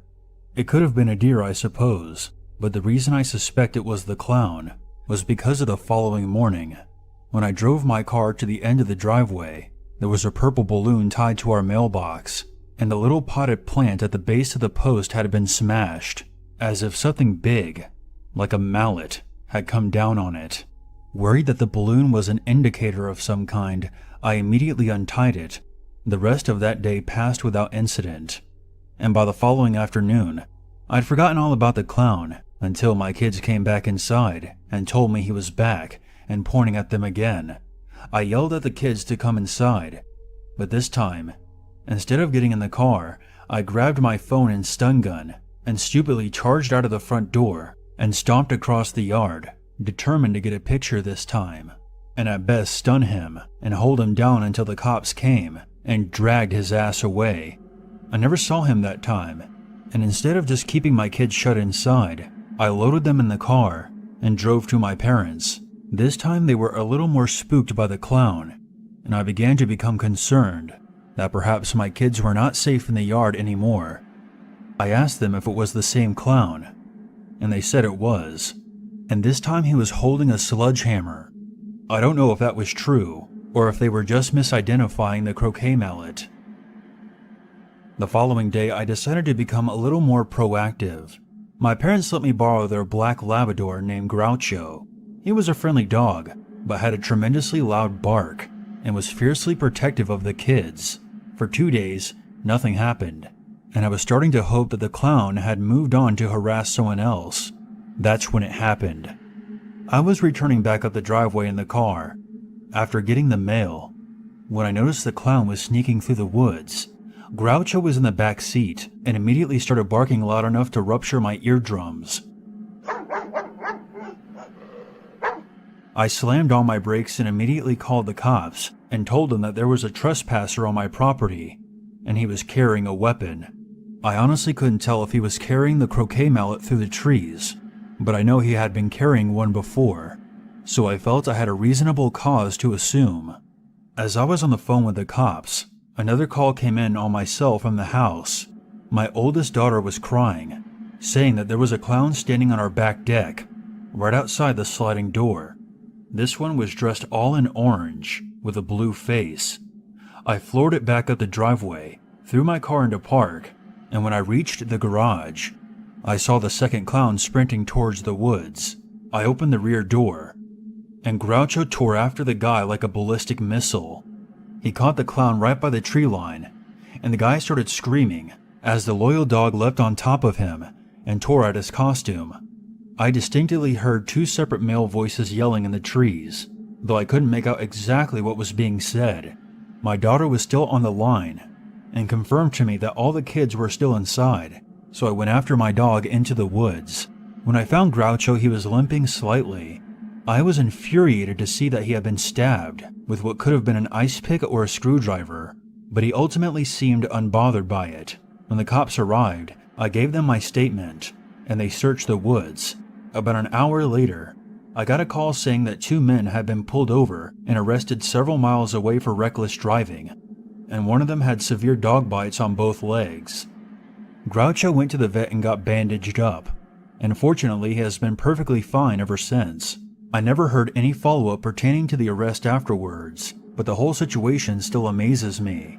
Getting to our house through the woods isn't an easy 2-minute hike.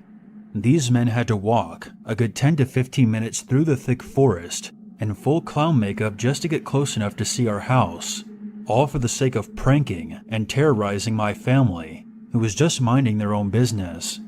Their motives were completely lost on me, and the more research I did on this whole clown thing, the more I think it was some kind of test or initiation, and not just something bored people were doing to pass the time.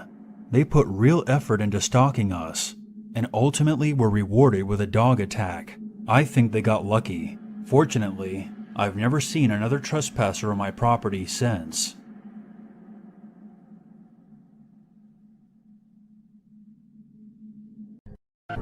Ask a cop which day of the year they dread working the most.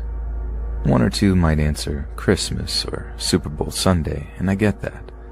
But 9 out of 10 will give you the same tired look before they utter one single word: Halloween. Halloween might just be some light-hearted spooky fun for some, but for law enforcement, it's no joke. The small New England town I serve in has a spike of about 6 or 7 times the number of emergency calls on Halloween night alone. It really does bring out the absolute worst in people. I mean, there's the stuff we anticipate every year: ungenerous houses having suffered a barrage of weaponized eggs, trees covered in toilet paper, homeowners complaining of juvenile trespassers. Those calls are manageable, but they bog down our on-duty officers so that when serious crimes happen, we're dangerously understrength. But all of the dumb Halloween mischief I've had to respond to over the years, all of it pales in comparison to what I found at the house on the end of Jefferson Street. That was a Halloween night I don't think I'll ever forget. I just responded to a call regarding a group of teenagers who had apparently been engaging in some pretty aggressive trick-or-treating, all without costumes. That type of stuff is exactly why I hate Halloween. No, what they were doing wasn't strictly illegal, but I can't exactly have a bunch of knuckle-draggers making trouble on a night like that, especially not with the hundreds of excited children roaming the streets. I lecture them. They roll their eyes, but I join the force to get into car chases with bad guys, not argue semantics with a bunch of stoned brats. They walk away, muttering stuff that I choose to ignore while I get back in my patrol car. The radio almost immediately buzzes to life. My dispatcher says something over the radio involving this rundown house over on Jefferson Street. I start the car up, listening as he describes a member of the public calling to report that the house has Halloween decorations that were too scary. She then says it's the second call that day and I should go over and check it out if I have a minute to spare. She always did have a sense of humor. She knew well I was off my feet. We had a little laugh about it. Like I said, we get some seriously ridiculous calls on Halloween. It's not just dumb kids. It's bitter old misers and party poopers who honestly just resent people having a good time. This one good Christian lady calls us every year over trespassing trick-or-treaters, on kids, who calls the cops on actual children. Anyway, I carry about my duties, responding to calls and generally keeping an eye out for trouble. A few hours slip by, the sun sets, the smaller kids, led by their parents, disappear back into their homes until it's just a few older groups on their way to parties and whatnot. Then, the dispatcher gets on to me about this house on Jefferson. She says she had 3 more calls about the decorations, how they're scaring kids and even some parents, and she needs me to roll over there to check it out. Great. Arguing with some slasher movie-obsessed hermit who's probably about to get all sovereign citizen on me. Just what I need to make me feel like a guardian of the innocent. Sometimes I feel like the world's grumpy stepfather, honestly. So I take the ride over there, to this smaller part of town that's a little more run down, arriving on Jefferson. I see the house immediately.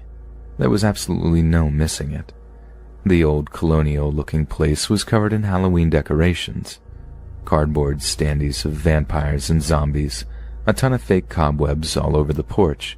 I think I counted like 20 carved pumpkins dotted all over the lawn. Pretty intricate designs, too. But hanging from a large oak just to the side of the house was the most disturbing Halloween decoration I had ever seen. Not disturbing because it looked real. The limbs of the figure were too rigid, the hair a little too artificial, but the placement of the thing.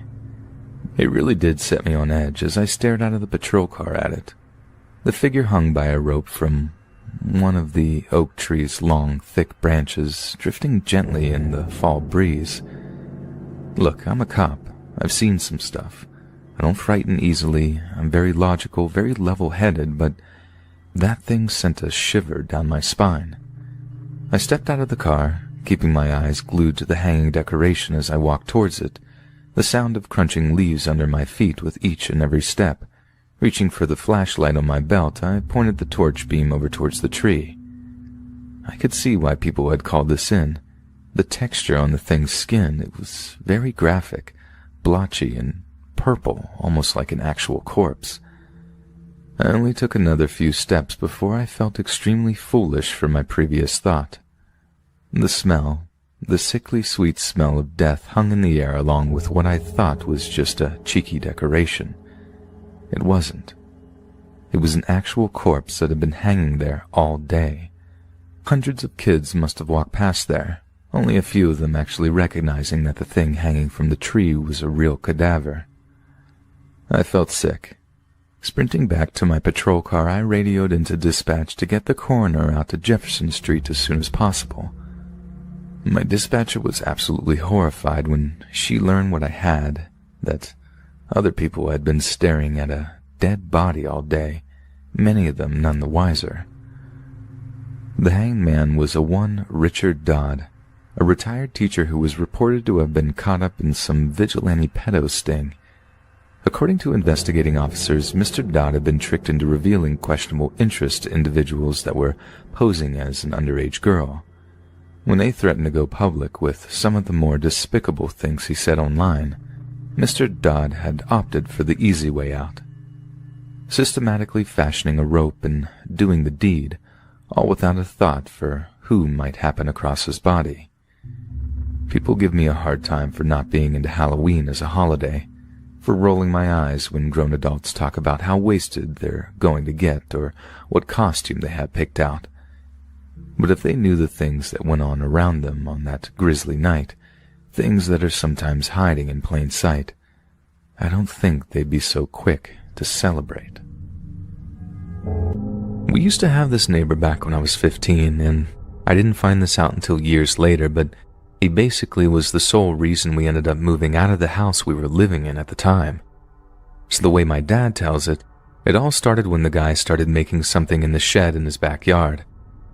Obviously, he was entitled to do whatever he wanted on his property, especially during the daylight hours, but my dad said all the sawing and hammering noises were a real pain in the butt. He figured it'd only be a couple of days, but A week went by and the guy was still making all this noise in the evenings and on weekends. It went on late into the night on a bunch of different occasions, and my dad had to go over and threaten to call the cops to get him to knock it off. Seems a little extreme, I know, but Dad had already tried asking nicely and the guy was just a total jerk, so it was the only thing that seemed to work. After that, the guy kept the sawing and hammering to reasonable hours. Still a pain apparently, but nothing he didn't have the right to. But then, my dad looks over the fence one day and sees the guy carrying a whole bunch of chains into the shed. Then the next thing he knows, the guy is carrying all these shackle-looking things into the shed, the kind you use to keep a person prisoner.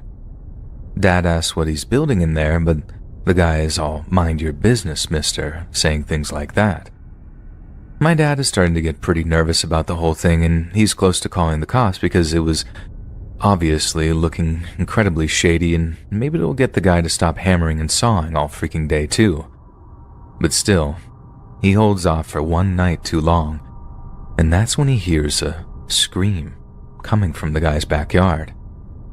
He says it was one of those screams of the blood-curdling variety, and he goes outside to listen, then hears a few more muffled sounds coming from the shed where the guy was building, whatever it was he was building in there.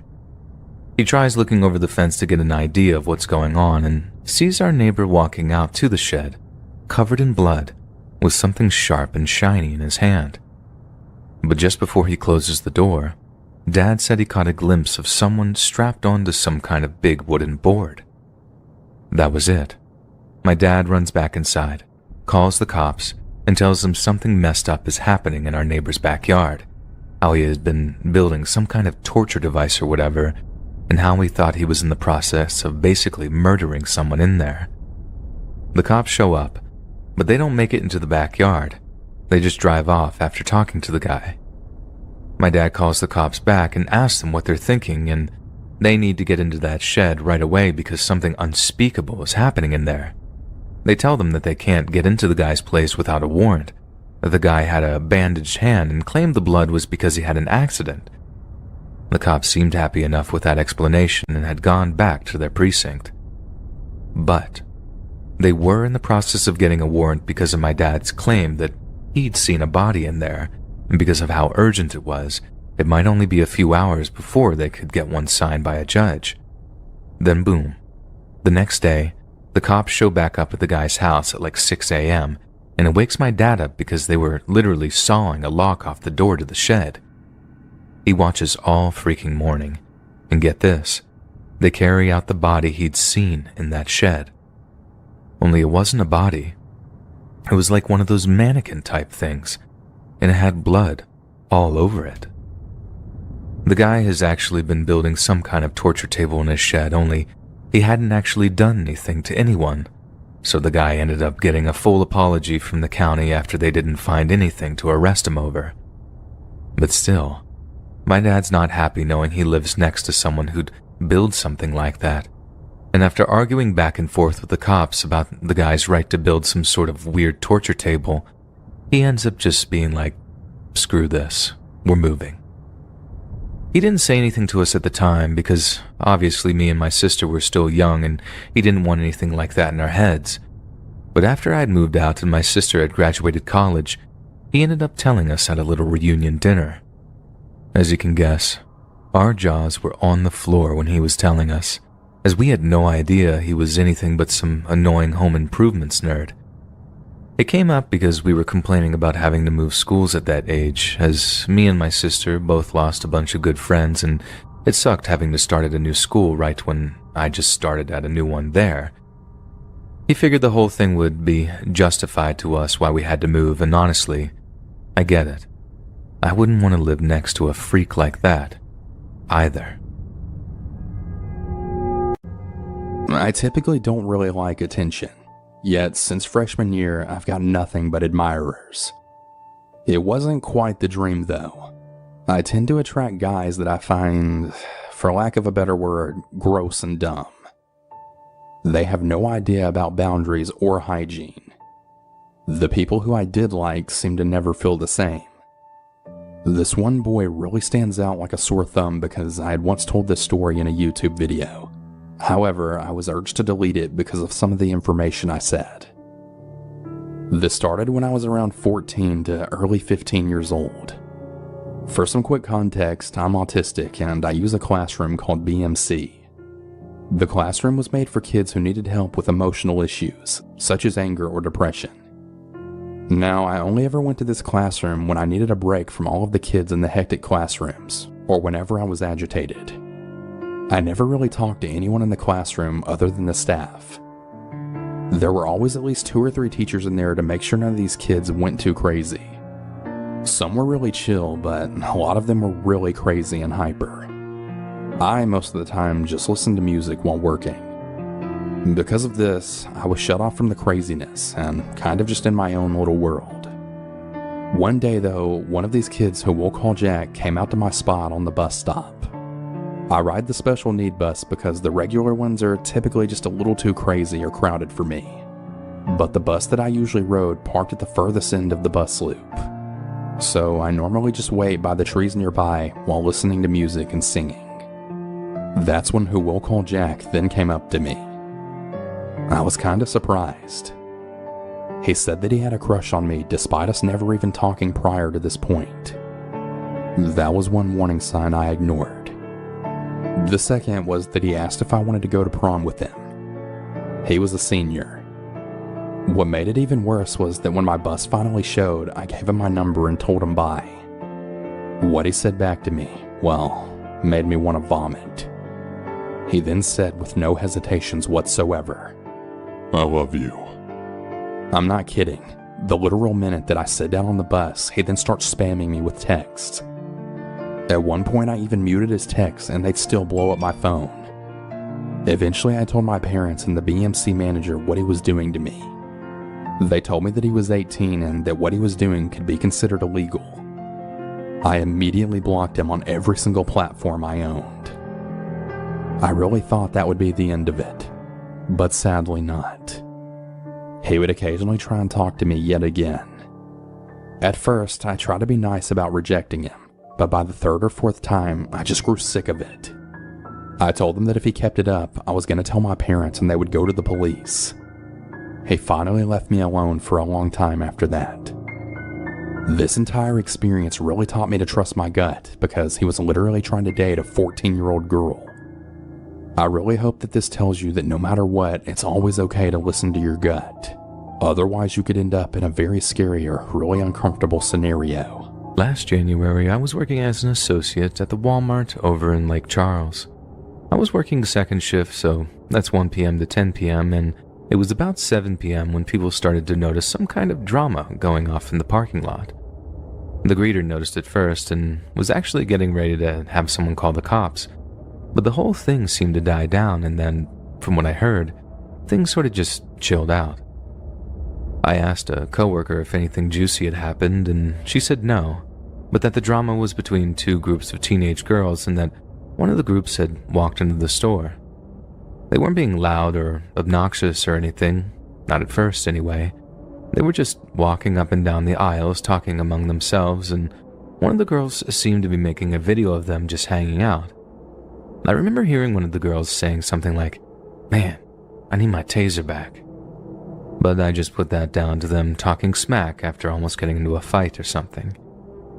The other thing I know is that loss prevention was watching them after one of them seemed to take something out of the kitchen utensils section, but they were just keeping their distance and observing until they tried to make an exit for the store.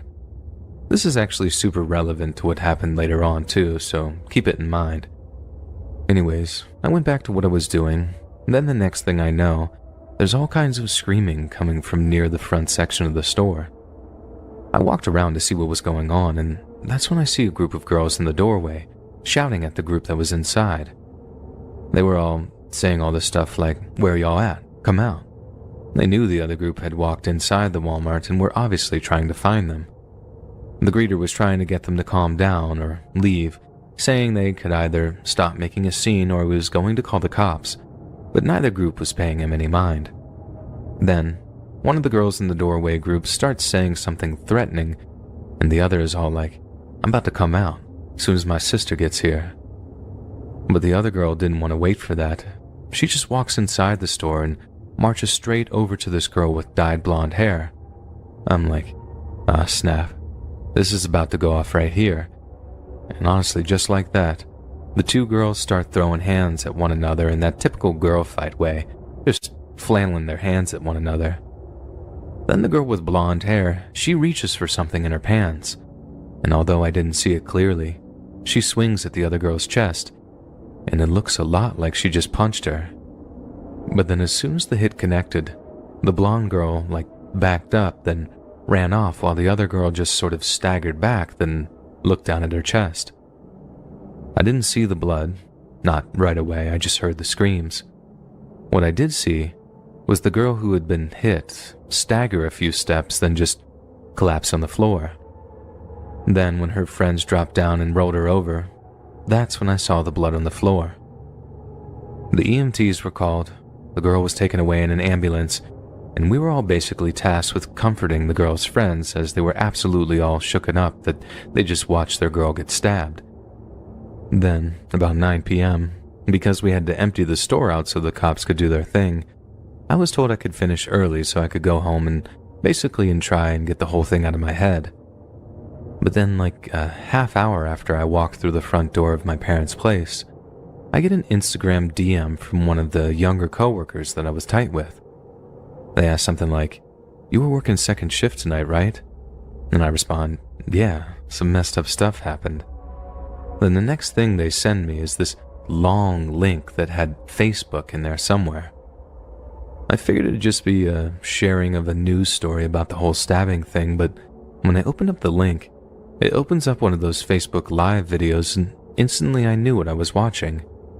I knew what I was watching because, 1, I recognized one of the girls from the stabbing at work, and 2, they're saying things like, "That was too much," and "If she killed her, she killed her," and then shrugging it off as if though it was her fault for coming at them and her friend was just defending herself. And then it got way worse. They were literally bragging how they killed someone, and they knew they killed someone too. I mean, I just thought the girl would be taken to the ER or something, but they knew she'd stabbed her in the heart because she aimed to stab her in the heart. We didn't find out until the next day that the girl who got stabbed had died on the way to the hospital. The most effed up thing though, none of those girls looked older than my little sister, who was a high school freshman at the time. Some of them barely looked like they'd gone through puberty yet. I mean, these were literally kids, literally effing children, and they just killed somebody and were proud of it. I think maybe it was just that they were trying to hide how scared they were, or trying to establish the whole self-defense thing before the cops came looking for them. But my God, seeing that kind of savagery coming out of a kid made my heart break for humanity a little. Those girls had ruined their lives with one little fight, and even worse, they'd literally ended another girl's. Taken her away from her family, friends, all she had going for her in life. All because of one stupid fight. In high school, when I was a junior, I took a psychology class. It was my second period of the day. I liked the class, and one of the best things about it was that we were able to take open book tests. The teacher was really chill and let us work together on stuff, including the tests. We also had an option to take the tests in study rooms, which I always did, because it was much more quiet and I just felt more comfortable in there. I was the only person in the class who did this though, because you needed a pass and the study rooms were all the way in the basement of the school. I guess most students just found that a hassle and would rather work with each other as well. Anyways, one particular Friday, when we had a test to take, I did the usual thing, which was to get the test from the teacher and then go down to the study room. It took me about 5 minutes to get down there. There wasn't a whole lot at all on that level of the school. Pretty much just the study rooms and then a couple of storage rooms and some old classrooms that weren't used. I got into one of the rooms and turned on the light. The rooms had carpet floors with a table and a few chairs in each one. They also had a little window for looking out into the hallway. I began the test and searched through my psychology book for the answers. I remember I had just reached question 15 when I suddenly heard over the intercom that we were entering a lockdown. I got a little nervous, but I told myself it was probably nothing. I turned the lights off like we were instructed to, but I didn't see a lock on the door. school was kind of old and these study rooms were sort of outdated. I went under the desk and decided to play some games on my phone to pass the time. Several minutes went by without anything happening. Then I heard some footsteps coming down the hallway. I got really nervous knowing the footsteps likely belonged to someone that wasn't supposed to be in the school. I turned my phone off and I got really quiet. The footsteps went down towards the door of my study room. As I hid under the table, I slowly turned my head to look towards the window, and just as I did, I saw a man walk past it. All I could tell is that he was wearing a hooded sweatshirt, really. He walked past without looking in the window, but it still scared me a lot. Then I heard the door open in the room across the hall from mine, and then it shut. He must have gone in it, and at that point, I was seriously considering making a run for it. I was relatively fast, but I didn't know who this guy was. I was trying to psych myself up into running when I heard the door open once again and then shut. I buried my face into the ground and held my breath. I didn't really hear any footsteps though, so I lifted my head slightly to listen. I didn't know whether he had walked away or if he was just standing there. This made it much more risky for me to try to run away, so I decided to stay put for the time. Several minutes went by and I got more and more nervous. I decided once again I was going to try to run back upstairs, and this time I was going to actually do it. I didn't bother getting my backpack or anything, besides just my phone, wallet, and keys. I slowly crawled up the carpet to the door, and then stood up, careful not to make a sound. I then placed my hands on the doorknob. The second it started to turn, I heard it creak, and it sounded extremely loud. At that moment, I knew there was no turning back. I quickly left the room, and then headed down the hallways. Once I saw it was clear, I started sprinting towards the stairs, which were about 50 feet away. As I was running, I looked down one hallway to my right while passing by, and saw the man walking out of a room about 20 feet down the hallway. I ran even faster the rest of the ways and didn't look back. I sprinted up the stairs all the way back to my classroom.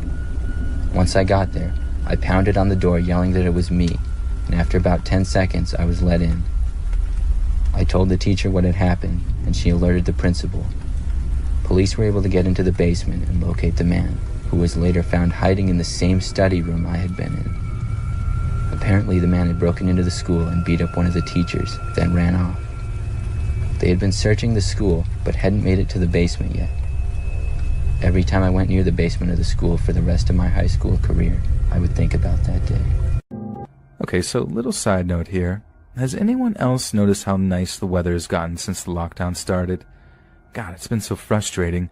Shut indoors while the weather went from gray and windy to warm and sunny like, well, must have been a matter of days. In all my life, I've honestly never seen spring slam into winter with such a dramatic transition. It's been tough on my little girl, too. She's been dying to get out to the local park to play on the jungle gyms, and telling her no, not to mention explaining why, has been harder and harder as the weeks have gone by. I can't tell her the truth because I know it would absolutely terrify her.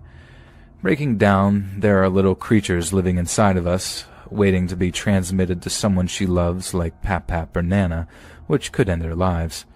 How do you even say that to a child without them totally freaking out? So, our story starts with bird watching. I know, boring, but try telling that to my daughter. She burned through all her DVDs and favorite YouTube channels in like a week, and despite some of them having palpable rewatch value to them, she quickly grew tired of staring at a screen for hours on end. It got way worse, and we started having to tell her no about going to the park. Seems like once you hold something out of reach of a kid, it's all they want from then on, the forbidden thing. I found a happy compromise with her, in that if she stayed inside, she could look at the garden all she wanted. And the bonus was that if she stayed super still and quiet, that all kinds of birds and other critters would wander into the garden for her to look at. And you know what?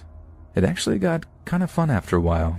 I actually fished out an old native birds of the upper American East Coast that I'm pretty sure was my grandpa's at one point, and we got to work ticking off each one we saw. Working our way through the book as common and rarely seen birds alike landed among the flower beds of our backyard. One evening, I'd swear I saw something larger moving around the trees at the back of our yard, but I figured it was just a trick of the light, maybe a neighbor's dog moving against their back fence, casting shadows into ours. But a few days later, I discovered it wasn't just my imagination. I was doing some laundry upstairs while my daughter busied herself with birdwatching. I'd ordered a cheap pair of kids' binoculars from Amazon, and those things really had paid for themselves by the evening of the day they arrived. My kid was obsessed with them. She had them practically strapped to her face for the entire day, looking at everything and anything up close and being amazed at the results. So she was only happy to sit in front of the patio window doors and while away the hours by checking out the wildlife at close range through her new binos. And thank God, because having to keep an eye on her day in and day out was meaning housework was mounting up, and at the top of the list was laundry. So I'm working through piles of dirty clothes, calling down to her every so often to see how she was doing, and everything seems to be going fine. Every so often I'd rush down when she claimed to have spotted a new kind of bird in our garden. Often I'd have to point out that it was one we'd seen before, but once or twice we actually locked eyes with a lesser spotted woodpecker, a bird we most definitely hadn't spotted before. Only when I heard her cry out, "Kitty," I figured she must have gotten kind of bored of watching for birds. At first I was a little worried. The last thing I wanted was for my little girl to witness a full-on bird murder in our own backyard, but I was quietly reassured by the fact that all the neighborhood cats were fat and spoiled, and they wouldn't be finessing at backyard birds anytime soon. That was for certain. Suddenly I heard a kind of thump against the window doors, like my daughter had hit her hand against the glass super hard. I called down to tell her not to hit the glass, as it would scare all the birds away and they might not come back to visit. Her answer made me drop the laundry basket and hurtle downstairs. "I didn't. It was the kitty." But that thump was loud, bigger and louder than anything a simple house cat could make. It was so weird to write back now, but I distinctly remember just not thinking at all, just sort of flying into action, this white-hot urge to protect, just turning me into more machine than woman. And what do I see the moment I turn the corner into the living room? I see my daughter, standing at the glass doors, staring at an actual mountain lion in the face. The huge cat had its paw half cocked, as if I didn't already have an idea that it was the one making that banging noise against the glass. I ran toward my little girl with such speed and aggression that the mountain lion jumped back for a second. The inherent danger of the situation, danger that she seemed to be completely unaware of previously, caught up with her and hit her like a freight train. She started bawling, screaming, realizing in a white-hot moment that Kitty didn't want to play. Kitty wanted to rip and tear. That the kitty wasn't a kitty at all. Once it realized I'd taken away its intended prey, the mountain lion took a few more swipes at the glass and only rushed out the backyard once I started banging pots and pans together real loud, just like my grandpa had showed me years before. I guess this was just a long-winded way of saying to keep a real close eye on the woods and green spaces when this lockdown is over. It might not be entirely safe for our kids to be playing in places that have obviously been reclaimed by wildlife, and dangerous wildlife at that. I was an 18-year-old female when this incident occurred. I was in the first year of university. I was walking to one of my classes when I then saw a man walking towards me. There was nothing really too off-putting about his appearance. He was tall and slightly large, and he looked to be in his 40s. He was also wearing a shirt with my school's logo on it, the same shirt that the service workers wore. I noticed that he was staring at me. I stared back at him to try and make him look away, but he didn't. He continued to walk towards me and held eye contact till he passed me. I didn't really think too much of this. Over the next few months, I had saw him around campus several times, and the same thing would always happen. He would always stare at me until he walked past me, but he never once said a word. On one occasion, I had saw him in the basement of my building while I was doing laundry. Once again, he walked past me without saying anything. Although he really made me feel a bit uneasy, I didn't let it bother me too much, and just kind of assumed that maybe he just had something off about him. This continued for a couple of months before anything disturbing happened. On one night, my roommate was asleep and I needed to clear my head, so I slipped on my shoes and coat and then headed out for a smoke. Now, my university's campus was smoke-free, so I walked around to the back of my building and then lit a cigarette. I had heard some rustling coming from further away, still around the building but kind of in a spot where I couldn't see it.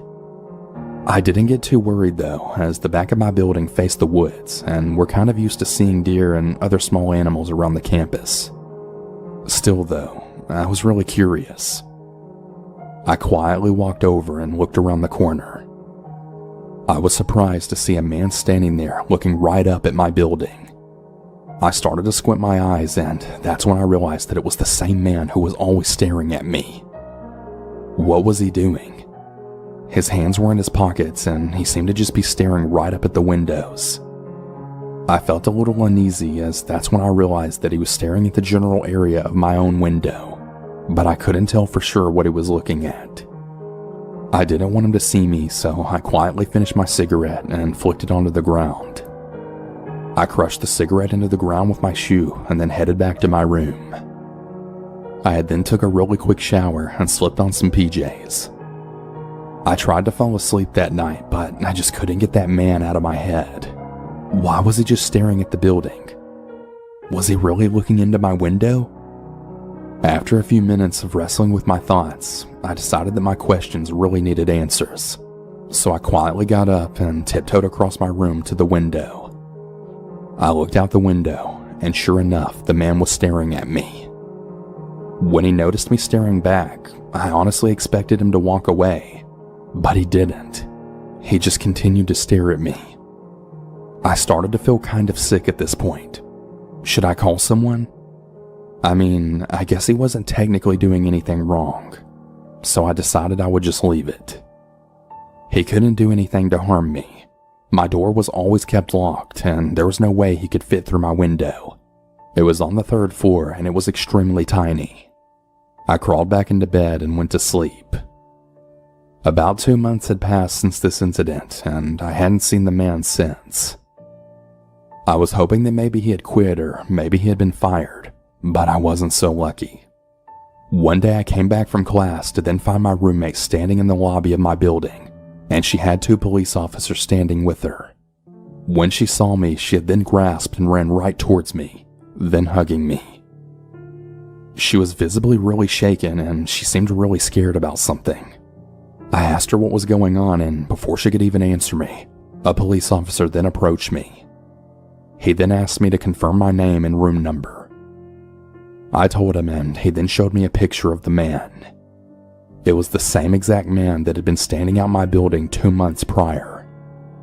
I said that I recognized him, and I told them everything that happened from the start of the year. The police officer sat me down, and he then told me what happened. Apparently, the man had been sneaking into our room like multiple times throughout the year. The man had both mine and my roommate's schedule so that he could see when we would be in and out of the room. He also had placed micro cameras in the corners of the room. My roommate wasn't feeling well, so when she had left one of her classes early one day, she had returned to the room to find the man standing in it. She then freaked out and called the campus police. The police then searched his office and they found that he had stolen multiple things from my room. Things like my underwear, and he even stole my garbage. It was really weird. He also had like dozens of pictures of me, and some even taken around campus, and some extremely zoomed in on me in my room. The man also had a spare key to our room, which he would use to get in and out of it. The man was obviously fired from his job. I'm not exactly sure what kind of legal action was taken, but the police assured me that I'd never see him again. I've always really wondered what his true intentions were, and what would have happened if my roommate hadn't caught him that day. I guess it's a good thing I never found out. This is an experience my wife and I just had this past year. As soon as the quarantine was lifted in our area, she and I filled our packs and went for a hike at our local state park. It was something we used to do pretty regularly and have since before we got married. Speaking for myself, I was really looking forward to it. The plan was to hike out to a certain lake, spend the night, and hike back to the car. It was a clear, warm day and the trails were nice and dry. For most of that morning, we had been the only people on the trail. We decided to stop for lunch at a campsite about halfway to the lake. Another couple must have had the same idea. They were sitting at the concrete picnic table and we asked to join them. Soon, the four of us were discussing what we had seen and where we were headed. The couple turned out to be newlyweds on their honeymoon. My wife, who's a hopeless romantic, loved to hear this. She proceeded to tell them how we'd met and some other sappy stuff I don't bother to remember. 2 hours passed and we finally said our goodbyes. We arrived at the lake about an hour before dark, tired and hungry. I got a fire started and Mandy, my wife, cooked us a small meal while I pitched the tent. We sat around the fire cooking s'mores and eventually called it a night at around 10 p.m. I got up just before dawn the next morning and got the fire ready to make the breakfast. We repeated our roles from the night prior, except I pulled the tent down and repacked it. All the measures were taken to ensure the fire was completely out after cooking, and with that, we took to the trail for the return journey. At 10 a.m., we reached the halfway point, but chose not to stop. 2 hours up the trail, we ran into the husband of the couple we'd met the day before. Strangely, his wife wasn't with him. Mandy asked him about her location, and the man said that she'd become ill the night before and returned home. When he said it, he looked nervous and couldn't look either of us in the eyes. Before either of us could ask anything else, he said that his wife had insisted he finish the trip alone. It sounded a bit strange, but we had no reason not to believe him. A group of people came walking up about that same time, and the husband excused himself to talk to them. I wasn't interested in prying any further. Their marriage was none of my business, I thought. Mandy looked like she wanted to stay, but I reminded her of the obligations we had that night. She reluctantly agreed and we went on our way. We got to the parking lot not too long after and packed up our stuff. There were a few groups of people talking amongst themselves.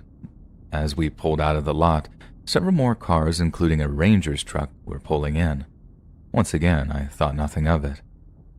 We made it back home that afternoon and handled some family things. It wasn't until breakfast that we heard the news. I had grabbed a cup of coffee and sat down in front of the TV. I flipped it on just in time to receive a report of a dead female camper. When they showed her face on the screen, I almost choked on my coffee. It was a picture of the woman we had met just 2 days prior. I yelled out to Mandy to join me in the living room. I wanted to be sure of what I was seeing. I didn't have my glasses on at the time, and I pointed at the TV and asked, "Isn't that one of the newlyweds we met at the park?" She watched for a moment and let out a shocked gasp. Just then, a wedding photo of the couple appeared on the screen. Mandy grabbed the remote from my hand and turned up the volume. According to the husband, the couple had been at a cliffside that was a popular lookout. Mandy and I had been there once or twice ourselves in the past. They had watched the sun rise, and as they were preparing to turn and leave, the wife lost her footing and fell several hundred feet to the ground below. It was certainly possible, but something bothered me about it. Why hadn't he mentioned this to us? More so, what was up with the illness story? It couldn't have been more than a few hours after the incident had occurred. None of his behavior made any sense. I know if something such as that happened to me, I'd have been a mess. We had passed at least 15 people that morning and not a soul talked to us. It all seemed fishy to me. I was glad to see that Mandy agreed with me. It looked as if though her instincts had been right once again. Just don't tell her I said that. After a long discussion about our responsibilities and the like, we agreed that we should contact the law enforcement involved in the case. And as it stood, the husband isn't under any suspicion. Not publicly, anyways. I contacted the sheriff's office and told them what we knew. The deputy put us on hold for a moment, and when he returned, he said someone may reach out to us in the future. But it's been almost a year and no one has contacted us. And this is what brings me to emailing you here. What do you think? My instincts and my wife's tell us that a crime may have occurred. We, however, have no proof or any real justification for our feelings, and that's just what they are, feelings. Certainly if law enforcement believed we had something to offer, they would have already contacted us, right? I don't want to be a nuisance, nor do I want to cause trouble for a grieving man who by all appearances is a decent person. But help me out here. Should I keep pushing or leave the police to do their jobs? I just can't shake this nagging feeling that a man is getting away with cold-blooded murder. This happened a couple of years ago. I was a freshman in college, my second semester. I was kind of a loner, if I'm going to be honest with you. Still am. At the time, I had a small YouTube channel here where I made enough money that I didn't have to work a regular job. Most college students had to work fast food or whatever, and I was fortunate enough to not be one of them. Don't get me wrong. I was poor and still lived with my parents, but I made enough online that I was comfortable enough. I remember my schedule was pretty hectic this second semester. I had a really long day on Friday. Every Friday, my first class was at 7 a.m., and my last class of the day was at 4 p.m. There were a couple of hours between classes throughout the day, and I think I had about 4 in total. I lived too far from college to be able to justify driving back home, so I just kind of had to wait around on campus all day long. It was only about 4 weeks into the semester when I was really tired of this routine already. I seriously thought about dropping one of the classes, but I figured that it was going to be worth it if I could graduate when I planned to. At the end of this particular Friday, I was starving. I didn't like to eat anything on campus because I didn't really trust the staff. I know that might be bad to say, but there was this one time that I ordered food from the cafeteria on campus and got food poisoning. They're a little infamous on campus, and there are a few people that regularly eat there. Understandably so. I just found myself waiting until I got out of class to eat. And then I can eat somewhere that I actually wanted to. I wasn't sure exactly where I wanted to eat after class, and I just settled on grabbing some McDonald's on the way. I was originally planning on picking up some at the drive-thru, but I also had to really go to the bathroom by the time I got there. I just figured it would be easier to go in and order inside. I always found it difficult to order at the drive-thru anyway. I had a hard time understanding what people were saying through the microphone, so I got in there, ordered my food, and I was good to go. I was just going to bring it into my car and eat as I drove home, but I noticed something weird going on. Right outside of the McDonald's, 2 people were having an argument. They looked like they were around my age, probably late high schoolers or college students themselves. I stood there for a moment watching to see if the argument between these 2 people escalated, and it did. The man started holding the girl's arms down and pinned her against the car. I was assuming it was one of their cars. I wasn't sure if they were together or what the situation really was. I didn't really want to intervene because it was somebody else's drama and not really my problem, but I got more and more anxious about the girl's safety. This guy was a lot bigger than her. He at least had a foot of height, and he looked like he was an athlete. I stood there for a few more minutes watching to see what was going to happen. I couldn't really hear what they were saying, but I understood that this situation was getting worse. It eventually got to the point when he opened the car door and threw her inside. I mean, literally pushed her and flung her inside the car. She didn't scream or anything, but it looked very startling. Made me jump a little bit, and then he went inside the car too. They were in the back seat, and I immediately got suspicious when he closed the car door behind him.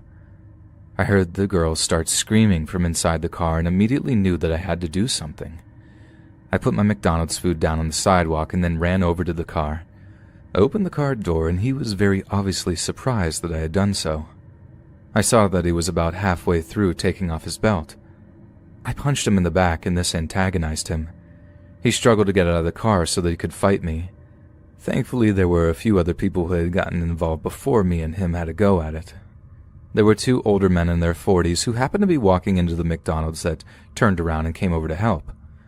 When the other people started getting involved, he got anxious and just got in his car and drove away. I asked the girl what had happened. She told me that she didn't know that guy and he was just some random freak that wanted to use her. She claimed that he asked her to do it, but When she declined, he started getting confrontational about it, and I guess that was when I had noticed what was going on. This guy wasn't very smart. We were eventually able to identify him, and he was eventually charged with assault. The situation could very easily have been bad. If I hadn't intervened, he may have been able to do God knows what to this poor girl. It's crazy to think that such a horrible crime was almost committed in such a public place. I mean, people are always at McDonald's. The thought that someone could even attempt such a violent and repulsive act in public like that blows my mind. The girl thanked me profusely as I had just saved her a lot of physical and psychological torment. I told her that I didn't do anything special and that I was just trying to do the right thing. This story happened to me about a month ago. The apartment that I live in isn't in a good area, but I haven't got that much money, and it's all I can afford currently. Thankfully, I have a washing machine in my apartment, and I don't have to go to the laundromat. Unfortunately, my washing machine broke. It was on a Saturday evening, and after calling a repairman to look at it, he told me he couldn't fix it until Monday, as he didn't have the time or equipment that evening, and the next day would be Sunday. So I had to do my laundry in a nearby laundromat, which was in a neighborhood that I try my best to avoid. I would be out all day Sunday, so I had no choice but to go to the laundromat that same Saturday evening. Going to the laundromat in a neighborhood I don't go to, especially at night, was quite unsettling. I walked to the laundromat and saw it to be empty. I didn't know if it was a good thing or a bad thing. I guess good, as there was no one around to bother me. I sat down on the bench scrolling through my phone as my laundry was in the washing machine. I still didn't see anyone outside or inside, and I didn't see the owner behind the counter either. I then started to hear some kind of scuffling in the back room behind the counter and a loud thud. The door was slightly open, but I couldn't see anything. I was about to get up and leave because I thought something bad was happening, like a robbery taking place, and I didn't want to get caught up in that. But before I got up, a man opened the back room door, and he looked at me and turned away. He came out less than a minute later, this time wearing a different shirt than before. He must have been the owner or something. I remember thinking that. He gave me a friendly wave and a smile and stood at the back of the counter. Some time later, he went into the back room and I didn't see him again. My laundry was done and I went home. The next morning, I couldn't believe what I saw on the news. The owner of the laundromat I was at the previous night was found dead in a pool of blood early that morning. And the picture of the owner wasn't the man that I saw the previous night behind the counter. It was rumored that the owner was in some kind of money trouble and didn't have the money to pay what he owed. It's scary to think that a murder took place in the room next to me and I had no idea about it. And the suspected murderer came out and waved to me as if nothing was going on. I told police what I saw, and as far as I know, the suspect hasn't been found. 9:30 p.m. on the night of August 29th, 2002, 31-year-old Audrey Herron called home to excitedly announce that she'd gotten a raise. Her husband Jeff congratulated her on the good news, before Audrey told him she'd soon be finishing her nursing shift at the Columbia Green Long-Term Health Care Facility in Catskill, New York, where Audrey worked part-time. It was fantastic news for the couple, as the extra income would make providing for their 2 children considerably easier. An hour and a half later, at around 11 p.m., Audrey said goodnight to her fellow nurses, headed out into the parking lot to her 1994 Jeep Grand Cherokee, then began the drive back home. She made the same commute to and from work every single day, driving back and forth along State Route 23 in the Jefferson Heights area of Catskill, and that night was no different. One coworker claims that Audrey drove behind her for a few minutes after leaving the office. Given that the weather that night was rainy and foggy, it wasn't long before she lost track of Audrey on the dark, rain-slick roads. The drive from the nursing facility to Audrey's home in Freehold, New York, is about 12 to 15 miles, so 20 minutes driving time at the very most. Audrey's husband expected her home at around 11:25, and he usually stayed up to greet her as she came through the door. But that night, Audrey didn't show. It wasn't entirely unusual for Audrey to have her shift extended at short notice, either to cover another nurse or because a patient required urgent care. So initially, Jeff didn't bat an eyelid at his wife's absence. He didn't even bother to call the hospital to make sure she was actually still there. He just went to bed at his usual time, completely unconcerned. Jeff later recounted that he woke up at around 2 a.m., the morning of August 30th, and noticed that Audrey was still not home. But again, due to the erratic nature of the job, he simply went back to bed assuming that there had been some kind of emergency. The following morning, Jeff awoke at around 6 a.m. to find that Audrey still hadn't returned home. He called the hospital, but was told that she'd left at 11 the previous night. He then called Audrey's mom, Shirley, and asked if she had stayed over at her place. Shirley had only just returned from a Florida vacation with Audrey's daughter from her first marriage, and naturally her mother was excited to be reunited with her, so it seemed only logical that Audrey had driven to her mother's that night, only she hadn't. Shirley said that not only was Audrey not there, but she hadn't heard from her daughter at all since arriving back in New York State. Only then did it become evident that something was wrong, both Jeff and Shirley become increasingly concerned for Audrey's safety. At 10 a.m., an increasingly desperate Jeff got in touch with Audrey's stepmother, an ex-police officer, who helped him file a missing persons report. However, she also advised him to call around Audrey's friends to check if any of them had seen her. The first 48 hours are crucial in any missing persons investigation, and with any luck, Jeff might be able to locate her before anything untoward occurred. One of Audrey's friends, Karina, recalls getting a voicemail from Jeff at around 1 p.m. that day saying, "Hi Karina, it's Jeff Heron. We're having trouble locating Audrey. If you've heard from her, please call me, thank you." Karina has since stated that the first thing that struck her about the voicemail was Jeff's unusual tone. For a man whose wife had been missing for more than 12 hours by that point, Karina claims he sounded remarkably indifferent. You'd expect him to be panicking and anxious, she said, but he just sounded all low and sad, almost resigned. It was only a day into the search and he sounded like he'd given up. Karina had been very vocal that Jeff did not sound concerned in this voicemail, just sad. Karina had wondered why Jeff didn't contact her earlier in the morning before Audrey was reported missing, as she was one of Audrey's best friends, and Audrey had stayed the night with her before. She also wondered why Jeff sounded low-toned and sad on the voicemail instead of panicked and concerned, considering it was less than a day into not being able to locate Audrey. Karina also noted that Jeff could be rather controlling sometimes, and that Audrey had talked of him checking up on her frequently if she went anywhere without him. So, according to her, the fact that he was content to remain in the dark regarding her whereabouts for almost 7 hours is extremely suspicious. On the evening of the day she was reported missing, Audrey's friends got together to walk the route she would have driven home that night, keeping their eyes peeled for any sign of her or her Jeep. Her friends theorized that because it was raining that night, Audrey had taken an alternate route due to the poor weather. But since they knew exactly which short road she would have turned down, they figured that they would find her and her car right away. But not a single sign of Audrey was found along the entire route, almost as if she and her vehicle had simply vanished into thin air. Law enforcement initially speculated that there had simply been some kind of automobile accident, given that Audrey seemed to have disappeared while driving. Officers were told to keep a sharp eye out for a black Grand Cherokee while they conducted a foot search covering a 12-mile radius.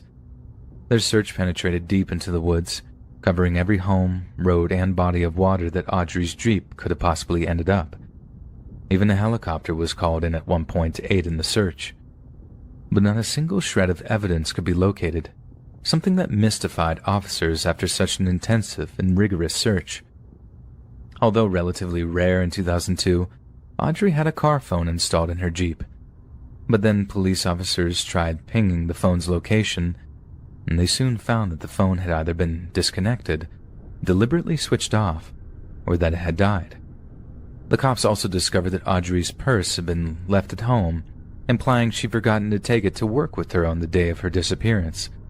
This too struck her friends as unusual. Her life was in that purse, and even if she'd forgotten it, she would have probably turned around to retrieve it. It made them suspect that she actually had gotten home that night, and that something had occurred after her arrival at home that has caused her disappearance. Investigators were able to pull only one security camera tape from the area where Audrey was last seen. We only had one grainy video from Cumberland Farms in which it appears that Audrey's vehicle does leave her place of employment and basically turns left, going west on Country Route 23B. That's the last of any kind of technological evidence we had, one senior investigator later reported. We can't confirm it's the vehicle, but it appears to be, because the quality of the video was very poor and very grainy, and it does appear to leave at the time that she would have ended work. In the years since Audrey's disappearance, the police have investigated well over 1,000 leads, but not a single one of them has ever led to an arrest or court conviction. There are a couple of persons of interest, but no direct link to her disappearance, stated investigating detectives. At this point, clearly we suspect foul play. It's clearly a very frustrating case for us because there are no solid leads to follow. In 1998, Audrey and Jeff had had their first child together, a bright-eyed baby girl named Katie. But within a year, rumors flew that Audrey was planning on leaving Jeff, taking Katie with her. Yet many have testified that Jeff did not treat Sanzia very well at all, who was Audrey's daughter from her first marriage. They claimed he had a habit of yelling at Sanzia, although the girl later explained that although Jeff was harsh with her at times, she described herself as a bratty child and felt that Jeff was a good stepfather overall. Jeff and Audrey, shortly after the latter, discovered that she was pregnant with her second child, Quinn, whom she gave birth to in 2000. Soon after this, the couple moved to Freehold, New York, and began building the house of their dreams on a golf course that Jeff's father owned.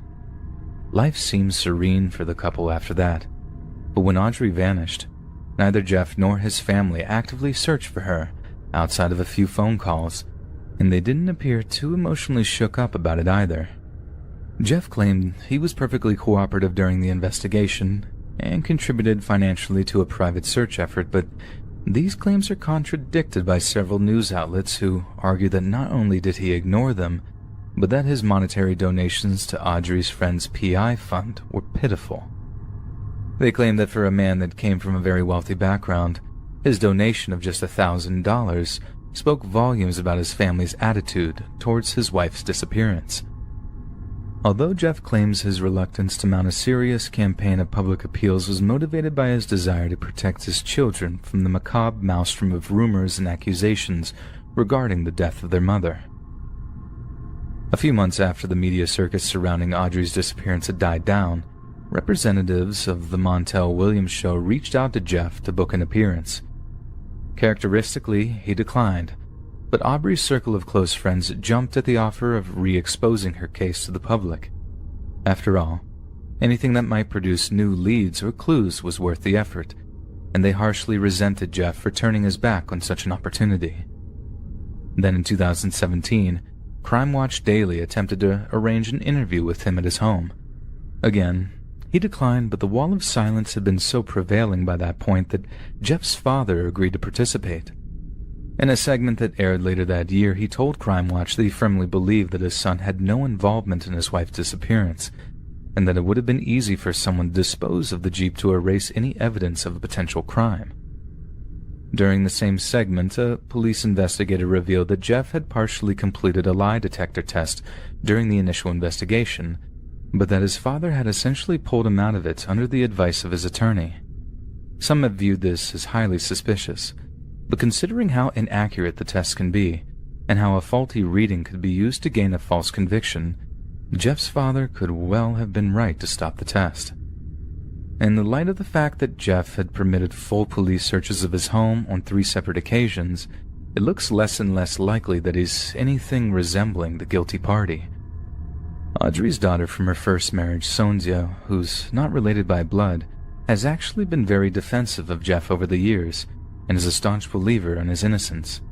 She publicly stated that some of the media portrayals of her stepfather amounted to nothing but hit pieces of hack journalism that tried to sensationalize something deeply personal to her, and for all the wrong reasons. At first glance, there appears to have been no financial motivation for Jeff to disappear his wife. He came from a wealthy golf course-owning family. She had no life insurance, and she didn't have much in the way of savings either. But as you're about to hear, we can't rule out greed as a motivation for her murder. Jeff's father only partly owned the golf course that had made him rich. The other owner is a Russian national, one believed to be involved in serious organized crime, who also lived on the golf course not too far from Jeff and Audrey. Apparently, when police asked Jeff about the possibility of this mysterious Russian being involved in his wife's murder, he mentioned something curious. Audrey had mentioned walking in on an argument between the silent Russian partner, Ron, and a number of other men, who were exchanging harsh words and hushed voices. The men grew silent as soon as they detected her presence, and Audrey left feeling very intimidated. It's also been theorized that the golf course was nothing but a front for the Russian mafia, who in turn leached funds from the business until Jeff's father was in their pocket. If this was the case, Audrey's disappearance could have been meant as a warning to him of what would happen if he didn't pay up.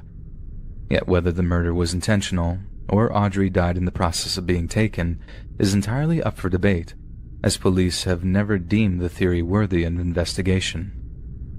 In 2016, a tip came from a woman whose mother had worked at the very same healthcare facility as Audrey. She claimed that her brother had caught sight of Audrey on a handful of occasions while ferrying his mother to and from the hospice, and had developed a dangerous obsession with her. This man had a long history of indecent assault and attempted kidnapping, and he became one of the prime suspects in Audrey's disappearance. New York State Police ended up draining a pond near the man's Catskill home, while corpse-sniffing dogs scoured the nearby countryside. But like countless searches that had taken place before, not a single shred of evidence was found. However, both Shirley and Sonzia believe this obsessive individual is to blame, and purport that he could have been hiding in her Jeep before Audrey got in to leave work that day, and because the back doors on her Jeep apparently did not lock, it's then that her abductor struck. Audrey was recorded on CCTV, departing her workplace with no unusual indicators, but what happened after she left the parking lot is anyone's guess. In light of such a theory, it's safe to say the police have ruled out the possibility of a car accident and are focusing on the sole possibility of foul play. They've also ruled out the possibility that Audrey simply ran away, given her promotion at work and how much she loved her job. She was also a devoted mother and led an active social life, suggesting that if she did run away, that she'd have informed a friend or taken her kids along with her. Over the years, many tips have come in from all over New York and neighboring states from people claiming to have spotted Audrey alive and well, but as you can imagine, nothing has ever come of any of them.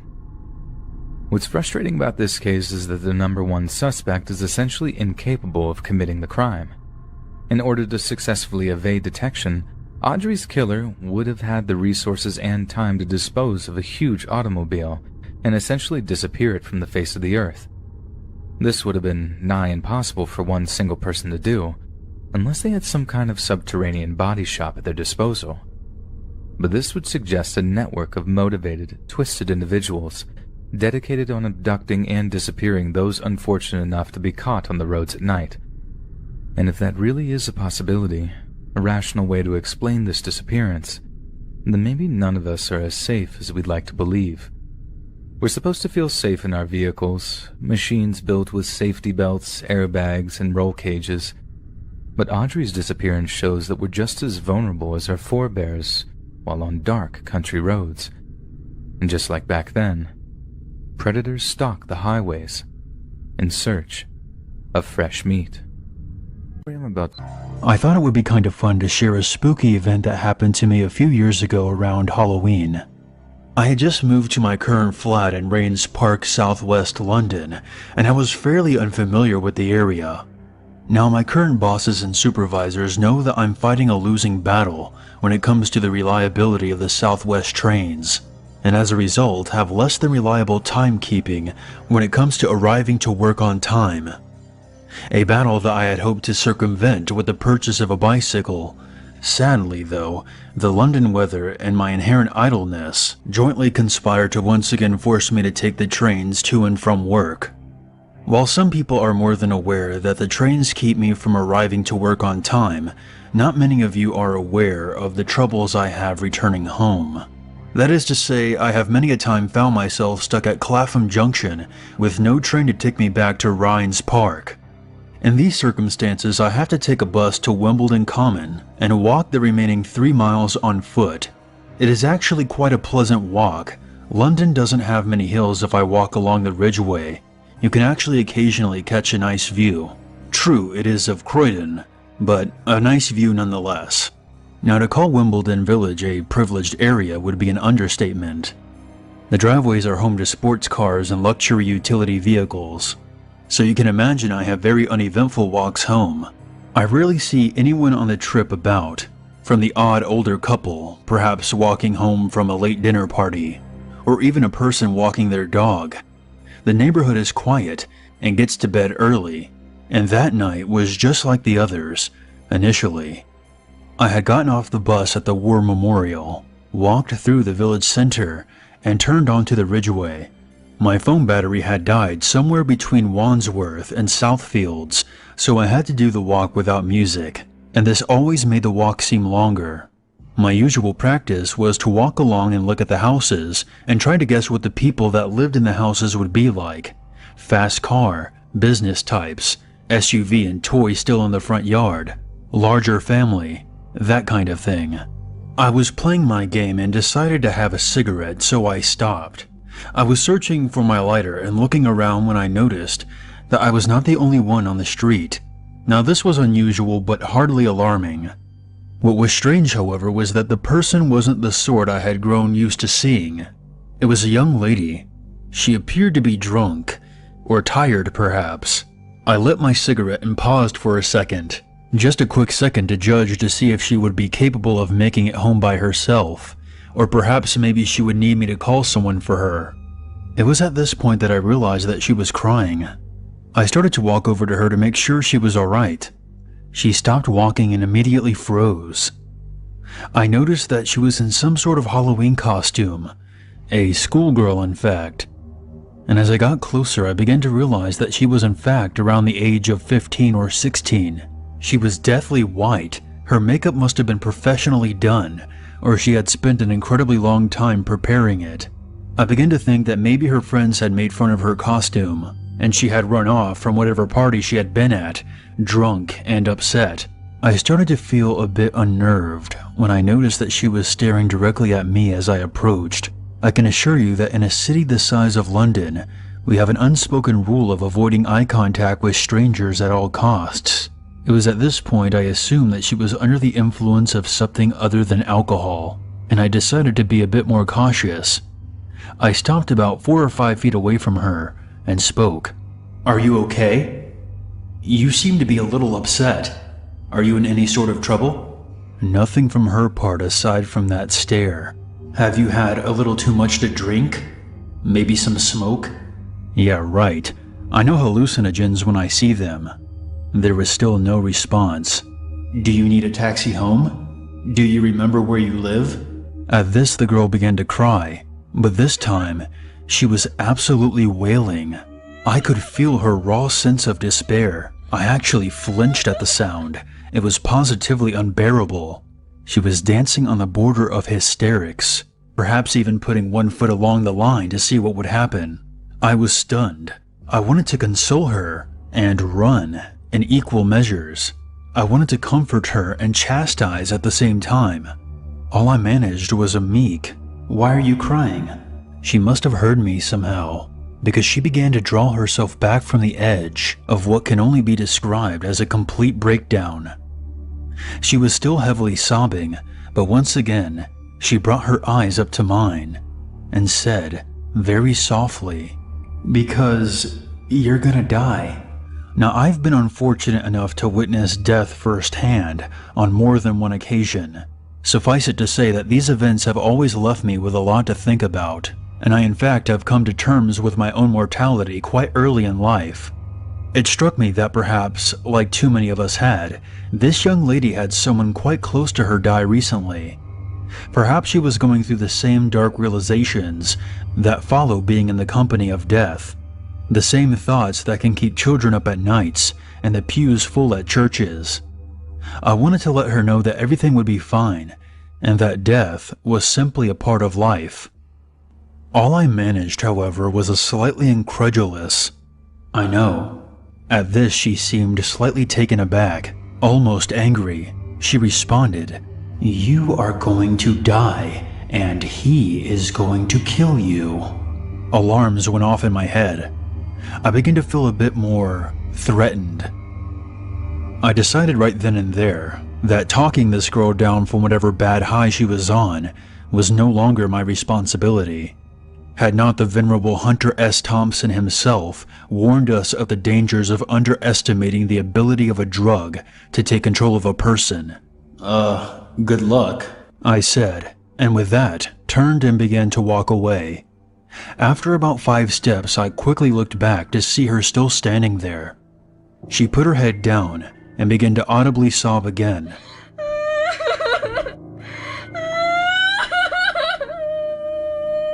I quickened my pace and shortly had walked along the natural bend in the road, leaving her out of sight.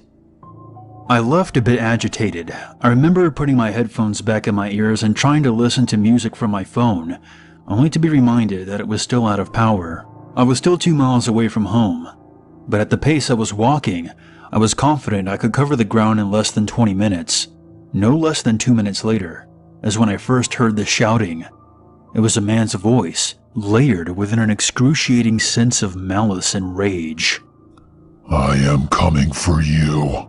I couldn't quite place where the voice had come from, but it seemed as though he was at some distance behind me, on the same road, possibly from where the girl had been. I immediately realized that I was to be the victim of some sort of Halloween prank. I didn't, however, slow down. I imagined at this point that I was supposed to get scared and begin to run, and I was determined not to play along. The man yelled again, and this time he seemed to be significantly closer. "I hate you." Now the voice had seemed to come from somewhere close by behind me. That is to say, at the volume of the voice, I would have expected to have seen the man addressing me, but I was still very much alone on the street. I was walking quite fast, so the person yelling at me must have been running, yet I heard no other footsteps. There was obviously more than one prankster, and they had various hiding spots along the street. I quickly decided to be a rather poor sport and cut off the main road and go down Thornton Road by the Swan Pub. I hate to admit that their practical joke had gotten the better of me, and I did not want to see what they had in store for me next. I made it to the front of the second house on the street when I heard that terrible voice shout at me again. "You are going to die." This time the voice seemed to have come from the entrance of the street, less than 80 feet away, perhaps a last chance at scaring me before I disappeared into the darker side of the street. Since these streets were darker, I decided that I would lose no pride in starting to jog down the hill. I knew it was all probably fun and games, but the ferocity of the shouting left me worried that I could in fact be dealing with a real maniac. True, it would have been interesting to be a part of the most elaborate mugging I had ever heard of, but that voice just left me with the impression of true hatred. I didn't want to meet the person, or people rather, that could mimic and channel such malignant feelings at will. I had made it to the curve where Thornton Road becomes Thornton Road, when all of a sudden, "I will kill you." This time the voice seemed to be directly to the right of me. He must have been hidden behind the fence of some house, or perhaps even within the house itself. I had obviously walked right into their trap. I broke into a sprint at this point. Pride be damned. I began to run quite fast, and then faster, straight downhill. At this point, I actually was starting to panic. My mind was playing terrible tricks on me, and it seemed as though the voices were all around me, constantly yelling at me, constantly screaming. Up ahead was the main road, Whirlpool Road to be precise. Well lit, busy, and I could hail a cab and be home in minutes. But the voices, the immensity. "I hate you, you coward. Die, die, die." Every second, all around me, the adrenaline must have been heightening my every sense.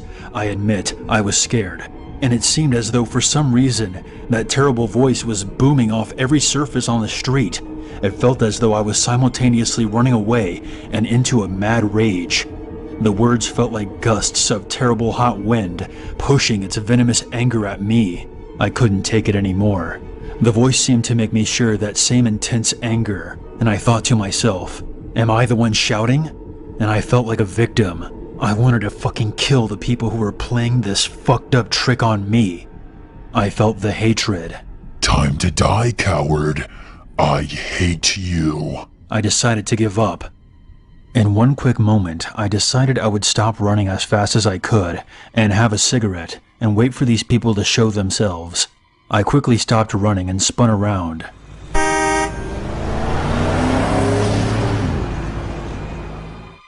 A car beeped as it raced past exactly where I would have run to had I not stopped at that exact moment. In my blind panic, I had run past the sidewalk of the main road and onto the actual road and had avoided being run down by inches. I looked up the road I had come from. Darkness. Silence. Whoever had been up there was gone now. I lit my cigarette and took a few moments to calm down. Smoking had saved my life that night. I went home after that, and nothing more happened to me.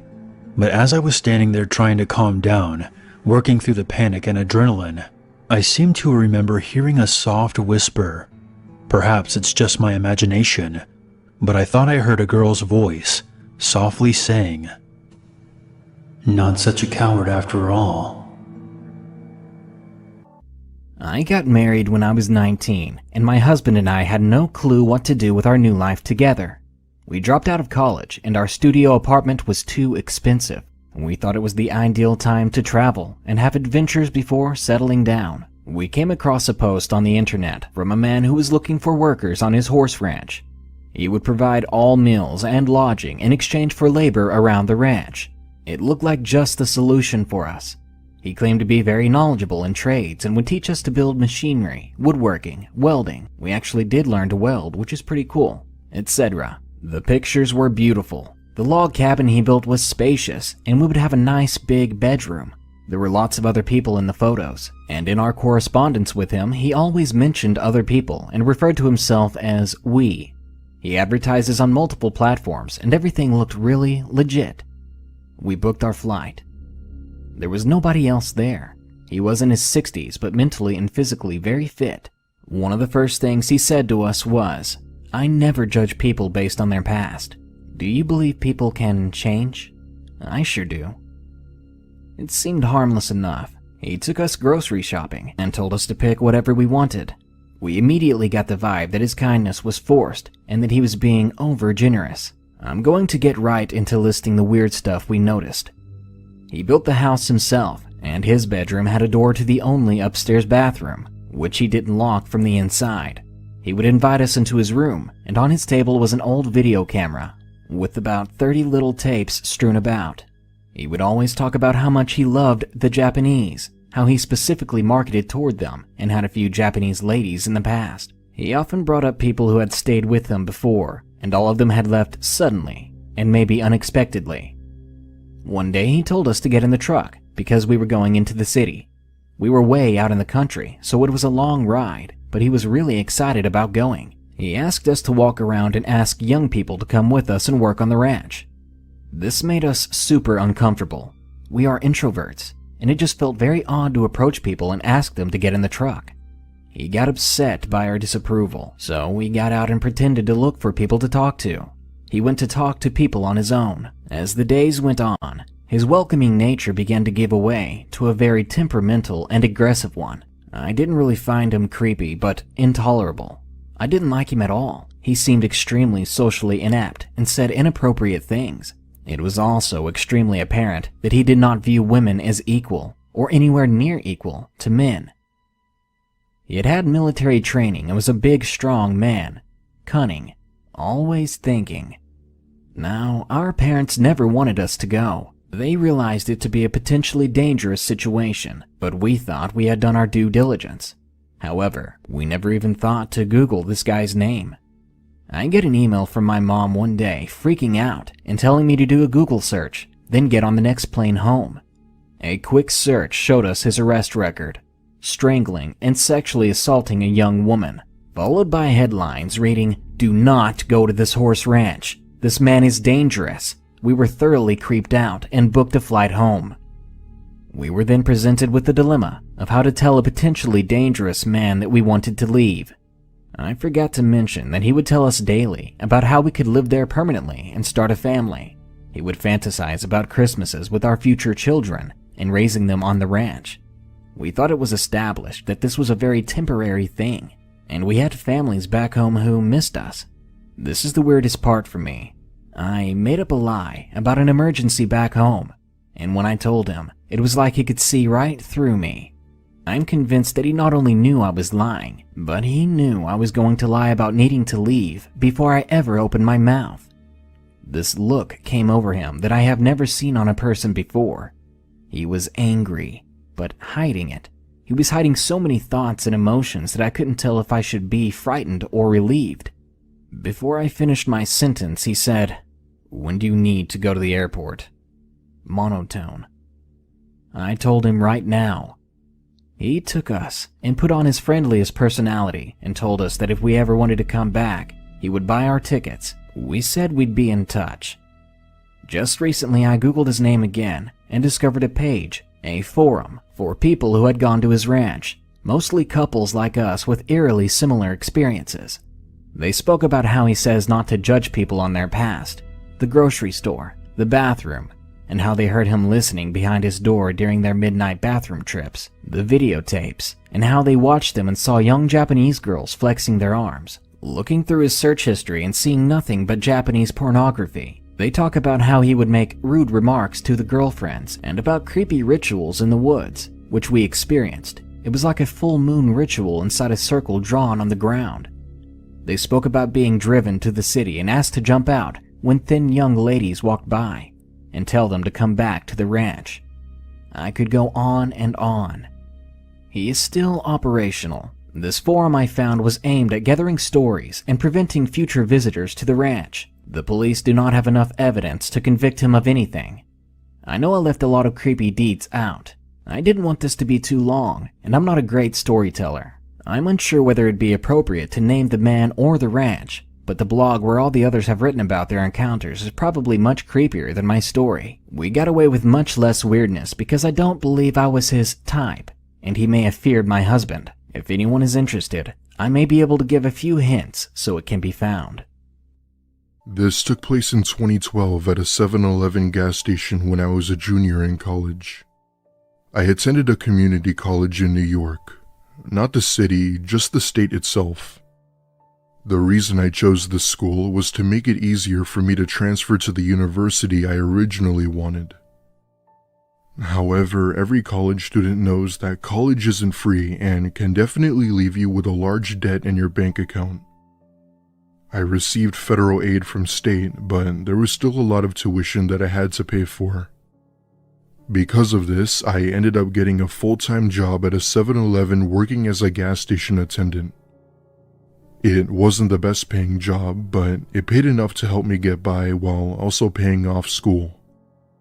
I've done tons of under-the-table stuff like a bouncer, a cleaner at bars, but I was really surprised that I was working this hard. For reference, I'm a male, and I was 20 at the time of the story. I had mostly worked night shifts, which I didn't mind doing as these were the shifts where you'd commonly have to deal with less people. 10 p.m. was around the time where you'd stop getting customers and traffic would start to die down. Anything past 10 p.m. was your occasional customers coming in for a late night snack or something. I'd say my shifts went relatively well until a night where I had to cover for someone who called in sick. It was annoying to say the least, but I realized it's a bigger paycheck at the end of the day. When working the night shift, we had to go ahead and shut the front door, turn off all of the lights, and operate from the window box. It was a quiet night with little to no cars on the road, and I had just gotten done wiping the counter. With nothing to do, I go behind the counter and decide to play some Sudoku to pass the time when I look out the window and saw a man by the gas pumps. He looked somewhat normal, although a bit lanky, and seemed to have taken an interest in the gas pumps for some reason. He wore a black long-sleeved shirt, cargo pants, and, out of all things, was carrying an empty Macy's bag. He casually walked around the pumps as if he were inspecting them. I wasn't sure what he was doing, but I kept a close eye on him. It also came to my attention that this man didn't have a car, nor did he arrive in one. It was almost as if he just walked up to the gas station. After all, this was located in an area that was notorious to druggies and meth heads, so I guess it wasn't all that uncommon. About a minute later, he proceeds to walk up to the window and says he needs pump 3. He throws his card into the box thing and I pull it in. Our practice for this was that if they gave us their card, we'd let them pump as much gas as they wanted and swipe their card afterwards. We try to go above and beyond for our customers, but the policy sort of changed for obvious reasons. I then see him walk toward pump 3, confused as to what he was doing since I didn't see a car. What I saw him do next is something that chilled me to the bone, where all I could do is just watch. He proceeds to take the gas pump and begins to pour all of the gasoline on the actual pump itself while making this insane laugh. At this point, I hit this little pager we have under the desk that alerts the police in case of a fire or robbery. 20-year-old me sees this man take out a lighter and attempts to ignite it. By some stupid luck, the lighter isn't working, and I'm crouched down by the counter praying the police make it in time before this place goes up in flames. These pumps are extremely flammable, and I knew that if he had managed to light it, that it would have been over. The more he tried to light the lighter, the more irritated he became, and that was when I hear the sound of police sirens approaching. They get out of their patrol cars and tase him on the spot before he could start up the lighter. I come running out of the gas station, nearly crying, knowing that if they had arrived any later, I'd probably be dead. Both police and the fire department arrived on scene, where they were thankfully able to remove the gas. At that point, I fall to my knees, bawling my eyes out as my body hit the concrete of the gas station. I was comforted by police and was taken to a hospital to check if I was exposed to any hazardous chemicals. I obviously ended work early that night, but still got paid for what I was owed. A week later, I got laid off from 7-Eleven, but ended up getting a huge severance package to pay for school.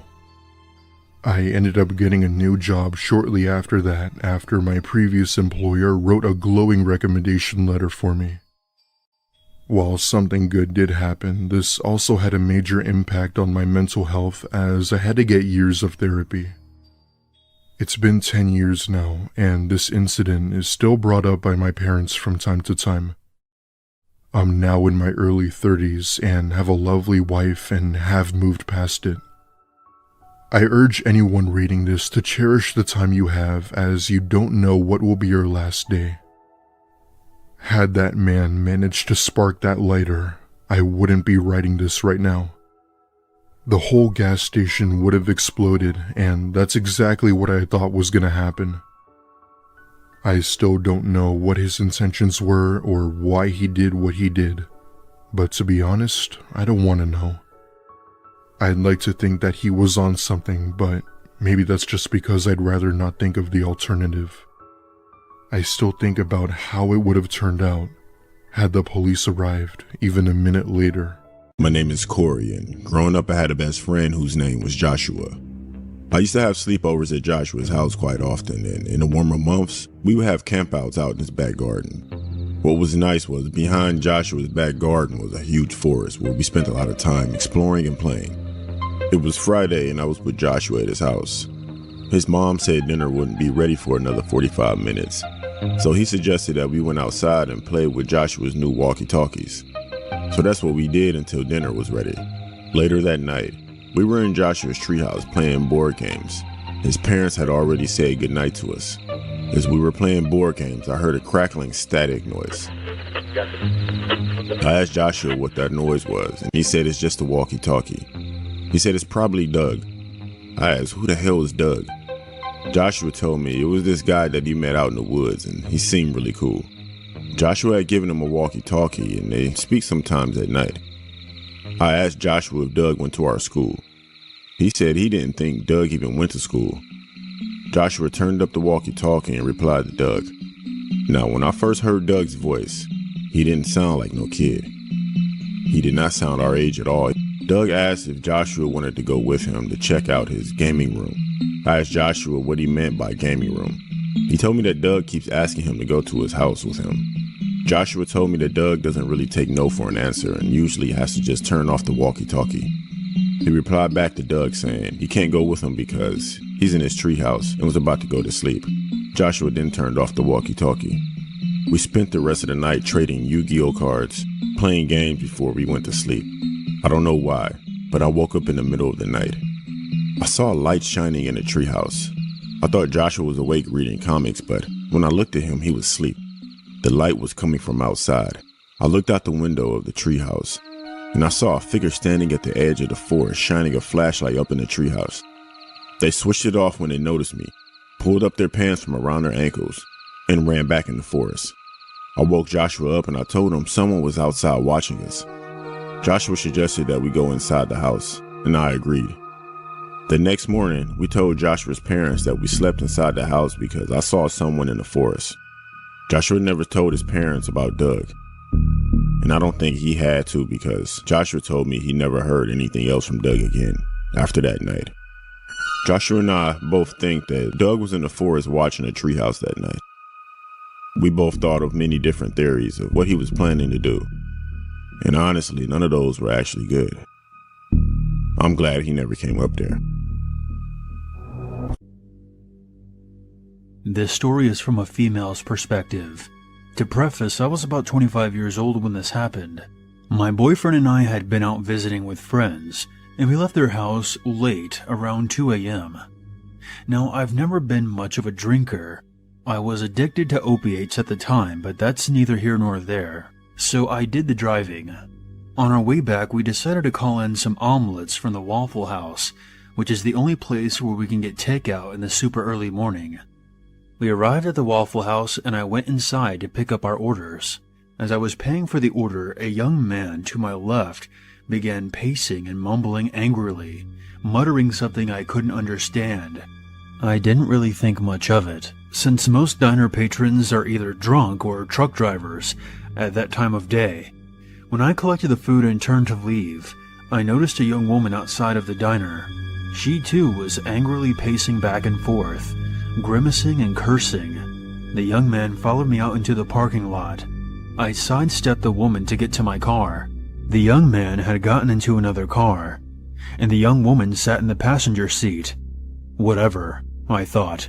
Tweakers. The car with the two tweakers screeched to a halt behind my car, pinning us to the parking spot. Within seconds, the man was knocking ferociously on my driver's side window and yelling at me. My boyfriend and I exchanged what the fuck glances, and I rolled down my car window about an inch. The conversation went something like this. You stole my girlfriend's wallet, and you better give it fucking back right the fuck now. I have no idea what you're talking about. I have my own wallet, that's it. You fucking stole it from the counter, and we're getting it back, one fucking way or another. Dude, I didn't steal shit. Move your car or I'm going to back into it. You give it to me right now, or give me yours or you're fucking dead. I rolled out the window and backed my car up a few inches. He continued to scream at me through the window, then leapt back into his car with his girlfriend. They peeled backwards and exited the parking lot. At that point, my boyfriend and I were amused more than anything else, and we re-entered the highway. Just then, we heard the same car roar up behind us. The man was driving like an absolute maniac to dodge other cars, traffic lights, and stop signs, until he got so close to us that their car nearly rammed into our back bumper. I weaved in and out of the sparse traffic as safely as I could in an attempt to throw them off our route. Each time, he managed to pull up behind us again. He clicked his brights on and off and leaned on his horn. Inside our car, it was blinding and deafening. I sure as hell wasn't going home so that these tweaked, unhinged people would know where I lived. I swear it was almost like I could still hear him screaming, even over the blaring car horn. My boyfriend and I didn't do much talking, as I suppose we were both shocked and trying to figure out what to do. "Fuck this," I told him. "We're going to the police station." I doubled back, the car still bearing down on us. When I pulled into the police station, they followed. I locked my car doors. I picked up my cell phone and began to ring the station, because I sure as shit wasn't going to get out of my car. The man practically ran out of his car up to my window, again, banging and yelling. At this point, I had gone way beyond concerned and scared to absolutely pissed. "I'm on the phone with the cops right now." If you don't have it, I guess you don't have it." He then sprinted back to his car with his sour-faced girlfriend and burnt rubber out of there. I stayed in the police station parking lot for a while, talking to the cops on duty. When we finally left at about 3:30 a.m., I still made several loops through our town before eventually heading home, arriving after 4 a.m. Legally, nothing came of the incident. I had no idea what the couple's names were, nor did I get a license plate number. We gave the cops descriptions of their physical appearances and vehicle, but they seemed far more interested in making sure I wasn't drunk.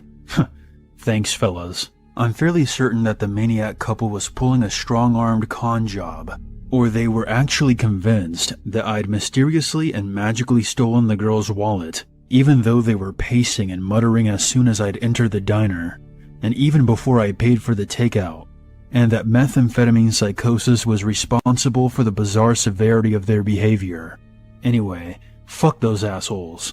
My omelets were cold and rubbery by the time I got home. I'm 20 years old, female, and this was the last time I willingly stayed in a room alone with a child. I used to babysit on the weekends when I was 15.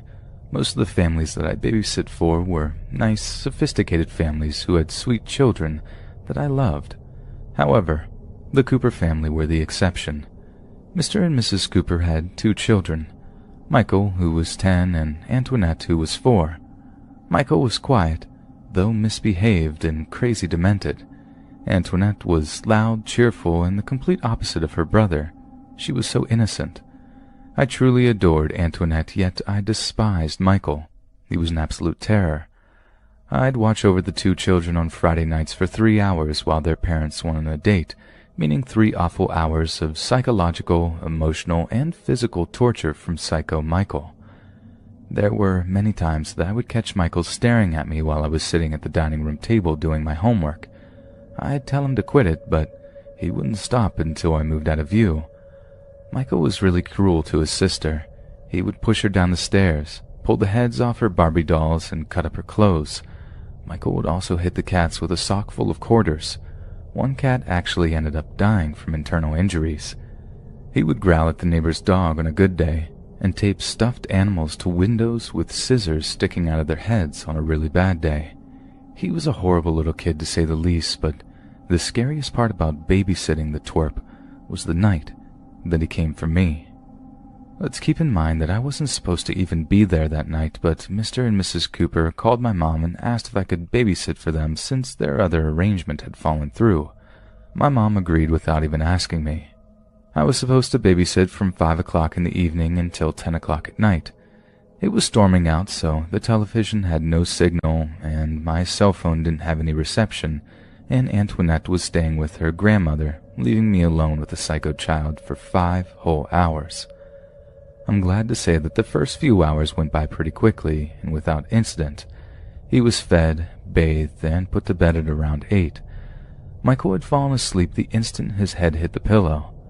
I breathed a sigh of relief and lay down on the couch with headphones in, not knowing it would be a mistake. The music was loud enough to drown out any other sounds. I stared at the ceiling for a while because there was no use in trying to delve deep into the realm of social media. I drifted to sleep at some point only to be scared awake because of an intense pressure resting on my throat. Michael was standing over me with a wide smile, gripping the handle of a kitchen knife. I wasn't able to ask what he was doing due to the sudden fear that filled me. He pushed the blade harder and harder against my neck until I could feel a burning sensation. He laughed maniacally before running out of the room. I wiped the small amount of blood from my neck while searching the entire house, only to panic when he was nowhere to be found. The sound of the cat screeching caused a breath to hitch in my throat. I quickly grabbed the baseball bat from the linen closet and hurried up the stairs. My hand hesitantly grabbed the doorknob to Michael's bedroom. I pushed the door open, which I still regret to this day. My screams of terror were drowned out by his laughter. Michael was sitting in the open doorway of his closet, with the carcass of the cat lying in his lap. I really do wish I could say that the horror had ended there, but it didn't. No. That twisted boy chased after me, attempting to slice my back open with every step he took. The deranged psychopath managed to get close enough to plunge the knife into my shoulder. Needless to say, I ran out of the front door and didn't stop until I was hunched over trying to catch my breath, a block away from the police station. I packed up my things a few months after that, moved into an apartment with my now husband 1,000 miles away from the town that I grew up in. I had to move 1,000 miles away from Psycho Michael in order to feel safe, but even that made me crazier. I attended therapy for several years afterward. I couldn't sleep without the lights on because the image of him holding a dead cat had permanently seared itself into my mind. I was paranoid for months, afraid that he would jump out from behind a corner, and yet I still harbored the idea of having my own children one day. Truth be told, I honestly did care about the Cooper kids, but after the injuries I suffered, physical and psychological, my parents and I had no other choice but to press charges, at the very least to pay for medical bills and counseling. Michael, being as young as he was committed to a psychiatric treatment in juvenile detention for nearly 3 to 5 years from what I heard. But after all the legal processes were complete, I couldn't bring myself to digging any deeper as to not relive that memory. Looking back on the incident now makes me feel silly for even being scared of a 10-year-old. It's strange how life works sometimes. It's strange how I just froze there. I eventually realized that I don't want children, and I absolutely refuse to babysit for anyone. People often ask me why I'm so paranoid about going online, especially in this day and age. What I'm about to tell you should answer that perfectly. This story took place around 3 years ago. I still feel surreal talking about it. The whole ordeal felt like it happened over a blur, but I can somehow remember it to the smallest details. It was a Friday night, and while I normally would be with some friends, I instead found myself at home. It was an odd time of year. My friends seemed to be either busy or sick. This wasn't also terrible though. I do occasionally enjoy having some time to myself, and it was a good time to sort of just relax on my computer. I naturally hopped on my computer and started surfing the web. It wasn't productive, but it did help me unwind a lot. After an hour or two, however, my boredom started to take its peak. I was running out of things to do, websites to go on, but I recalled a website my friends and I used to go on a while back. Omegle had been around for a good time now, but I hadn't gone on it in a while. I felt the whole concept was a bit silly at my age, but with all of this, my boredom was getting to me. I said hell with it and decided to open a new tab. I opened Omegle, and to my expectations, nothing much had changed at all. It was the usual meet random people via text or video. It didn't really have the same thrill, quote-unquote, as a few years ago, but I'm not 100% sure why. After scrolling through some people, however, I was in all honesty still bored. But as I was about to hit escape, I was greeted by a man. The man had an almost infectious smile. His teeth were almost completely showing, and it honestly threw me off guard at first.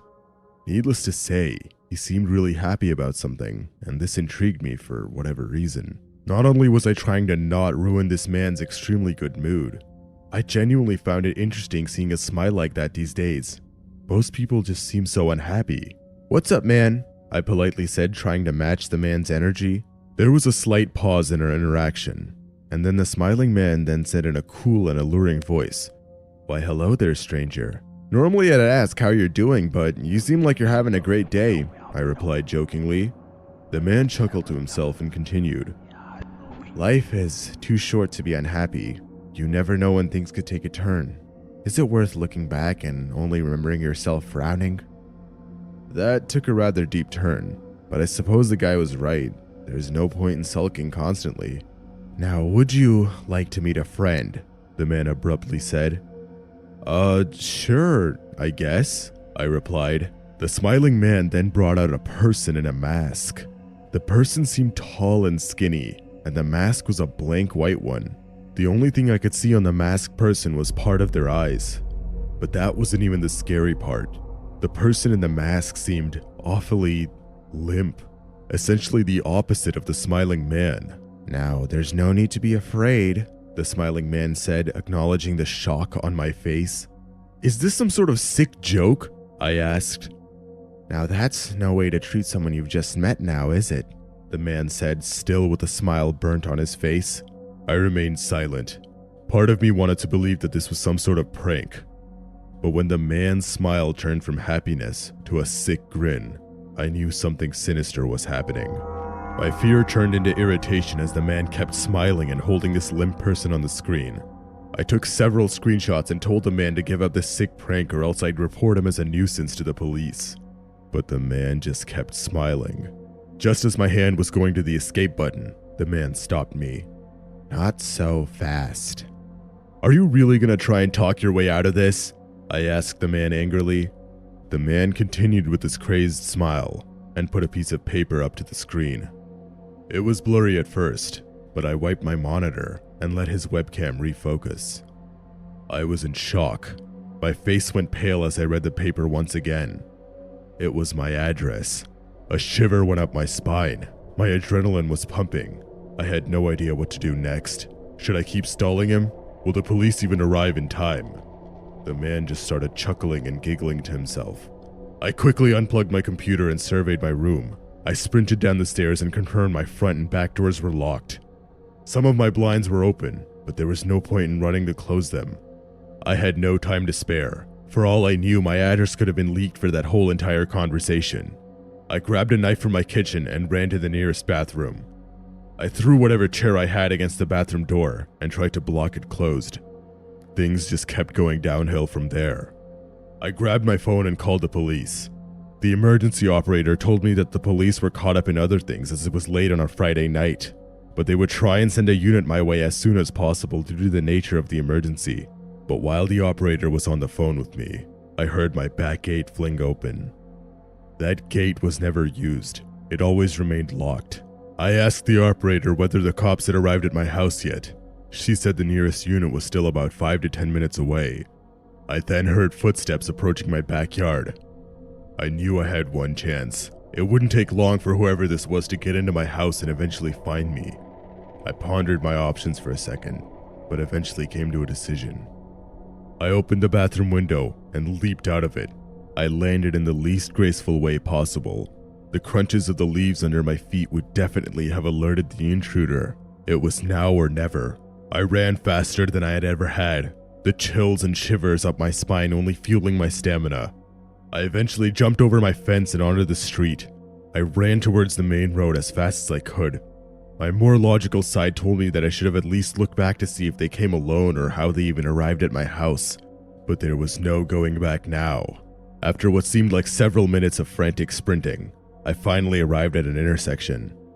There were obviously no cars or people at this time at night, but at least it was in front of a traffic light with cameras and street lamps. I looked back to see if I was being followed, but the coast seemed clear enough.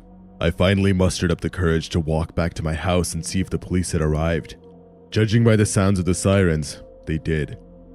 I explained to the cops everything that happened when I got there. I even showed them the screenshots. They managed to identify the man as someone who had just gotten out of jail on a petty vandalism charge.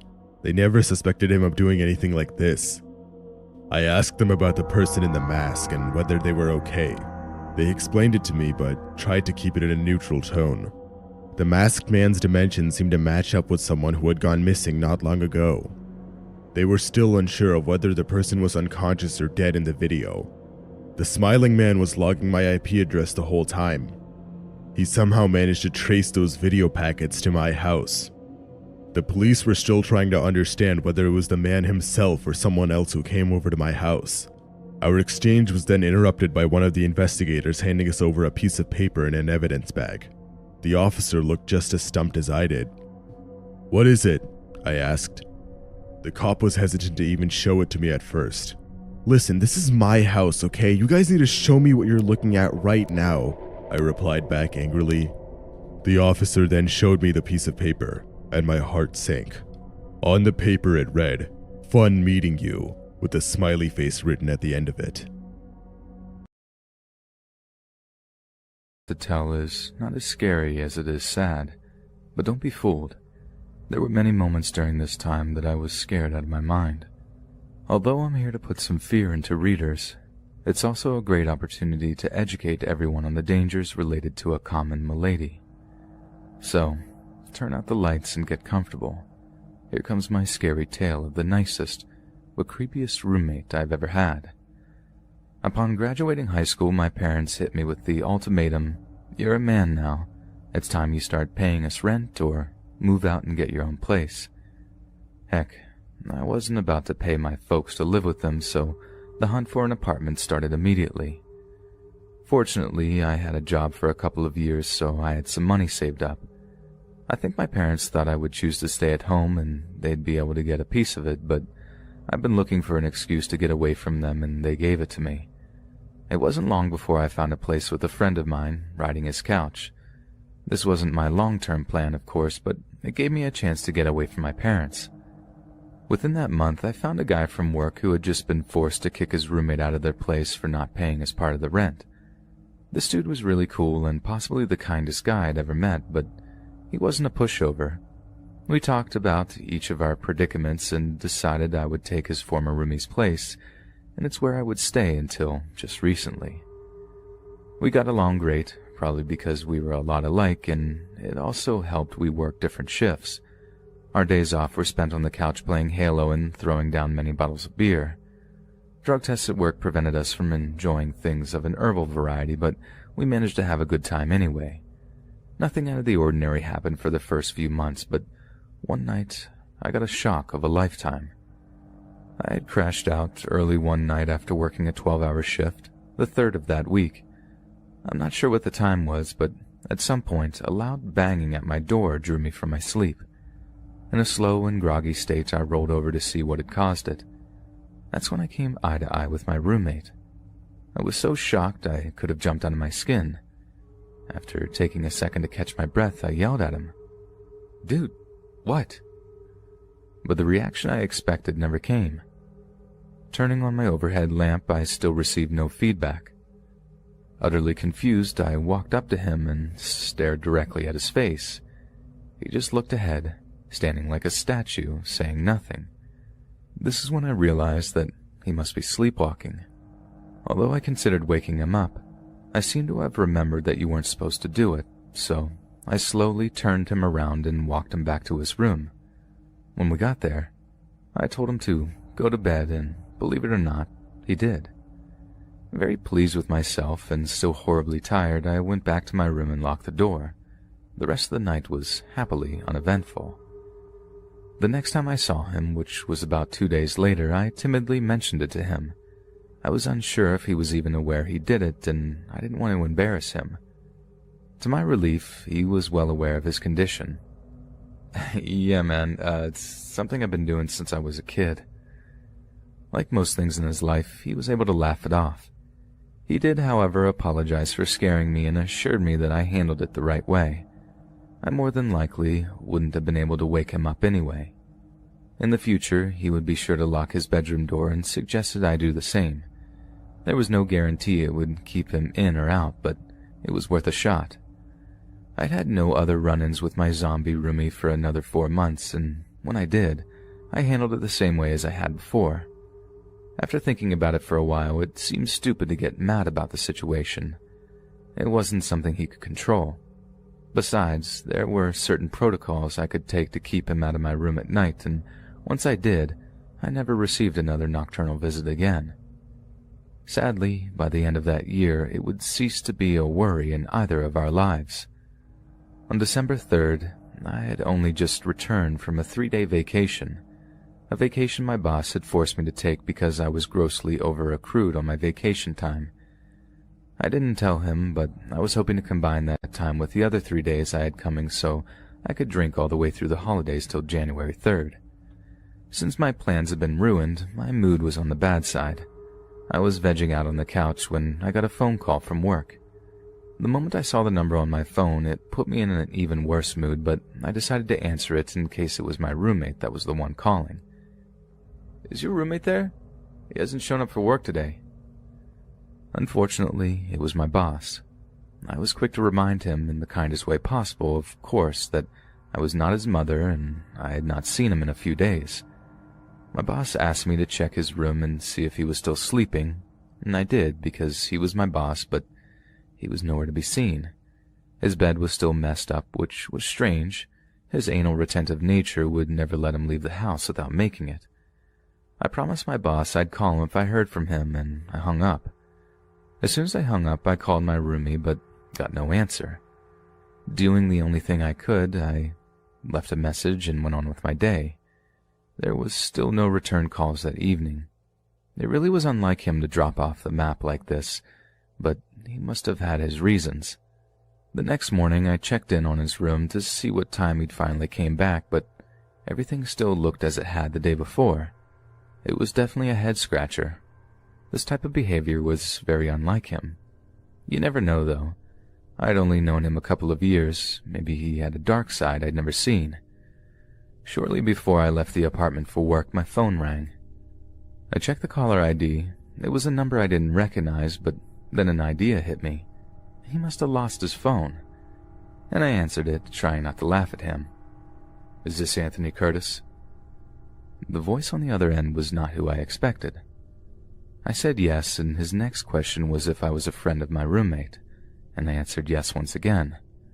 Before he could ask me another question, I asked him one. "Who are you and what do you want?"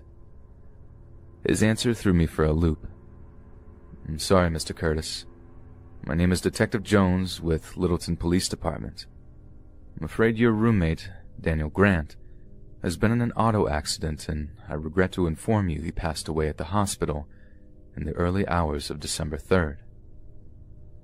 All I could say back to him was, "What?" Shock cannot begin to describe what I felt in that moment. I guess I had gone silent because at some point I heard him saying, "Hello, are you still there?" After I took a deep, jagged breath, I was finally ready to answer him. "Yeah, I'm here. What happened? Where did this occur?" I was full of questions. He should have been in his room at that time sleeping, not in public. I continued to ask the cop questions. "All we know at this time, sir, was that he was involved in a single-car crash. He collided with a power pole as he ran off the road." His next series of questions would begin to unravel the mystery. "Are you aware of any reason why Mr. Grant should have been on the road that time of night?" I told him, "That's the strange thing. He should have been home sleeping. He had work that afternoon. He had never went out at night regardless." Well, it was strange that he was driving only wearing his boxers. That's when the whole thing clicked into place. "I think I understand now, Detective. He was a sleepwalker. He must have been driving in his sleep." Our discussion continued for a few minutes longer, and then I made the terrible call to his parents to notify them of the accident. They drove into town from Pueblo the next day. The arrangements were made to return his body to Pueblo, and the date and time of the funeral was set for 3 days later. Just to show how loved he was by everyone who knew him, our supervisors halted all work for that day to allow everyone to attend the funeral. I'm not a fan of funerals overall, but this was one I would never have dreamed of missing. Sending my best friend off right was the least I could do for him. The complete facts of the story were soon released, and it seemed to have played out just as I feared. Danny had sleepwalked his way out of his locked bedroom door, out to his car, and down the road. I had no idea sleepwalking could go this far, but after a discussion with my doctor, I learned how serious the condition could become. Despite the fact neither of us had any idea of how dangerous his sleepwalking could be, I can't help but feel a small amount of guilt in relation to his death. Maybe if we had done some research, we could have put some safeguards into place. But honestly, how safe would a pair of two 20-year-olds really have been?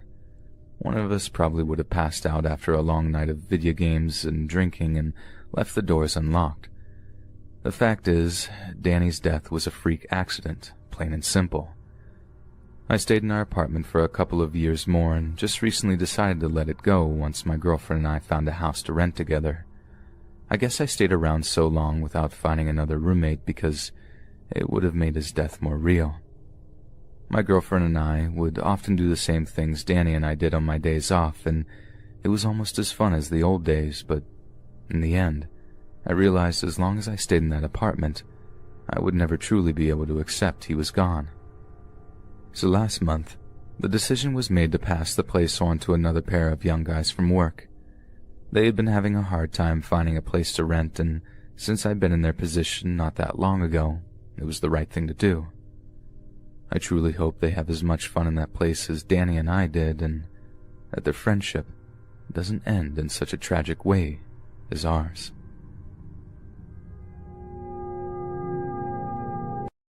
You might be able to describe 17-year-old David Faraday as the all-American boy.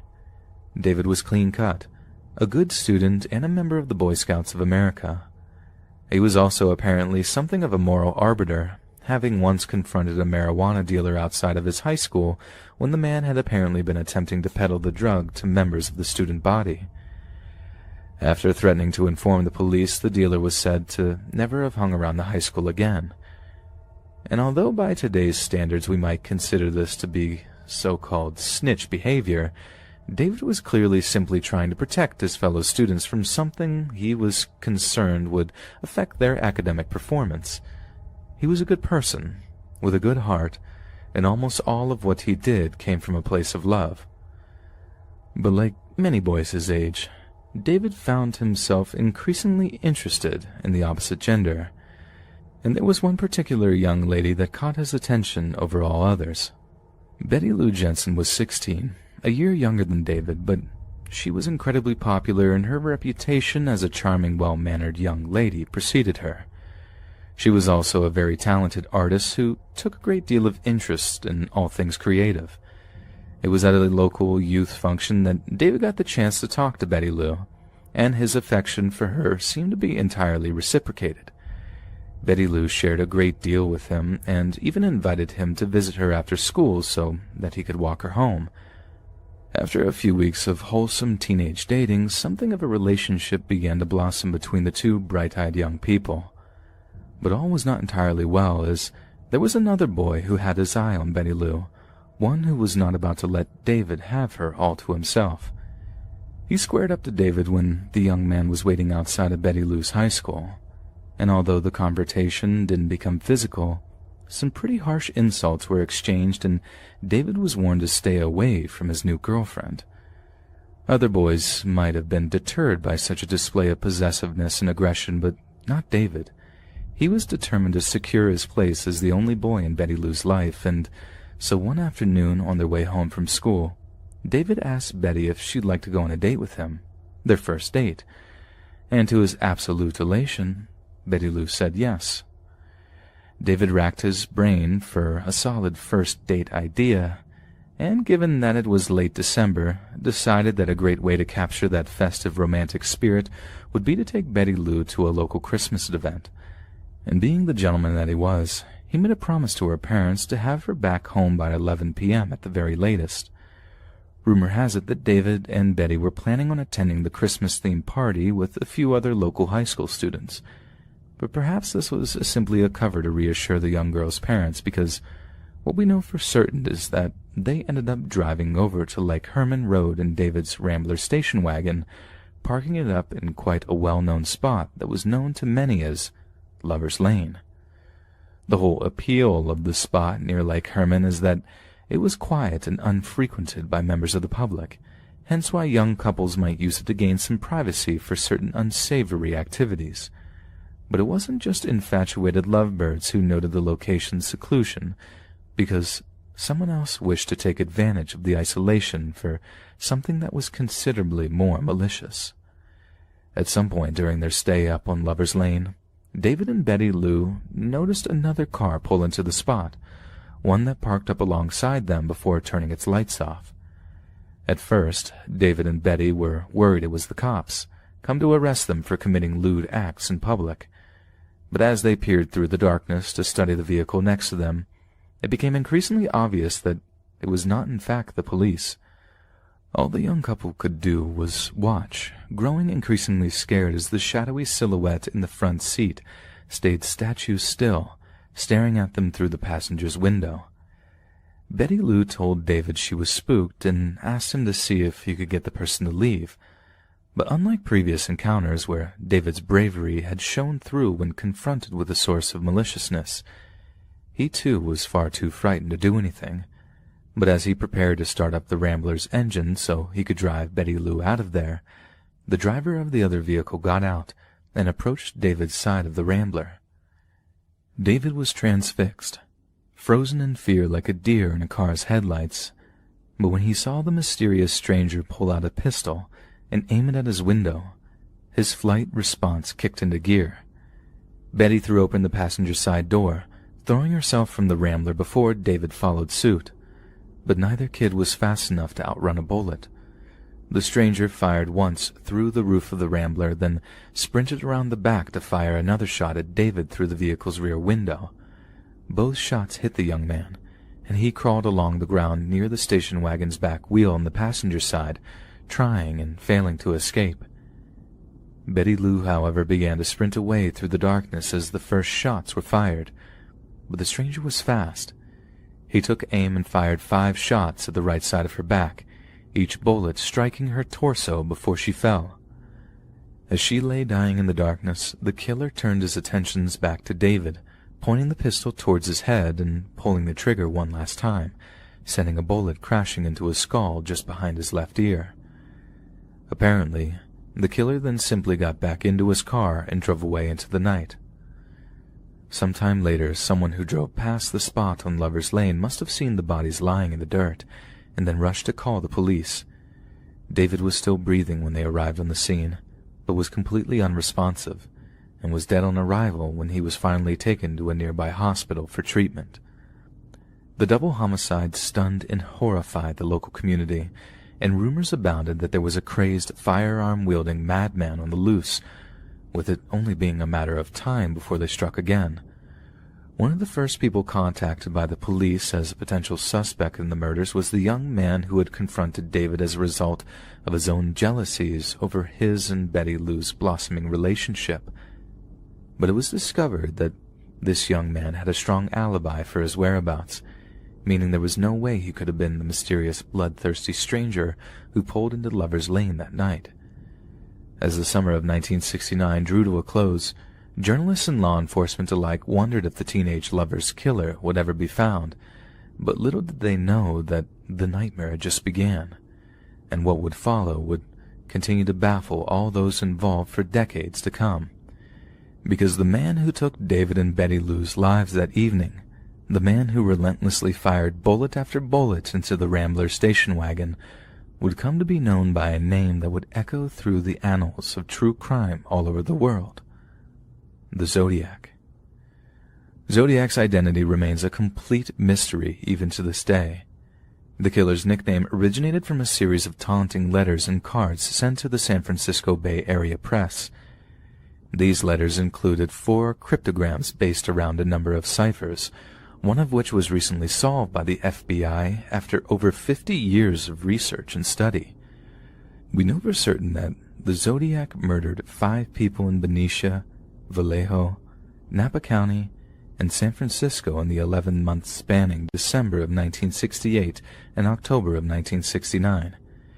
It seems he preferred to target young couples, which is how he seemed to have come across David and Betty Lou while the pair were on their first date. Yet despite only 5 confirmed victims being attributed to the Zodiac, he once claimed to have murdered 32 other people, bringing his total body count to 37 victims. A killing spree that started with 2 young lovers, so excited to finally have some time alone together on their first date, never being able to imagine that it would end in such a brutal moment of painful finality. So the next time you're on a first date, Don't be so quick to go somewhere secluded, as you never know who might be watching or following, just ready to turn a perfect Before my husband and I got married, we were living together in a mediocre apartment complex in a similarly mediocre part of the city. Now, it wasn't an especially dangerous place, but security at the complex was severely lacking. For context, I once had my car stolen right out of the parking lot in broad daylight without anyone noticing. Another issue with the complex's parking lot was its shortage of spaces. This was usually more of an annoyance than anything, but on one occasion, it had put me in very real danger. I was still finishing my degree at the time, and I had night classes that, in combination with an hour-and-a-half commute, left me getting home on most nights well after 11 p.m. Often I was lucky enough to find a space in the main parking lot by my building, but there were a few occasions when I found myself having to park in a much farther lot. The slot was very poorly lit. It had no buildings. I'm a female, and I'm 15 years old. This all started a couple months back when I got my very first job as a babysitter. I babysit on Sundays, Mondays, and Tuesdays. Keep that in mind. The people I babysit for don't even live that far away from my house. Their house is like a block away from me. So by now you've probably guessed that I walk to work. Now, I've always been a very cautious person, and also a paranoid one, so keep that in mind too. The first time it happened was after a month of doing my job. One day I got done babysitting and I just walked to my friend's house that's a couple of blocks away from their house. So as I'm walking there, I hear someone behind me. I should also mention that I was Snapchatting my friend to let her know how far away from the house I was. Anyways, I hear someone behind me, so I turn around and see this guy on a bike right behind me. I didn't think too much about it, but I was keeping him in mind. I don't pay much attention to him and I keep Snapchatting, just in case he tries something. I then turn to the left, and so does he. At this point, I'm really aware now of what this guy's doing. I'm pretty sure he's following me. The guy looked tall as hell, and I'm only 5'5". So again, I make a turn, and so does he. By now I'm getting pretty panicked and I'm very much aware that this guy is following me. Anytime I slowed down, so would he. If I sped up, again, so did he. My friend's house comes into view and I speed walk over there with him telling me. I reach her front door and I start knocking, and then I hear someone say, "Hey, you better watch out. I'll get you." And I turn around and the guy was right behind me in front of her house. By this point I'm very panicked, but I just keep knocking, and before she answers, this guy then pulls something out. At first I didn't know what it was until I looked a little closer, and you guessed it. The guy literally pulled out his penis. Right as he does that, I pull my phone up and I catch him in the act, and my friend then opens the door. She lets me inside and she asks me why I'm shaking. I then show her the video, and she tries calming me down. Fast forward a week later, as I'm walking to my job, and I see him yet again. My heart instantly drops, and I just speed walk to the lady's house which I work for. He didn't really say anything. It was more like he was just watching me this time. This happened every single time that I would walk to work. But he wouldn't try anything because it would be daytime, and most of the time someone was around. That all changed when they asked me to babysit their daughter at 10 p.m. I wasn't really going to walk to work alone, so I asked the lady if she'd come pick me up instead. She did, and of course nothing happened. We then started doing that until I was calm enough to walk by myself to work.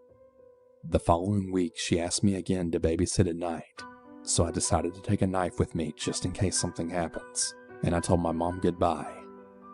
I walked out in the really dark street, and the lights in that area weren't really good, which is why I was so scared to walk there in the first place. But anyways, I was walking to work, and I then hear a crunch behind me.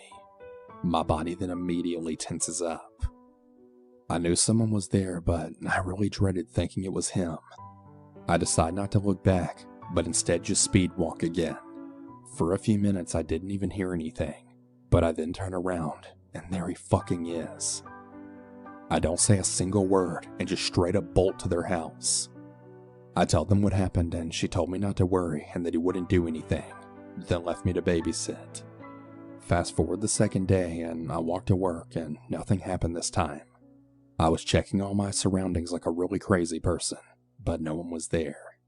I then turned to knock on their door, and from the corner of my eye, I see movement. I look, and this guy's leaning out from behind trash cans, and I barely caught him. My heart started going crazy. I then knocked harder on the door, and I saw him from the corner of my eyes just looking at me. He probably didn't even know I saw him, but I did. Fast forward the next day, and the walk to work wasn't really that much. I didn't see him, but the walk back, that's a different story.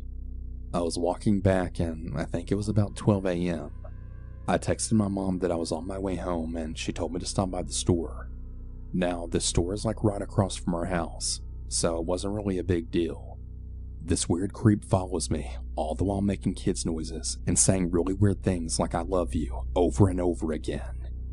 I just walk to the store, and this guy literally stands right in front of the store. I get very angry at this point, and I tell the cashier what's going on. He then looks at the guy for a minute and then tells him to leave. He says he wants to buy something, but the guy just tells him to leave. Well, he doesn't leave, and he just keeps on standing there. So I then say to him, "Why are you following me?" He then says back, "I'm not following you." And I said, "Yeah, sure you're not." And I just stand in line and get my stuff and then walk out the door. The guy has the audacity to continue following me, all while making kissing sounds and then repeatedly saying, "I love you. I'd die for you." I was just so fucking mad at this point that I snap back and say, "Look, fuck off, you creep. Leave me the fuck alone already," with a very angry tone. This doesn't even have an effect on this guy, and he just keeps repeating the same shit. I then tell him, "Look, I know where you live, and I'll tell your mom about this, because I've actually seen him leave the apartments that are near the store." Anyways, he doesn't even care what I'm saying, and he's making eye contact with me the entire time.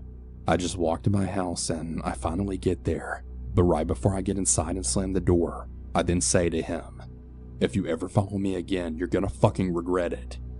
He responds to this by laughing, then saying, "Oh yeah? What the hell are you gonna do?" and proceeds to blow me a kiss. I then just walk inside, feeling very numb. I had just finally got home, and I just started sobbing. My sister asked what was happening, and I told her everything. She's extremely overprotective with me, and she got really pissed off after I told her. She tells me that she's gonna walk me to work, and that if we see him, she's gonna kill the guy. Obviously, I know that's not true, but it really made me feel better. All of this happened last week, and today in a couple of hours, I have to babysit again. I know it doesn't seem like much, but I'm still really scared of what will happen to me in the future. I really don't even know what to do at this point. If any of you guys that are listening have some advice, please tell me what to do. I appreciate you taking the time to listen, and if anything else happens, I'll definitely give you guys an update. Be safe out there. I don't remember exactly how old I was at the time, maybe 14 or 15. I had this really crazy guy that lived on my street. Everyone called him Crazy Mike, and he really was as crazy as you could imagine. But more on him in a minute. I had this one friend that was a little wild. We'll call him Charlie. He was kind of the adventurous friend that got me to do some crazy stuff. We went through a phase for about 2 or 3 months where we hung out a lot, and it was honestly a lot of fun. One of the things we would do is explore the nearby woods. There was a lot of wildlife, and anyone could go out there and explore as far as they wanted. We lived on a mountain, and we would hike up the mountain, and when we had enough for the day, we would hike back down. We normally took the regular roads back down because it was just a little bit easier to get home that way. My friend lived a few roads up from me, so I would walk up to his house with him and then go home by myself. I remember this one particular day we had gone hiking through the creek. Bear in mind, it was freezing outside at the time. There was snow on the ground and a lot of water was frozen. At one point, we had the bright idea of walking on the ice. As you might imagine, we fell into the water. It wasn't very deep or anything, not even enough to get above our chest, but we were dripping with water, and it was about 5 degrees outside, and there was snow on the ground. But being the crazy kids we were, it didn't stop us. We just continued hiking even after we got soaking wet. I don't know if we just had a really high tolerance to the cold or it was adrenaline, and we were all good. We continued on for a couple of hours that day. But after a certain point, I finally talked him into heading home for the day. He agreed, and we went out and got on the road. We made our way back down like usual. But this is the point when I started freezing. I was too cold, and I knew my body. I knew that I was in some kind of danger, like getting near hypothermia or something. When we got to my friend's house, he was more than willing to let me come in and warm up for a few minutes. But just as we were getting to his house, my mom called him. She was really angry with me because I hadn't answered my phone in an hour. I tried explaining the situation to her, but she just screamed at me over and over again to come home. So I had to walk the rest of the way home, and that was that. This is where Crazy Mike comes in, because he lives one road above me, and it saves me about 10 minutes of walking if I cut through a part of his property to get to my house. He had a big fence, but so did his neighbor. There was a small walkway kind of area between the two spots. I was obviously in a rush to get back home and warm up. In fact, I was jogging most of the way. I hadn't heard anything about Crazy Mike by this point, so I figured it would be okay if I cut through his property this one time. I started going through, and that's when he came out of his house with a rifle. He pointed it at me and started screaming at me like a maniac. Of course, I turned around and sprinted away. I ran all the way back home and told my mother.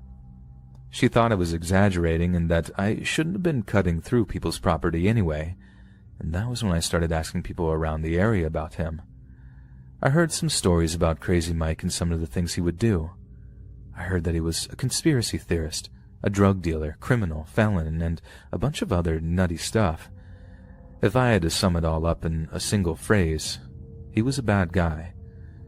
Whoever I asked never had anything good to say about him, and the part that freaked me out was that I still had to pass Crazy Mike's house on my way home. I didn't have to cut through his property, but I did still have to walk in front of his house on the road to get to my house, and that made me terribly uncomfortable. Because now I was constantly worried that I was going to get shot or something. I still would go hiking with Charlie and all that, and after a couple of times of going home, there was no incident, so I thought that was going to be the end of it. However, I noticed something else. He had video cameras on the outside of his property looking out onto the road. I'd never noticed them before, but now that I was aware of his insanity, I paid a little bit more attention. Whenever I walked by, the cameras would follow me. What freaked me out the most was that they were manually operated cameras. They weren't the kind of cameras that just followed motion around. He was sitting there operating those cameras every single time I ever walked by, watching me. I'm not sure if he was recording all the footage or not, but he made me uncomfortable either way. I remember there was this one time when I was walking home from Charlie's house at night. It must have been about 10 or 11. It was really late, and even then, the cameras followed me as I walked by. I thought that was going to be it, that nothing else was going to happen between me and Crazy Mike. Well, I was dead wrong. It was still during the same winter season, and I was walking home during a blizzard. And that was just the kind of guy I was. My mom was going to order pizza that night, and I didn't want to miss it. I passed by Crazy Mike's like I always did, and that was when something unexpected happened. He had this giant fence, and it had to have been 15 feet tall, and it was this really thick wood. Part of it opened up, and a dog ran out after me. I couldn't tell what kind of dog it was, but it was angry and barking at me really loud, and ran after me, and I could tell that it was going to bite me as hard as it could. I got a seriously violent vibe. I was lucky that I was in really good shape and managed to sprint away, having a head start. Didn't slip or anything else either. That situation could have turned out really bad, really fast. But either way, my family ended up moving a few weeks later for unrelated reasons. My mom actually got a new job in a different state, and that was the end of my experience with Crazy Mike. Even now I wonder what his problem was. Was he some kind of drug dealer or criminal? Why was he so paranoid about some kid walking in front of his house or cutting through a piece of his property? I've asked my friend on Facebook a couple of times if he's heard anything about Crazy Mike, and apparently nothing has changed. So make of that what you will. I guess the moral of the story is that you should avoid crazy people as much as you can. Sometimes, just walking in front of their house